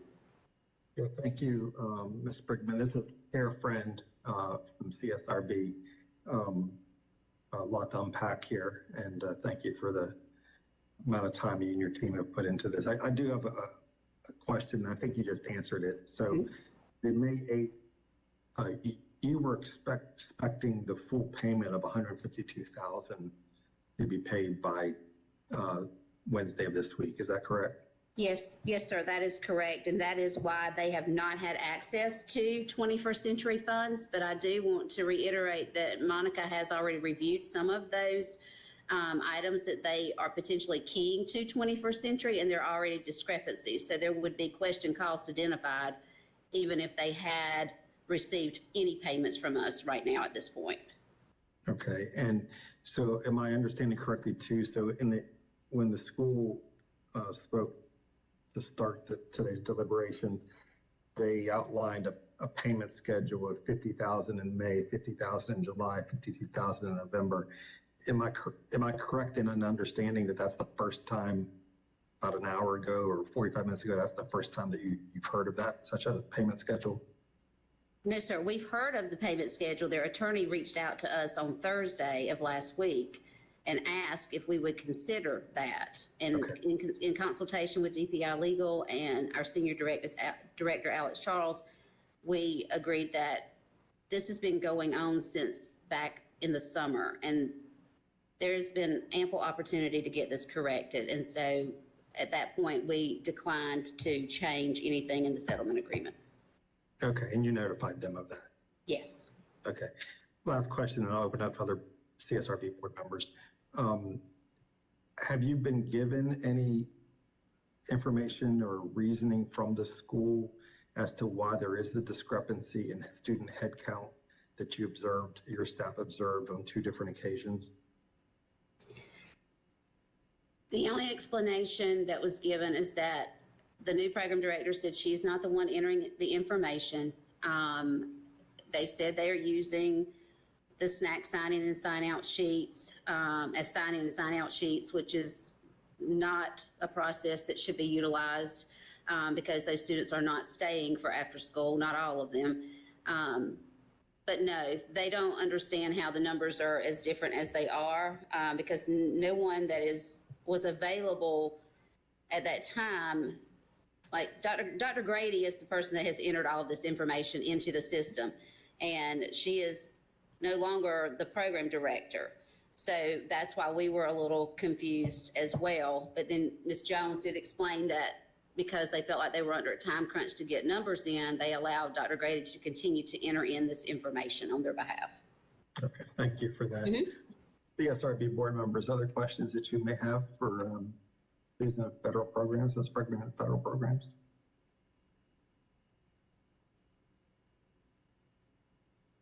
This is Rita Hare. I have a question.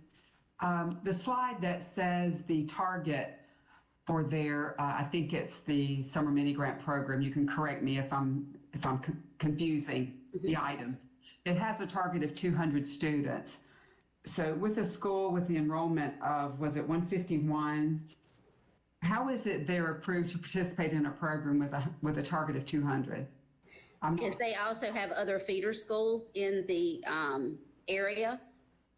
Okay. So kids from other schools can also attend this program as long as there is a collaboration agreement with those schools, and transportation is not an issue, and they are able to work that out. So they do have a few students that are coming from some surrounding schools.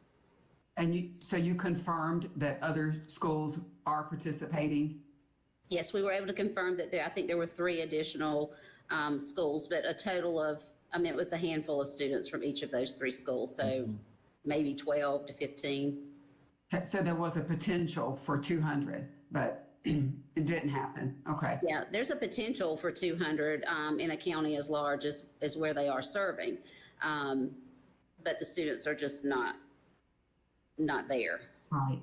Okay, thank you. Mm-hmm. And Susan, this is Hilda Parlay. What exactly were they providing in the program? We did observe some time where students were working on homework, enrichment opportunities, especially in the middle school area was not very much. A lot of the students were outside playing basketball. So some of the academic pieces and just the quality of the programming for after school is not what I would deem high quality. Okay, because I was about to ask next, what exactly were the enrichment activities? So they said that they offer some music or art. And Wendy or Monica, if there's anything that you would like to add when you were observing as to what you might have seen for enrichment or academics, I'll let you also share. Thank you, Susan. Mm-hmm. This is Monica. When I was on site during the academic time, it was primarily a homework time, limited interaction between the teachers and the students. It did seem like an extension of the regular school day. When they transitioned to the official after school time, it was, in my opinion, a free-for-all. I saw between 3 and 5 students who are actually maybe working on some science, and this is at the middle school. Working on some science activities, but it did seem that students were given a choice of what they wanted to do, and most of the students, chose free time outside. I also saw students on their phones, so it was very unstructured. Okay, thank you so much. This is Wendy. Basically the same thing, very similar. For homework help time, that was when we saw the most interaction. As far as enrichment, I know the second day that we were there, they were all taken, I believe, to the cafeteria for some type of enrichment, but it was everybody. There is a schedule in our CCIP that are supposed to be followed for enrichment. Things such as dance and other things were listed as being part of the schedule, but none of those to speak of were available. Thank you. Okay, this is Ms. Jones here. I do want to bring up a few points or note. We're going to give you a chance here to respond shortly. I just want to make sure my fellow board members have a chance to ask questions of the federal programs team first. Okay. Thanks. Any other questions for the presentation Ms. Brigman provided? This is Rita Hare. I do have one more. There's reference to entries being made by a program director, and then there's a reference to a program director who's in Washington, D.C. So I wanted to confirm if this is the same program director that's entering the timesheets. Whoever was. It's entering the data into 21DC, which is our attendance system. Right. That person is in DC. Yes, that's correct. So it probably was, what, information being emailed so that the entries could be made? Or do you even know how that flowed? Yes, Okay. I believe Ms. Jones emailed those rosters to her. Ms. Jones, that you mentioned. So is there an explanation as to why someone in DC is entering the data for Children's Village Academy? From what we were told, it was because she's the one that has been entering it in for several years and knows the system extremely well. And the new program director didn't feel comfortable with the system yet. And so Ms. Jones asked Dr. Grady to continue entering it in so that they could meet the deadlines. Okay, thank you. Is there any other questions for Ms. Brigman and her team? Okay, I know we're going to go over to Shirley McFadden, I think, next, but Ms. Jones, I'll let you go ahead. You said you wanted to make a clarifying comment, so I'll just give you a brief. Yes, sir. First and foremost, I'm not here to debate too much as to what was noted from what they observed when they were here. I just wanted to acknowledge the fact that typically during after-school programs throughout the year, you start to see the numbers drop off in April. These are the days that they came to observe, so no, it wouldn't be the same amount of enrollees at the beginning of the program, at the beginning of the year that you will see towards the end of the year. As far as activities on the days that they conducted their surprise visits, we were short-staffed on one of those particular days, more so than any other reasonable day, so things had to be adjusted. There was dance, there was technology, there is art that is offered during the after-school program. Whether or not or why they weren't able to observe that, I'm not for sure.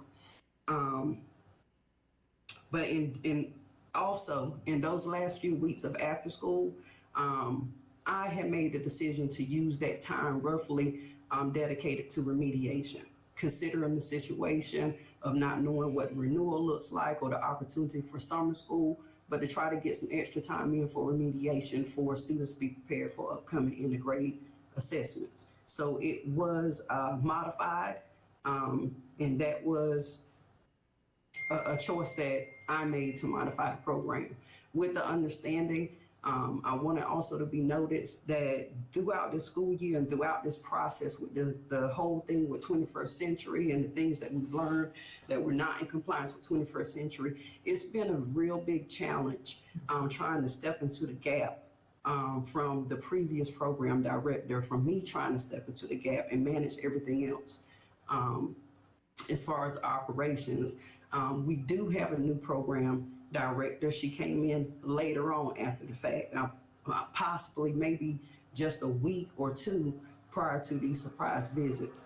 So she did not, was not aware or fully comfortable and trained to go in and operate this DC system.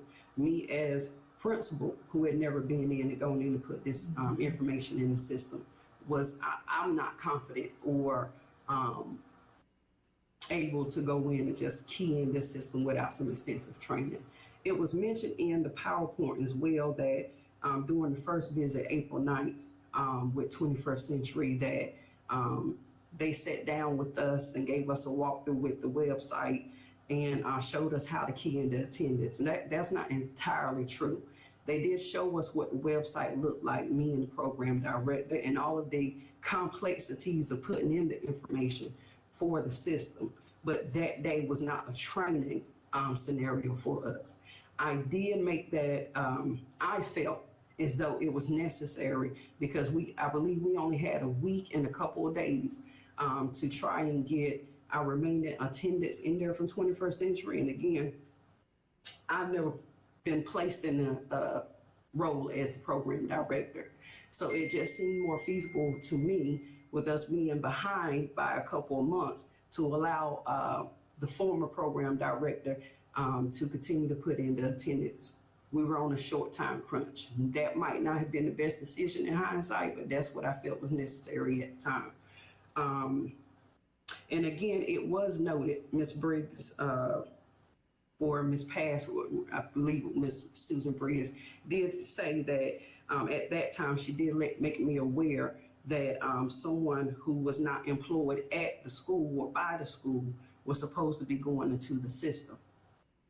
She had been contracted again under the school, not 21st Century, because we haven't received any 21st Century funds, to go in and help to key that information in. Now, I have not had the opportunity to go back or at that time had the time to go back to check and see what the discrepancies were as far as what data she was placing in and what was being sent to her. I personally did not send in any data, but my team, the new program director and site coordinators who were keeping up with attendance were forwarding the information to Ms. Gray. So that's really all I have at this time. Thank you for that. I think we're going to turn it over to, I believe now, Ms. McFadden. Is that correct, Ashley? Yes, 1 second. Let me pull up her. All right. Shirley, are you there? I am. Can you hear me okay? Yep. Right. All right. Good afternoon. Shirley McFadden. I am the Business Systems and Internal Control Operations Manager for School Business. I wanted to give you a follow-up on prior reports. But before we jump into the prior report follow-up, we were contacted about a new allegation in April against Children's Village Academy, and that's where we'll start the presentation. The allegation stated that some of the staff at Children's Village Academy were told they were going to be paid by a 1099 or independent contractor status, yet some people's pay was deducted by 20%. That's what we were presented and worked with. Upon gathering information and discussions with Ms. Jones, what we understand happened was the board did make and approve a decision for some staff members to be changed to independent contractors. It is stated that those individuals agreed to this. However, the agreement was not put in writing before the payments were made. So the findings that we have at this point is that Children's Village is out of compliance, not because they terminated employees, that is well within their right to do a termination of a contract, but because you can't just unilaterally decide to make an employee into an independent contractor.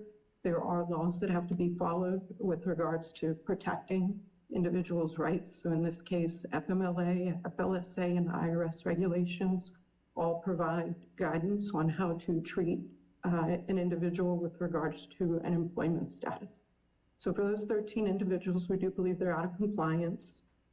And this happened in March, and it was only for the March payment that the individuals had been changed to independent contractor status.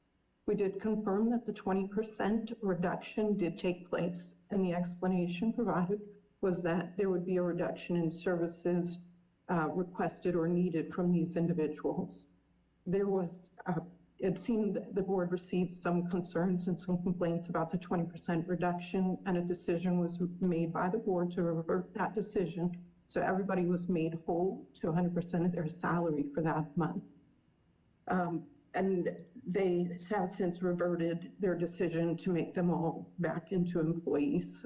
Worth noting was that decision was made prior to I don't know if it was prior to the complaint, but it was certainly prior to DPI going out. And that was confirmed with Ms. Jones and Ms. Troublefield.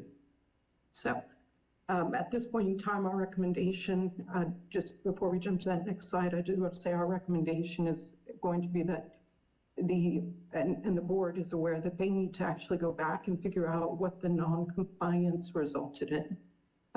Because they didn't hold any withholdings, those withholdings need to be corrected so that at the end of the year, any taxes are stated properly and paid out properly. They also need to reflect on any benefits that may have been impacted, such as maybe leave benefits and those things that would have accrued that they may need to revisit, and any health plan benefit insurance implications. that a missed month may have had. While we were doing this review, we also found, in just reviewing the health benefit transactions, what we found was that 2 individuals that are independent contractors for the school district have actually been enrolled in the state health plan. Participants in the state health plan do have to be employees of the organization to be eligible participants. This has been reported to Children's Village as non-compliant, and DPI will be reporting this to the state health plan or Department of Treasury and will need to be corrected. The implications of this finding depend on how far back the issue has been standing. For the next, at this point, we'll jump into reviewing the prior reports. You'll recall that there were 2 reports previously reviewed in December 2023. The first one we'll go back over is the one that was reported. The allegations were reported through the Office of State Auditor. DPI was required to follow up on those allegations. What I have here is the original presentation, those slides, and then you'll find where it says update, any follow-up we were able to find. So I'll remind you of what the finding was, what our recommendation was, and then go over what those updates are. So we started with a CBA board. The allegation stated that a CBA board member misused 21st century funds for personal use. In our key findings, we found that a conflict of interest did agree with the board member who was reimbursed for furnishings to be used in a 21st century learning center programming in a property that was partially owned by that board member and leased back to the Children's Village Academy. Our secondary finding there was that the 21st century, that we had unallowable costs in the amount of approximately $5,000 out of those purchases. And then third is that there was no prior approval for the inventory that was being purchased out of the 21st century program. The board member purchased and reimbursed 21st century, this facility or the building that they were using was being leased back to the school district for 2 months out of the year. It's just a reminder of the more detail on these findings. The types of purchases that we were concerned with included dining room tables, dining room chairs, and decorative items that were being purchased. And we can go on to the next slide. I've said a lot of that information already.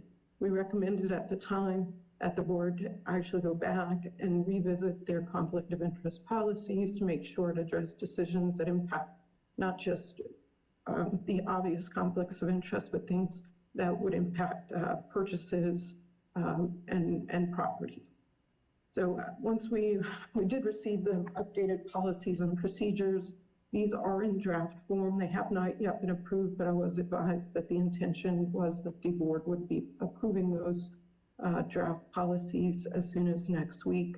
But at this point in time, they're in draft. They were dated January, and they do discuss a definition in more detail of financial interest than would have been previously in the prior policies and procedures. They also provided a draft copy of the 21st century financial policies and procedures, which is separated from the general financial policies and procedures. In those 21st century policies and procedures, they address conflict of interest as well at the staff and board level. However, that same conflict of interest policy is not addressed in the general financial policies and procedures. At this point, what we've recommended is that they need to go back and assess the need for 2 different sets of policies and procedures and to streamline those procedures to make sure that the things that are applicable to the 21st century are very much still applicable to the rest of their financial responsibilities and programs, and that they'll want to make sure that it's applicable across the board. So it is there, it's just inconsistent in the 3 sets of procedures. Our next issue related to the unallowable costs, which you mentioned, there was 5,000 in unallowable costs. As a reminder of what those costs, to identify what those were. We had wingback chair that was purchased, the 55-inch TV, dining room table, mirror, clock tower, decorative accessories, end tables, pillows, lamps, wall art, dining room chairs and a cabinet.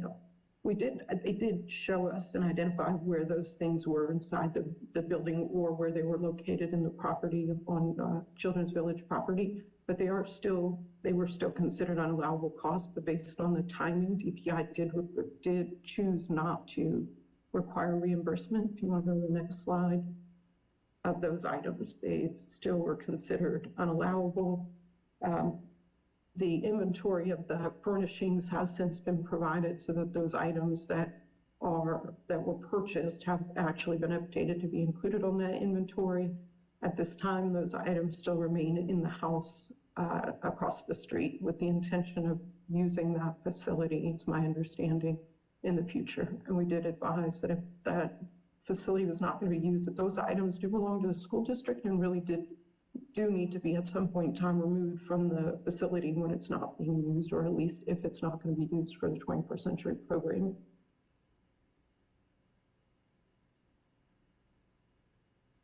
So in response to the unallowable cost, again, we're looking for policies and procedures on approval of items. Unallowable costs are oftentimes going to come up because the right person maybe is not involved in the approval process. In this case, we weren't finding the evidence that the right people were reviewing for approval. We did suggest that they identify a process for documenting evidence of approval, dual signatures, which is what they stated they were doing for their 21st century program and in their policies and procedures originally. And that they consider putting their program director back into that approval process. The way it was done originally, there was no evidence that that program director was involved in reviewing the costs that were allowable. So again, in the draft procedures, what we find is that the 21st century program does address prior approvals, but those prior approvals are inconsistent and they're not always documented. So what they've chosen is to go with purchases over $500. That would be put on a requisition. That hasn't been initiated at this point in time, but it is in the draft procedures. The 21st century program requires the finance officer to pre-approve expenditures, which is different from the prior approval or approval for other expenditures in which Ms. Jones is the person responsible for reviewing those. Again, I do want to remind you it's in draft form, and we did advise Children's Village that we would give them feedback on any discrepancies and issues that we saw, and I think this is one of those discrepancies. If Ms. Jones is to be involved, then it should be across the board, but having two sets of policies and procedures that are different are already in conflict. We need to get that resolved to begin with. What they did implement, before you go on, is the subsequent review. So once something comes in, then Ms. Jones and the board of directors are involved in reviewing whatever the purchase is. So the prior approval could use some work, and we want to make sure it's consistent. Whatever's implemented on the back end, though, everybody has to review the documentation and make sure it's reasonable and necessary before it actually goes out the door. Dual signatures have been implemented. I do want to say, although this was updated in the last few months, so we've had 2 signatures by board members on those checks, one of the transactions that we pulled actually had a board member, a prior year board member, still signing the checks. So the prior treasurer, who was replaced in 2021, is our understanding, was still able to and was still signing checks. The finance officer stated that it was limited to when another board member was to be reviewed, but at that point in time, this person did not have any official capacity with the school. The third update that I want to make sure we mention is that the 21st century program director is responsible for determining reasonableness per those draft procedures. So it is explicitly stated that that program director will be involved in the process. Next slide. Right. The third point here is on the program approval. Initially stated that these things needed to be pre-approved. Furniture and equipment should come in on their budget 208 report, and it did not. Listed on their inventory listings, and it did not at the time. You'll scroll down to the next screen. We see they did actually provide 21st Century with the draft procedures, saying that there is a process that's going to be implemented to make sure that it's clear that who is responsible for pre-approving those items and making sure they get on the 208 form, and making sure that the site coordinator has been assigned the responsibility of managing the inventory and recording all of those inventory items as they come in, again, in their draft procedures. Next slide. Okay. Those are the key control findings that we wanted to cover from the state auditor report. There are other issues that were presented in that report, not initially presented to the board, so we stuck with what we found to be key controls relevant to the fiscal responsibility of the board. We are going to move on to the second report that was issued. This report and the monitoring was done based on allegations that were made directly to DPI. As a reminder of the allegation, the CBA board member misused school grant funds for personal use, personal gain by redirecting funds into properties owned by the board member and diversion of the 21st century money. The allegation contended that the school's financial stability has been compromised. And we'll go through each one of those rather than going through the key findings on this slide. We'll jump to that next slide. And we're going to jump right in. So the first finding, if you recall from that report, is that the board had understated liabilities, resulting in misstated financial statements basically since 2008. And that was because a board member loaned Children's Village Academy $188,000 in 2008, and the loan amount had never been reported as a liability or note in the financial statements, not as a short-term or a long-term liability. As a reminder, the board member at the time said the loan would have had a negative balance, and the board was relying on the auditor this particular board member said they could agree to what and decide what the school could pay each year, and that was what they reported. And at the time, it was, if you look over the years, they basically agreed to $2,000 a month, and that seems to be what gets reported each year in the audit report, not the entirety of the loan. Next screen. At the time, we recommended that the board go back and restate its current financial statement due to the exclusion of the loans. At least the most current one would be the one that they need to really go back and update. And they did do this. We received a copy in February, so it was February 27th when that financial statement was updated. And I wanted to bring your attention to a couple of things that came to our attention with this restatement. Per the actual audit itself, there is a section in the audit called short-term loans. And what it states is that Peggy advanced $95,100, Peggy Carr, excuse me, advanced $95,100 in non-interest bearing personal loans to help the school meet its daily obligation. And that was, the next statement says during the year, they agreed to pay $2,000 a month until repaid in full. As of June 2023, the balance was $31,500. $63,600 was paid back to Dr. Carr in FY23. I did receive a little more information about the breakdown of that $95,000. It is actually made up of a $22,000 prior year loan. It's not clear. It doesn't appear to relate to the $188,000. I'll say that it's in the short-term section. The $188,000 loan we haven't addressed yet. But there were 3 loans given in FY23. There was a loan for $31,500 given in September, a $1,600 loan given in November, and a $40,000 loan given in November, the latter part, or another day in November. So that results in the $95,100 in loans given in FY23. There's no evidence of any loan documentation related to those prior to inquiring about what that $95,000 represented when we first saw that audit report. The $188,000 loan, again, separate from the $95,000, This $188,000 loan from 2008 is acknowledged now in the updated report as a long-term note or long-term obligation. They do recognize the balance at that point in time. But and a note that says that this $188,000 in 2000 was from 2008 originally, but it's recognizing a balance of about $22,000 in 2023. The related party transaction section was updated as well to acknowledge the outstanding loan with Dr. Carr, but it doesn't acknowledge the related party transaction between MAP and Esther and the rental property, and it's not clear why that's not being stated in the financial statements, as that's a significant interest to any audit reader as well. On the next slide,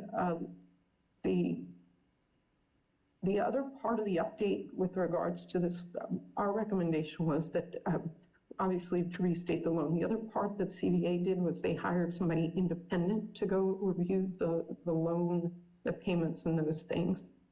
In that independent analysis and one of the letters that was given back to our charter school review board, it states and agreed, well, it states that the school still has an outstanding balance with the principal due in the amount of $13,427 as of December 2023.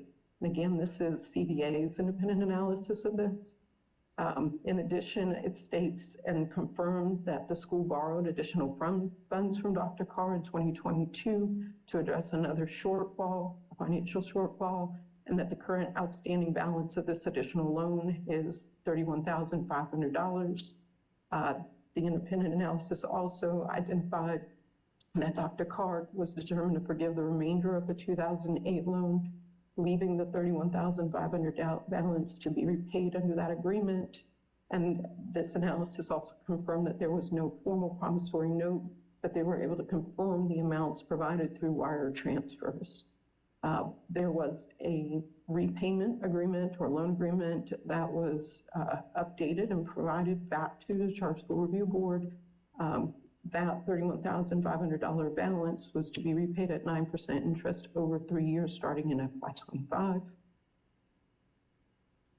We can move on to the next allegation.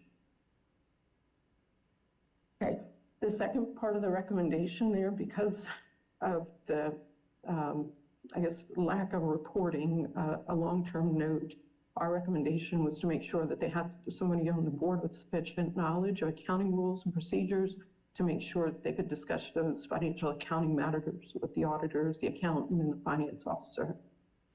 We want to make sure there was somebody adequate to address those financial statements. The update provided was that the board did confirm that there were 2 board member training sessions to talk about the roles and responsibilities and governance of the board. Those were held in March, led by the school's attorney and a consultant, and all board members attended. There was also an expansion of the board member to include a practicing certified contract attorney. CBA also noted that Mr. Harper was elected board treasurer in 2022 and that he was a long-term board member with an MBA for over 40 years senior level contract management experience. Per CBA, the school contracted with an external financial professional for 30 years. That was correct. We did see that contract, but at the time, it's really only for the accounting analysis related to the loans. The CBA Board of Directors also decided to delay its engagement with Charter Success Partners until they've moved through the renewal process. So at this point in time, a draft was presented to us, but there was no movement at this point in time to bring CSP or Charter Success Partners on board.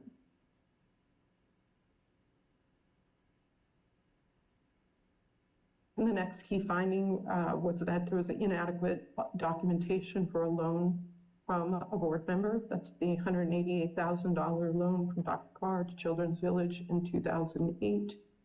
Just as a reminder, the original agreement, a promissory note, indicated that CBA promises to repay $208,336 in personal loans at a 9% interest rate borrowed by the vice board chair, which included $20,000 in estimated interest, The Vice Board Chair originally agreed to delayed payments with the entire amount being due in 5 years if financially possible.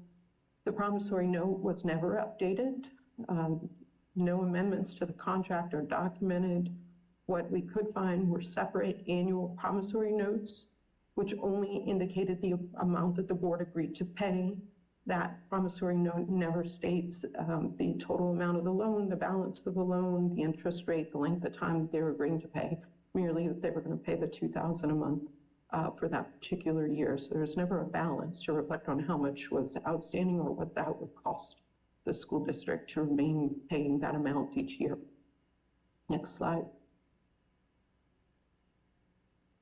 The finance officer verbally confirmed with us that she had never seen the original loan document. Once that loan document was provided to us, she was unaware of how much money was actually due back on that loan. At that point in time, the finance officer confirmed she had been in her position for at least 8 years. There is no amendment, just again to reiterate, there was no amendment to the original promissory note that would incorporate any of those promissory note agreements.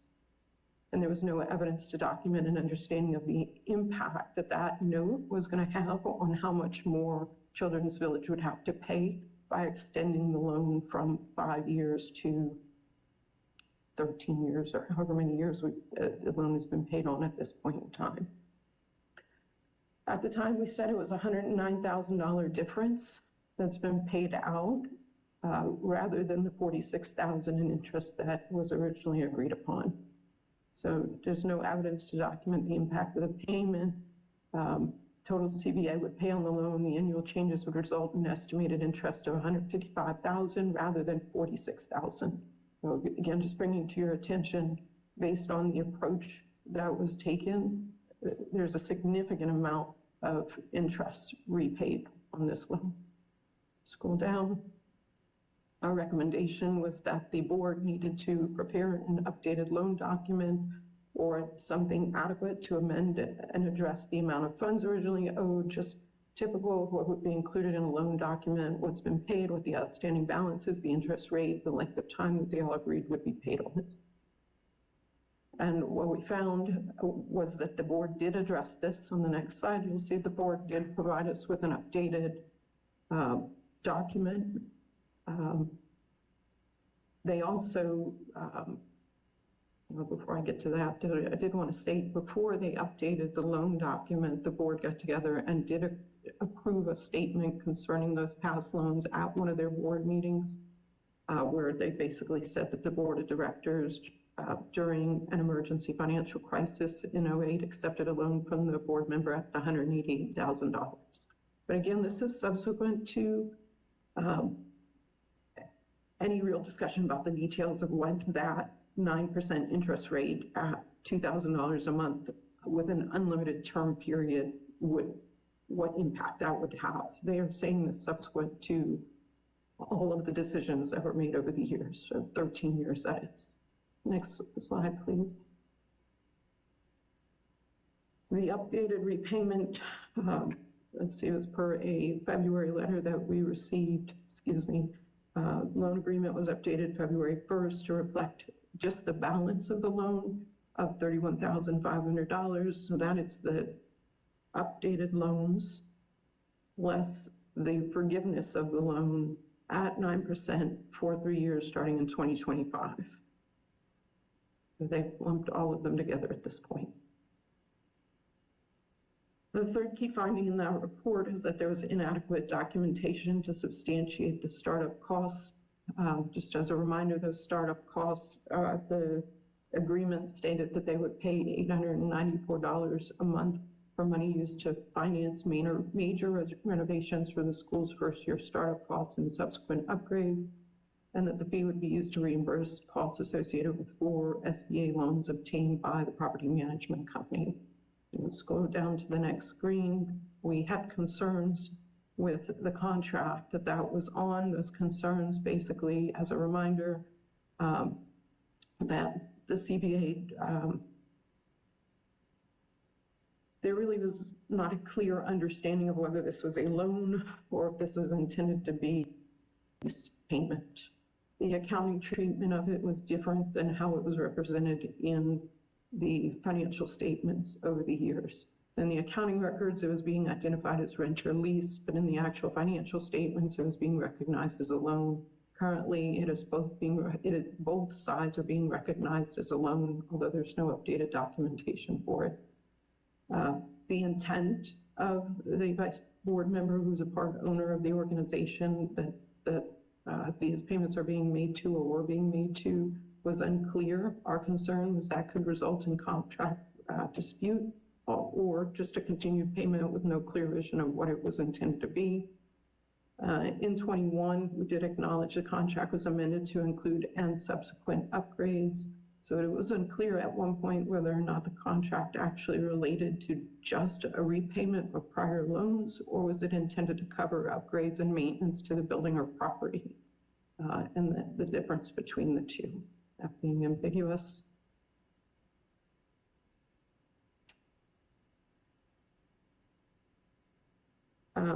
Our recommendation was that the board work with their attorneys to clarify the intent of the original property owners in seeking repayment for those 4 small business loans as it was indicated on their documents, to identify if it was a fee rather than a loan, that the board needed to work with their attorneys to ensure the rental agreement was updated, and whose responsibility it was to upgrade the property itself. If it was a loan, then there needed to be loan documents that indicated, again, the amount of the loan, the interest rate, how long the loan would be repaid. And the financial statement would need to be reflected to identify the loan itself.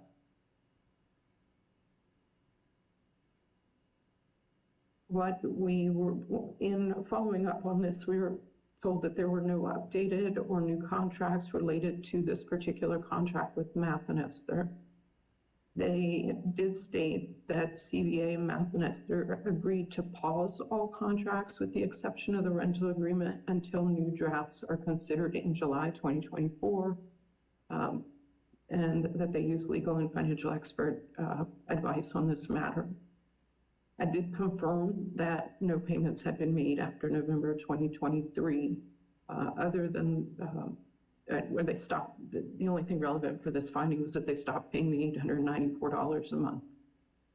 And they did state they had not looked into whether or not this was intended to be a loan or if it was intended to be rental agreement, and that would be done and documentation would be provided in the upcoming fiscal year once that was completed.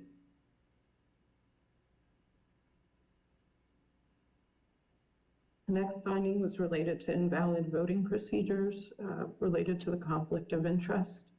What we had found at the time that the board member did not properly vote on the contracts. The board did not the board member, but the board itself did not properly vote on contracts that related to board member with a conflict of interest. And in DPI's understanding and interpretation, that general statute requires for the conflict of interest for a director to be approved, the board must have all board members which have no direct interest in the transaction be present when voting on a transaction. When there's a conflict with a board member, and they did not have all board members present, which are when it was a decision on conflict of interest. And that's going back to 2010. Our recommendation in the original report was that they needed to follow, obviously, the North Carolina general statutes, and that they needed to seek legal counsel on this. And our update was in part to make sure that they had addressed this in their policies and procedures, and they had addressed this conflict of interest and what the board should do in their policies and procedures. If you want to scroll down a little bit more, we did confirm what we did was on the last update with the loan, we went ahead and checked to make sure that all board members were present, not just a quorum, but that all non-interested board members were present when that loan was voted on, and they did follow those procedures. In the next finding, we had unallowable costs that were being charged to state and federal funds, which included personal expenditures, gifts to employees, gift cards to employees, and costs related to one of the other businesses operating on the campus. At the time, we suggested a payback of approximately $8,800, and more specifically, that the school district get the funds back from the finance officer who paid for a personal tire using school funds as well. The $8,800, DPI again chose to waive any repayment during that appeal process. So the $8,800 was not being collected, but we still expected that the school would come back and ask for its funds back for those personal expenditures from the finance officer. And Ms. Jones confirmed that they did request those expenses be repaid in January. However, the repayment wasn't made until last week by the finance officer, but we did receive evidence that those were repaid since they were requested last week. Finding number 6 relates to utility bills being paid for property outside its contract rental dates. So this rental property, partially owned by the vice board chair, was called the Technology Center. There was a contract in place to rent this facility for 2 months out of the year related to the 21st Century Program. However, the second floor of operations is unrelated to the school district. It is used by the operations manager for Children's Village, but it's our understanding that it's not part of the rent and it's not used for the school. It's also used for a U-Haul business. CVA actually paid the utility bills for both floors of that building, outside of the 2-month period, which is where our concern was at. We identified about $2,500 being paid for utilities outside that period, and another $600 or $700 that should have been paid for by the other business during those 2 months. Our recommendation was that the school pay back this amount because those are funds that are unrelated to the state, and that the $2,500 should be sought back from the property manager or the owner of the facility. The $700 should be paid back to the school district, as well as those funds were being paid for on behalf of another business or organization. Our update to this one, again, DPI, this was consistent. We chose to waive the repayments. There are smaller amounts in our reports, really focusing on making sure those controls are in place. But we did check with the school district to make sure they received or followed up on getting repayments from the property owner or property management company for repayment of utilities that were unrelated to the period of time they were renting, and to the floor during those 2 months for the time they were renting as well. This appears to have been a misunderstanding in their response, as they indicated that they were not paying rent anymore to the facility, and that they would negotiate with the organization rent for the overpayment on the utilities. However, that isn't the correct facility. There are multiple facilities that are being rented. I'd say rented, that there's rent being paid for that are partially owned by Math and Esther or some other party, and this response relates to a facility that was used for large gathering in pre-K, is our understanding. So I can confirm that, yes, they did stop paying on another payment of rent for another facility partially owned by, and appears to be related to the board member, but the facility we were talking about was not that property, and we do still recommend and would suggest that the school get their funds back for any utilities that were being paid on behalf of another organization and for outside that time period they were even renting the building. Next slide. Right, so this was another unallowable cost. The same similar invoices, 3 of the invoices were the same ones that were identified in the 21st Century. We found a 4th invoice that raised red flag and indicators of fraud, waste, and abuse. As a reminder of what those were, we had invoices being submitted by the independent contractor working for CVA for goods that were completely unrelated to the services they provided. And that was in multiple instances and occasions. Similar items being and descriptions being included in those purchases, or they just look very similar to each other. Hundreds of t-shirts and backpacks being ordered outside of the numbers that even the school was servicing during that time period. Our recommendation for that was a payback, again, and to put controls in place that would prevent such things such as the independent contractors remitting invoices for services that are not provided. We'd also suggested that they have somebody actually acknowledge the receipt of items before a payment went through.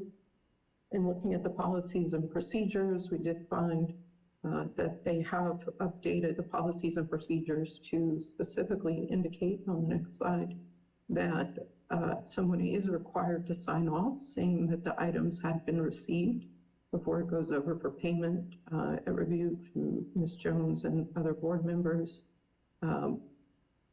The other thing that they've had put in place, let's see, sorry, there was the receipt of goods. And the other thing they were going to do was have charter success partners doing some of the back office help, and having some internal control policies in place there. But that again has been put on the back burner as, or at least until July when the school starts its new year. Next and last finding to discuss was just overall the ineffective internal control structure that was in place. As a reminder, they were informally pre-approving purchases. Principal was only reviewing the documents of, the principal only documents her review of the reimbursement request, so it wasn't an upfront review that was getting documented only on the back end. There was no documentation to support any of the preliminary discussions that were being held. The finance officer was reviewing and approving expenses using the invoice inventory law. The stamp was being used at the time to record the signature of a board member. Policies and procedures, even though the policies indicated two people should have been signing those checks, and been reviewed by the principal and the finance officer. We recommended that they implement requisitions or documented pre-approvals. The intention is to implement the requisitions. Those have not yet been started, but only for purchases over 500. The executive director is responsible for verbally approving all purchases, which was the case in the past, but it seems to be reiterated at this point that they must come to her to get the okay to make purchases. But again, except for 21st Century, and I think that was brought up a couple times here just because it's inconsistent, that some go to the finance officer and some go to the executive director. The second recommendation we made was that they require the program director to be involved in all approvals of transactions. The 21st Century procedures did require and state that the program manager be involved in determining reasonableness. And then the third thing was to just continue allowing the stamp, which they absolutely did and approved new signature authority in their December meeting after the findings were presented to them. We stated that they should address prior approval procedures in their transactions, and that if a board member were involved, that somebody separate from just the executive director should be involved in making sure that those were reasonable. They did address the prior approvals, as we've mentioned a couple times here. I would say that I didn't see any documentation to say when a board member is getting reimbursed, what should happen at that point in time. And that's probably just an opportunity for them to improve their procedures that are currently in draft form. The final, I believe the final recommendation there was that we stated they needed to require training for key personnel. Board training was previously mentioned. I did not get an opportunity to follow up and make sure that there was intended board training for the actual personnel. Which I think is still something we would say absolutely should be a requirement for any training that's provided by DPI or other training that they can obtain to make sure they understand the requirements for fiscal controls in general, managing federal funds, that Ms. Jones and any of the other, the finance officer, anybody that they bring on board should absolutely have the training required to ensure that good controls are in place. That was the final slide on the presentation. We'll see if I could field any questions for you at this time. Thank you, Ms. McFadden. This is Mr. Friend, Chair of the CSRB. Thanks for kind of rehashing of those key findings and any updates since the last time we've heard from you. Before we ask questions of the school board and staff, does any CSRB member have questions specifically for Ms. McFadden?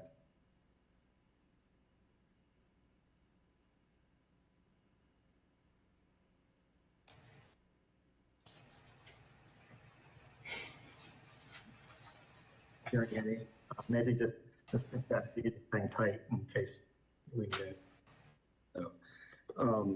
So now we're going to move into questions that we have as a board for those on the line from Children's Village Academy.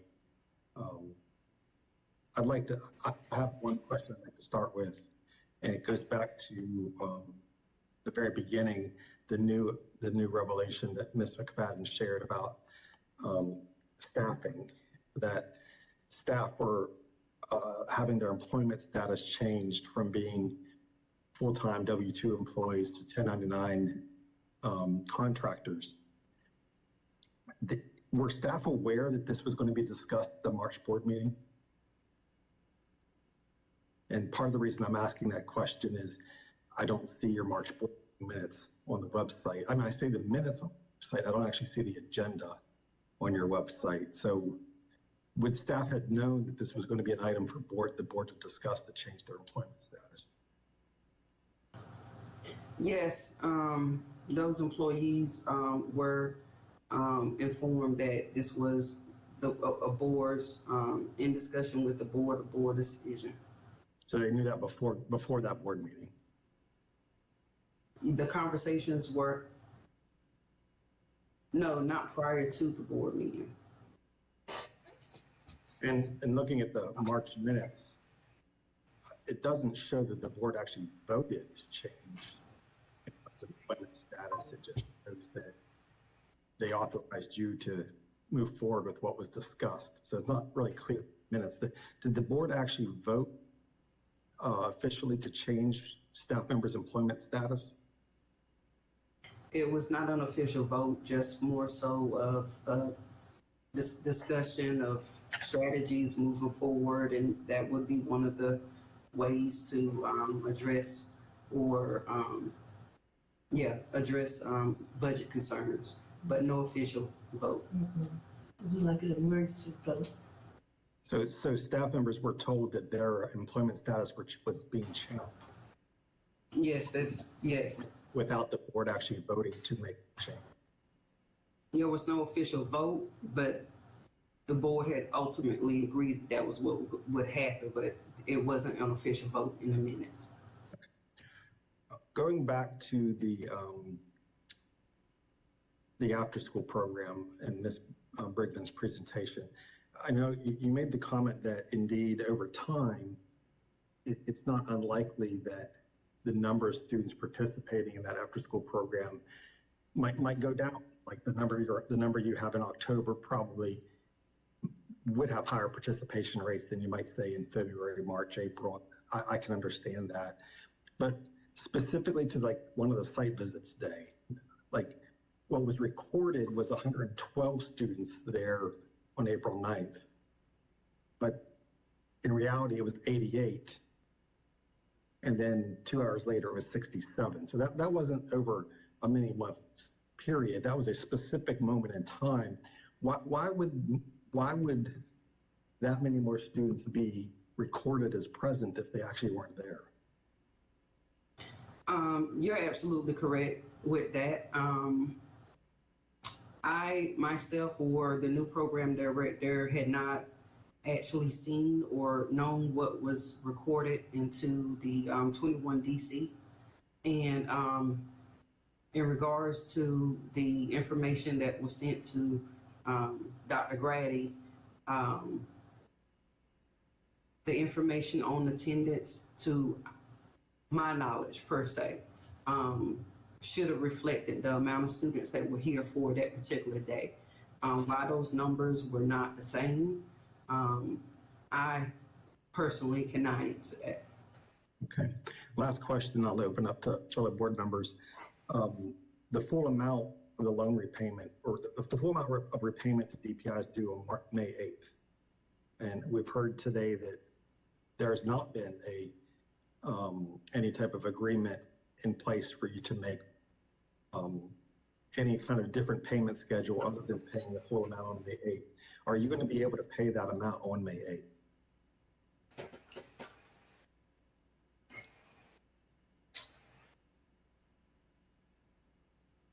Our intent, sir, is to keep the school operating. And we initiated this payment program so that we can in fact pay our teachers and other outlays that we have at the time. We have opportunities, yes, to conjure this money, but we still need to be able to operate through the end of the school year. This is a reason for the proposed payment plan. I understand that that's the desire, but what we heard today was your desire and what the other side is willing to agree to are two different things. So that is correct. That is correct. Will you be making that full payment on May 8th? We can't answer that at this time. Well, we've got a pretty important decision to make here, and I think that's pretty helpful information for us to have. I'll open up to other CSRB members. Yes, I'd like to know how many employees were concerned. Well, see, how can I put this? How many of the employees received 1099s? It mentioned some of them would go to 1099 payments. How many? It was 13. Out of how many? Out of about 40. Yeah, about 40 that we have. About 40? I need a specific number, please.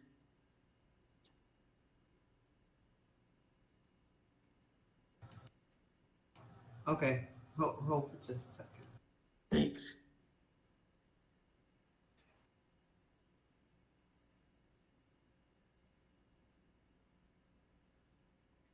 While she's looking for that number, any other questions from CSRB members? Mr. Friend, this is Rita Hare. The M&E properties that a payment was made $8.94 a month for every month since 2008. It appears that it's a church that's partially owned by the vice chair. Can someone just elaborate on what that arrangement was?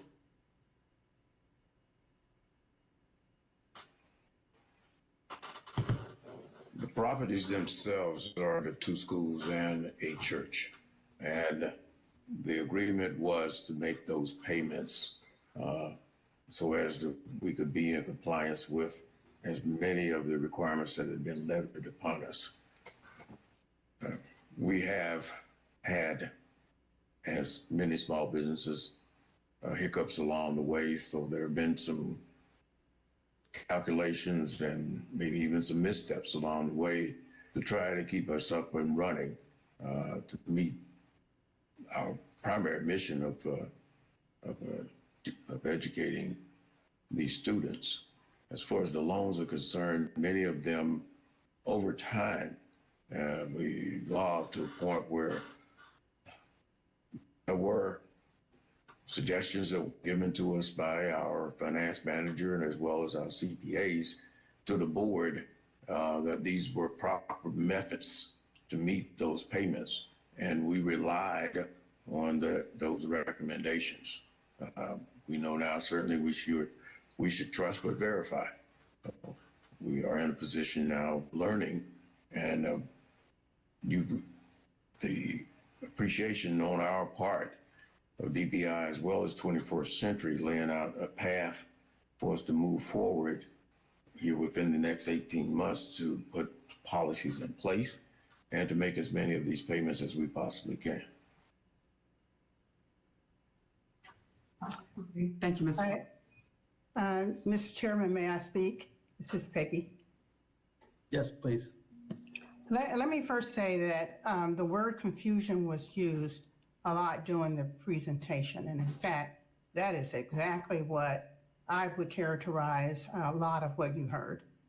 I want to step through just a few of the areas of miscommunication and confusion that the board needs to be aware of. The $31,000 loan attributed to me has nothing to do with the 2008 loan, which was given out in 2008, and the $31,000 in 2022. They are not related, as I think some of the confusion seems to imply. It was a new loan that was given to the school once it was clear the school was not going to get reimbursed for implementing the 21st century program. So they're not related, as I think was not clear. Perhaps it was stated and stated differently at other times, but it was clearly confusing to me. The other thing I want to point out is that the discussion talks a lot about interest paid on the 2008 loan, but there has never been any discussion about the donations given to the school by me and the other members of Math and Esther Property that exceed the amount of interest that was paid. I just find this very interesting. And the fact that it wasn't just me that gave out the 2008 loan. There were other members of the Math and Esther that supported, although it was primarily me. But the interest that was received did not exceed the donations that these members gave over that same time period. I want to point that out because that's important. I think it provides a different picture. I also want to point out that we did receive both legal and financial input regarding finding 3 that was discussed. It was not a loan, no money exchanged hands. Both the lawyer and the auditors did not see it as a loan. So it's not clear to me why there's still confusion about it, although both parties have agreed to just pause and take it up again in July if we are fortunate enough with grace and mercy by you to have a renewal. And at that time, it will be reconsidered if at all. The other point I wanted to make is that $22,000 that was pointed out, that was part of the loan for the 95 or 91, was probably over 10 years ago. So I don't even know why it's being talked about as part of a current loan schedule. It was given and paid back many years ago, and not in this 2022 timeframe. With regard to the voting situation, although I'm no longer a official voting member, I can tell you there was not one time in 27, 28 years that I did not recuse myself. It's just common requirement, best practice. That is how it's done, that you recuse yourself when there is a conflict of interest. And as far as I know, every member of the board was always present. I think there's, again, that word confusion about how many members were on the board during various times. It has been 27 years, so there's some confusion there. And Mr. Harper and I were longtime members, I was, and he can vouch that I always recuse myself. It's just common practice. No one, that's very elementary. The final thing I would say, and maybe it's not the final thing, but I would say that the utility issues about the storage is also very confusing. The school keeps its materials in those buildings that have been talked about over and over again all year long. have the key. They are always in and out, getting things out of there as storage, using it when necessary for support, for instruction, and whether the school is paying or not. And I think it is a conceptualization of the relationship to imply that the school is paying for utilities and not using those facilities when it's the only entity that's using those facilities all year round. I think I'll stop there.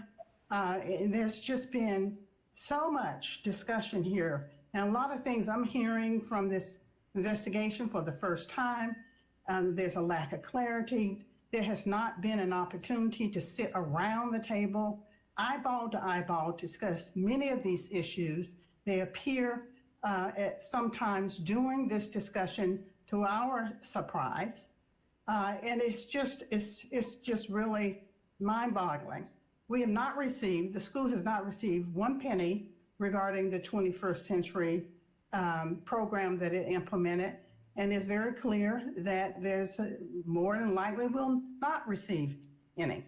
And so this investigation and the thorough review of it seems to be two sides of a coin.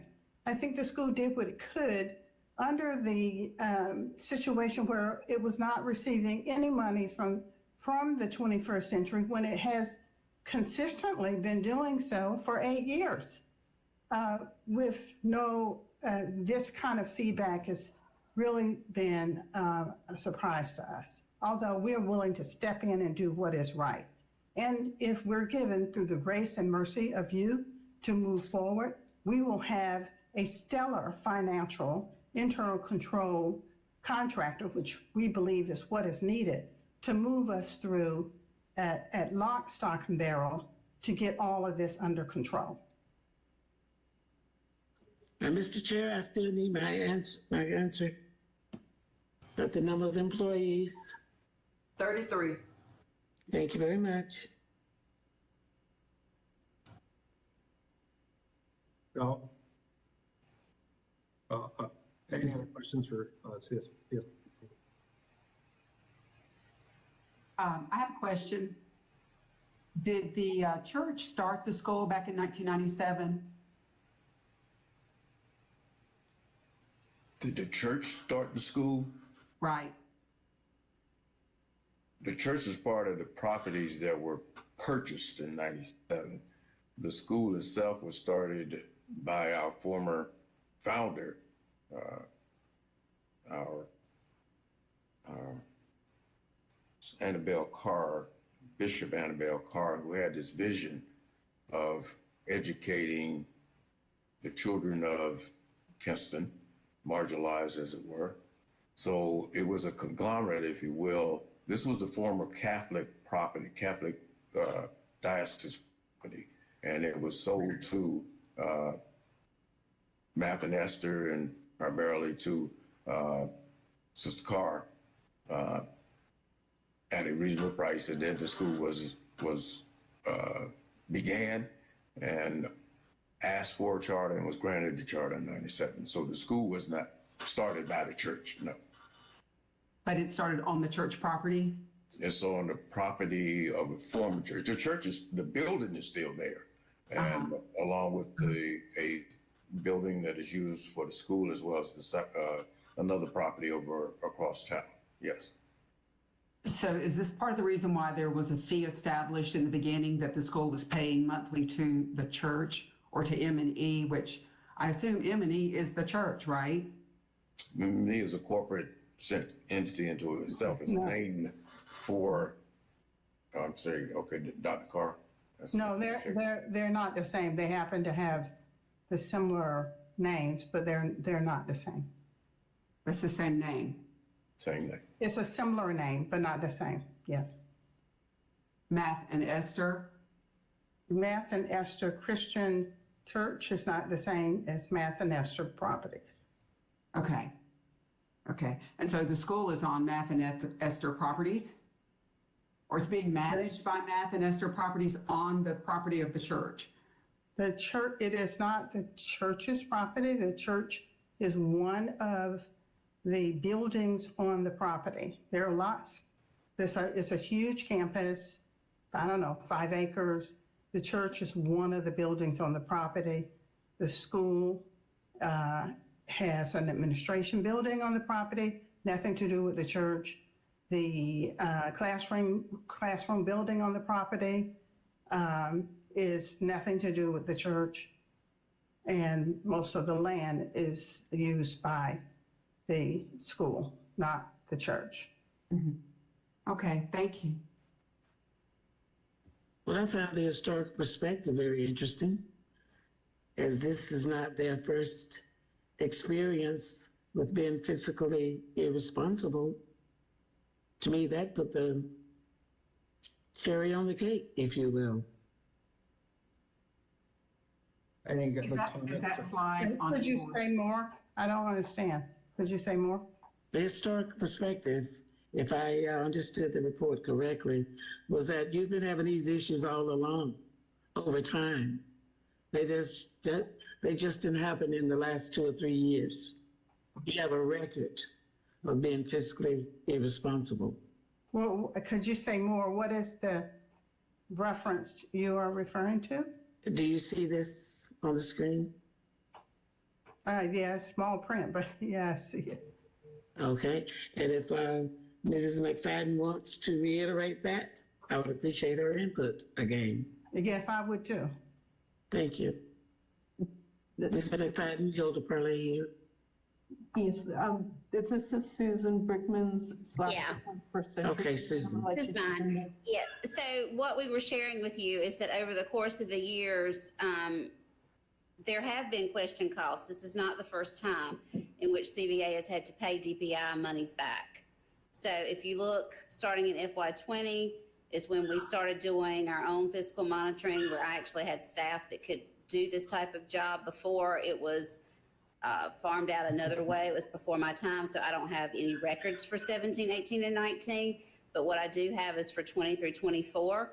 And what you can see is over the course of those years, you received millions of dollars for 21st Century. We only, in the time frame from FY20 to FY24, reviewed expenses in the amount of $618,520, of which $273,273 were question costs, meaning that was ordered for repayment, which is 44% of what was reviewed, which is considered excessive.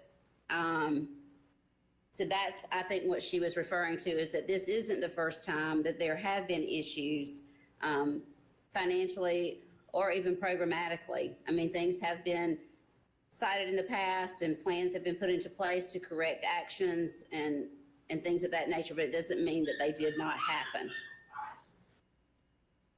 Thank you, Susan. May I just say that I would love for us to sit down and go through these numbers.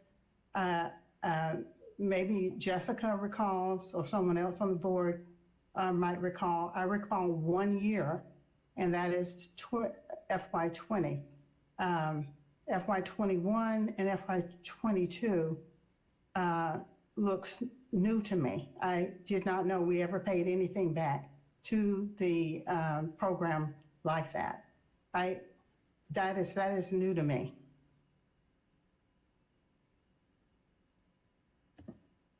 Any other questions for CSRB members? I guess, and I don't mean to harp on this, but I do think this is important from the perspective of making sure that the board is acting appropriately, proper oversight. I mean, since we were first presented this information in December, I mean, it's pretty clear that you were under a watchful eye and vice versa. To learn today that 40% of your staff were being told that they would no longer be an employee, which means what? It means it means they don't get benefits, FMLA, that they were going to be converted to 1099 status. And there's no public agenda for them to see that that was on the agenda. And there was no board vote to change their employment status. I find that staggering myself, but because you're changing their relationship with you, that has to be a board vote. Anyways, I'm going to go ahead and CSRB members, I'm going to make a move that we go into closed session pursuant to NC General Statute Section 143-318.11A3 to consult with our attorneys in order to preserve the attorney-client privilege between attorneys and the public body. Ashley, I'm going to turn it over to you. Can you share with CSRB members how we would go into closed session, given that we're all... I'll second that, Bruce. Oh, sorry. Yes. Thank you, John. Second. Need a second? Can I get a roll call, or not a roll call? Can I get in favor of going to closed session? Say aye. Did we get a second on your motion? Yeah, I was a second. Yes. Okay, John, I didn't hear you. Yes, no worries. Okay. All those in favor, please say aye. Aye. Are there any opposed? Aye. Sorry. Okay. Ashley, can you explain to us how we will go into closed session, but the others should probably hold on to where they're at? Yes, so anyone that is not attending closed session, so if you can stay on this meeting. Board members, you need to just drop off this meeting, so exit out of here, and then you're gonna go to your email and you have an invite for another WebEx. It will say closed session, and so I will meet you there in just a second, and that will be our closed session meeting. Oh, and Stephen, I probably need to get that to you as well. So let me forward that to you, and then I will meet you there in just a minute, okay? All Thank right. you. Mm-hmm. The board members, make sure you exit out of this meeting. Meaning their board meeting?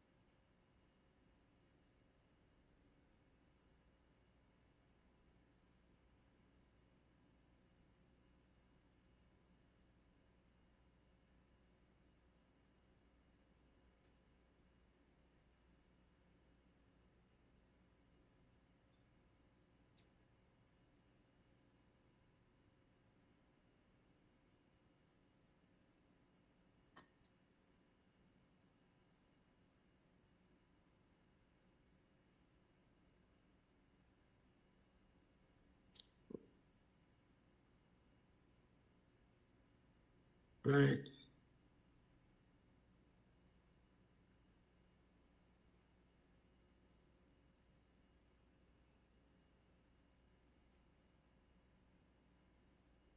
Right.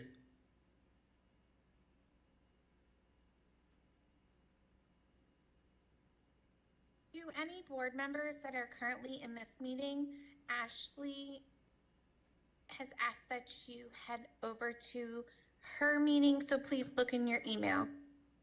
Hilda. Yes. No, but Hilda is talking to me. Hi, Hilda, it's Natasha. Did you get an email with the other link, Hilda, for the closed meeting? I'm in, looks like. Did you have your chat open? No, you don't see my name? They're in closed session in a different meeting right now. I see everybody. Yeah. They're looking for you in the other meeting. I'm not supposed to be in the other meeting. Are you did you recuse? No. She says she's not supposed to be in the closed meeting. Do you see me on the list at the other meeting? You're supposed to be, if you haven't recused from Children's Village, you're supposed to be in the other. I did not recuse from them. Huh? I never recused from them. Okay, where does she get the closed meeting info?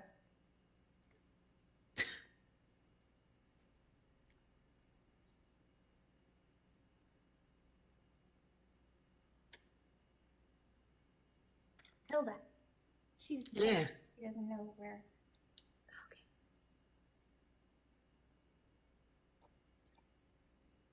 Do you have a link to the other meeting? Yeah, she's on the other meeting talking to me. How is she still on here? Oh, she just left. Oh, okay, great.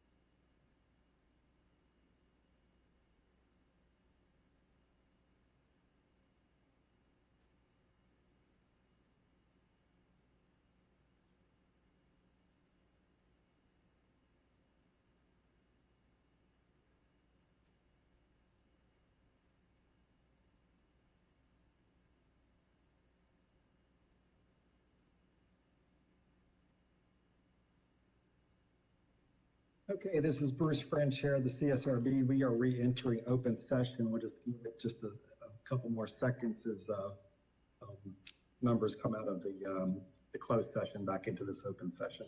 So Ashley, when you think we're ready on your end, just let me know.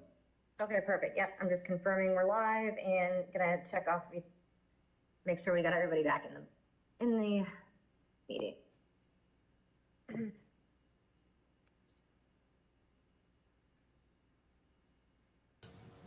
Ms. Becerra, my board wanted to know if there were 3 points that, if we had the opportunity to make 3 more points before you guys deliberated. Chair Friend, that I will pass that to you. Well, we're running up against the top of the hour, so it's I'll give you 1 minute. You have to be quick, please. Yes, sir. 3 things to note. The 21st century historical data is inaccurate. Since 2020, the school has not had to make repayments to them. 40% of the employees for the 1099 situation were not receiving full benefits and were non-essential bus drivers, custodians. So that was the consideration for that 40%. And as far as the 152 repayment, the response that we received was not necessarily a no, that we couldn't pay that we had to pay 152 in whole by May 8th. And after we got a response from Alice Charles saying that in developing the settlement agreement, it was extended. They extended their repayment window to 30 days as a concession to allow time for repayment. Unfortunately, we aren't able to release any 21st century funds until all fiscal findings are cleared through a complete repayment. Paying in partial payment with the rest over a payment schedule would not clear the finding until the repayment was paid in full. So the board just wanted to note that it wasn't necessarily, the response was not a no, that it could not be paid in partial payments. Just that nothing would be received until it was paid in full. Okay, thank you for that. So the decision before us at the CSRB is a renewal decision with Children's Village Academy. We have various renewal options ranging anywhere from 3 to 10 years. We also have the option of non-renewal as well. A non-renewal based upon state legislation, if the CSRB does vote for non-renewal, the board would have the right to appeal that decision to the North Carolina State Board of Education. So I appreciate everyone's time today. I know it's been a long day. Really, it's not just today's time too that people put in on both sides, from the school's perspective as well as DPI staff and CSRB staff. This is something that we've been working with and wrestling with this renewal decision for many months now. So with that said, I'm going to go ahead and make a motion that we do not renew Children's Village Academy. This is based on the opinion that they have failed to meet general accepted standards of fiscal management, as evidenced by the school has multiple findings from DPI's monitoring and compliance section, including a lack of internal controls. Also, a material violation of the conditions, standards, or protocols set forth in the charter and state and federal law and regulation, including the school's findings of failure to follow federal guidelines from the Office of Federal Programs. So that is the motion. Would anyone care to second that motion? Mr. Friend, this is John. And who seconded? Okay. Mr. Friend? Yes, we've got a second. Yes. Who seconded, please? John Eldridge. Okay, couldn't hear. Thank you. Yeah. So we have a motion and a second. Any discussion or comments from CSRB members?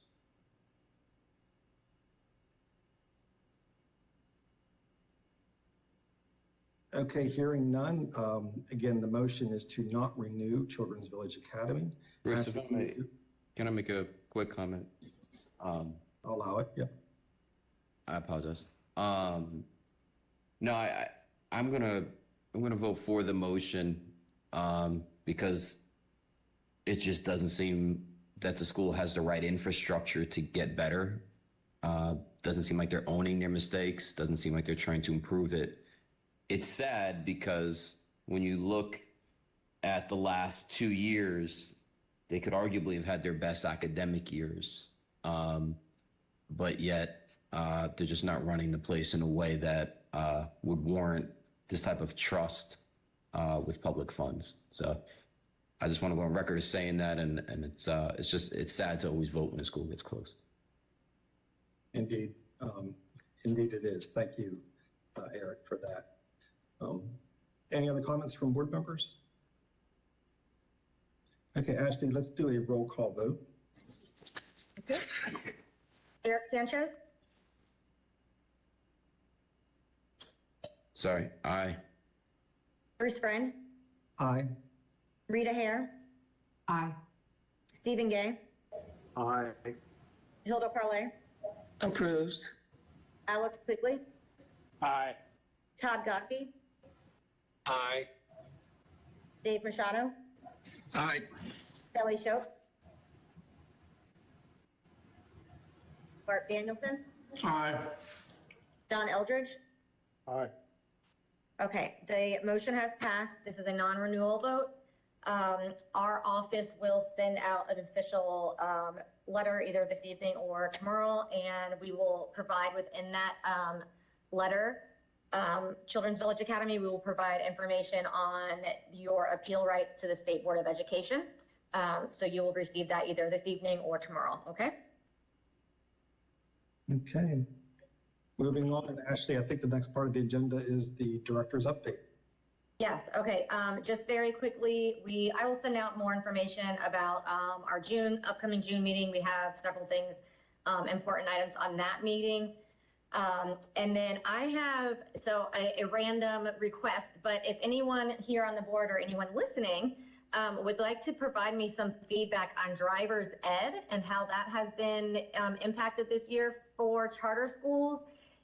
There's been a decrease in funding. I don't know if you're aware of that, but we are trying to get some more information about whether having a certified driver's ed program teacher within your charter school would help you or assist you. And I am speaking May 21st to the driver's ed advisory committee. So any information you can give me from the school perspective would be really helpful for me to be able to present and advocate.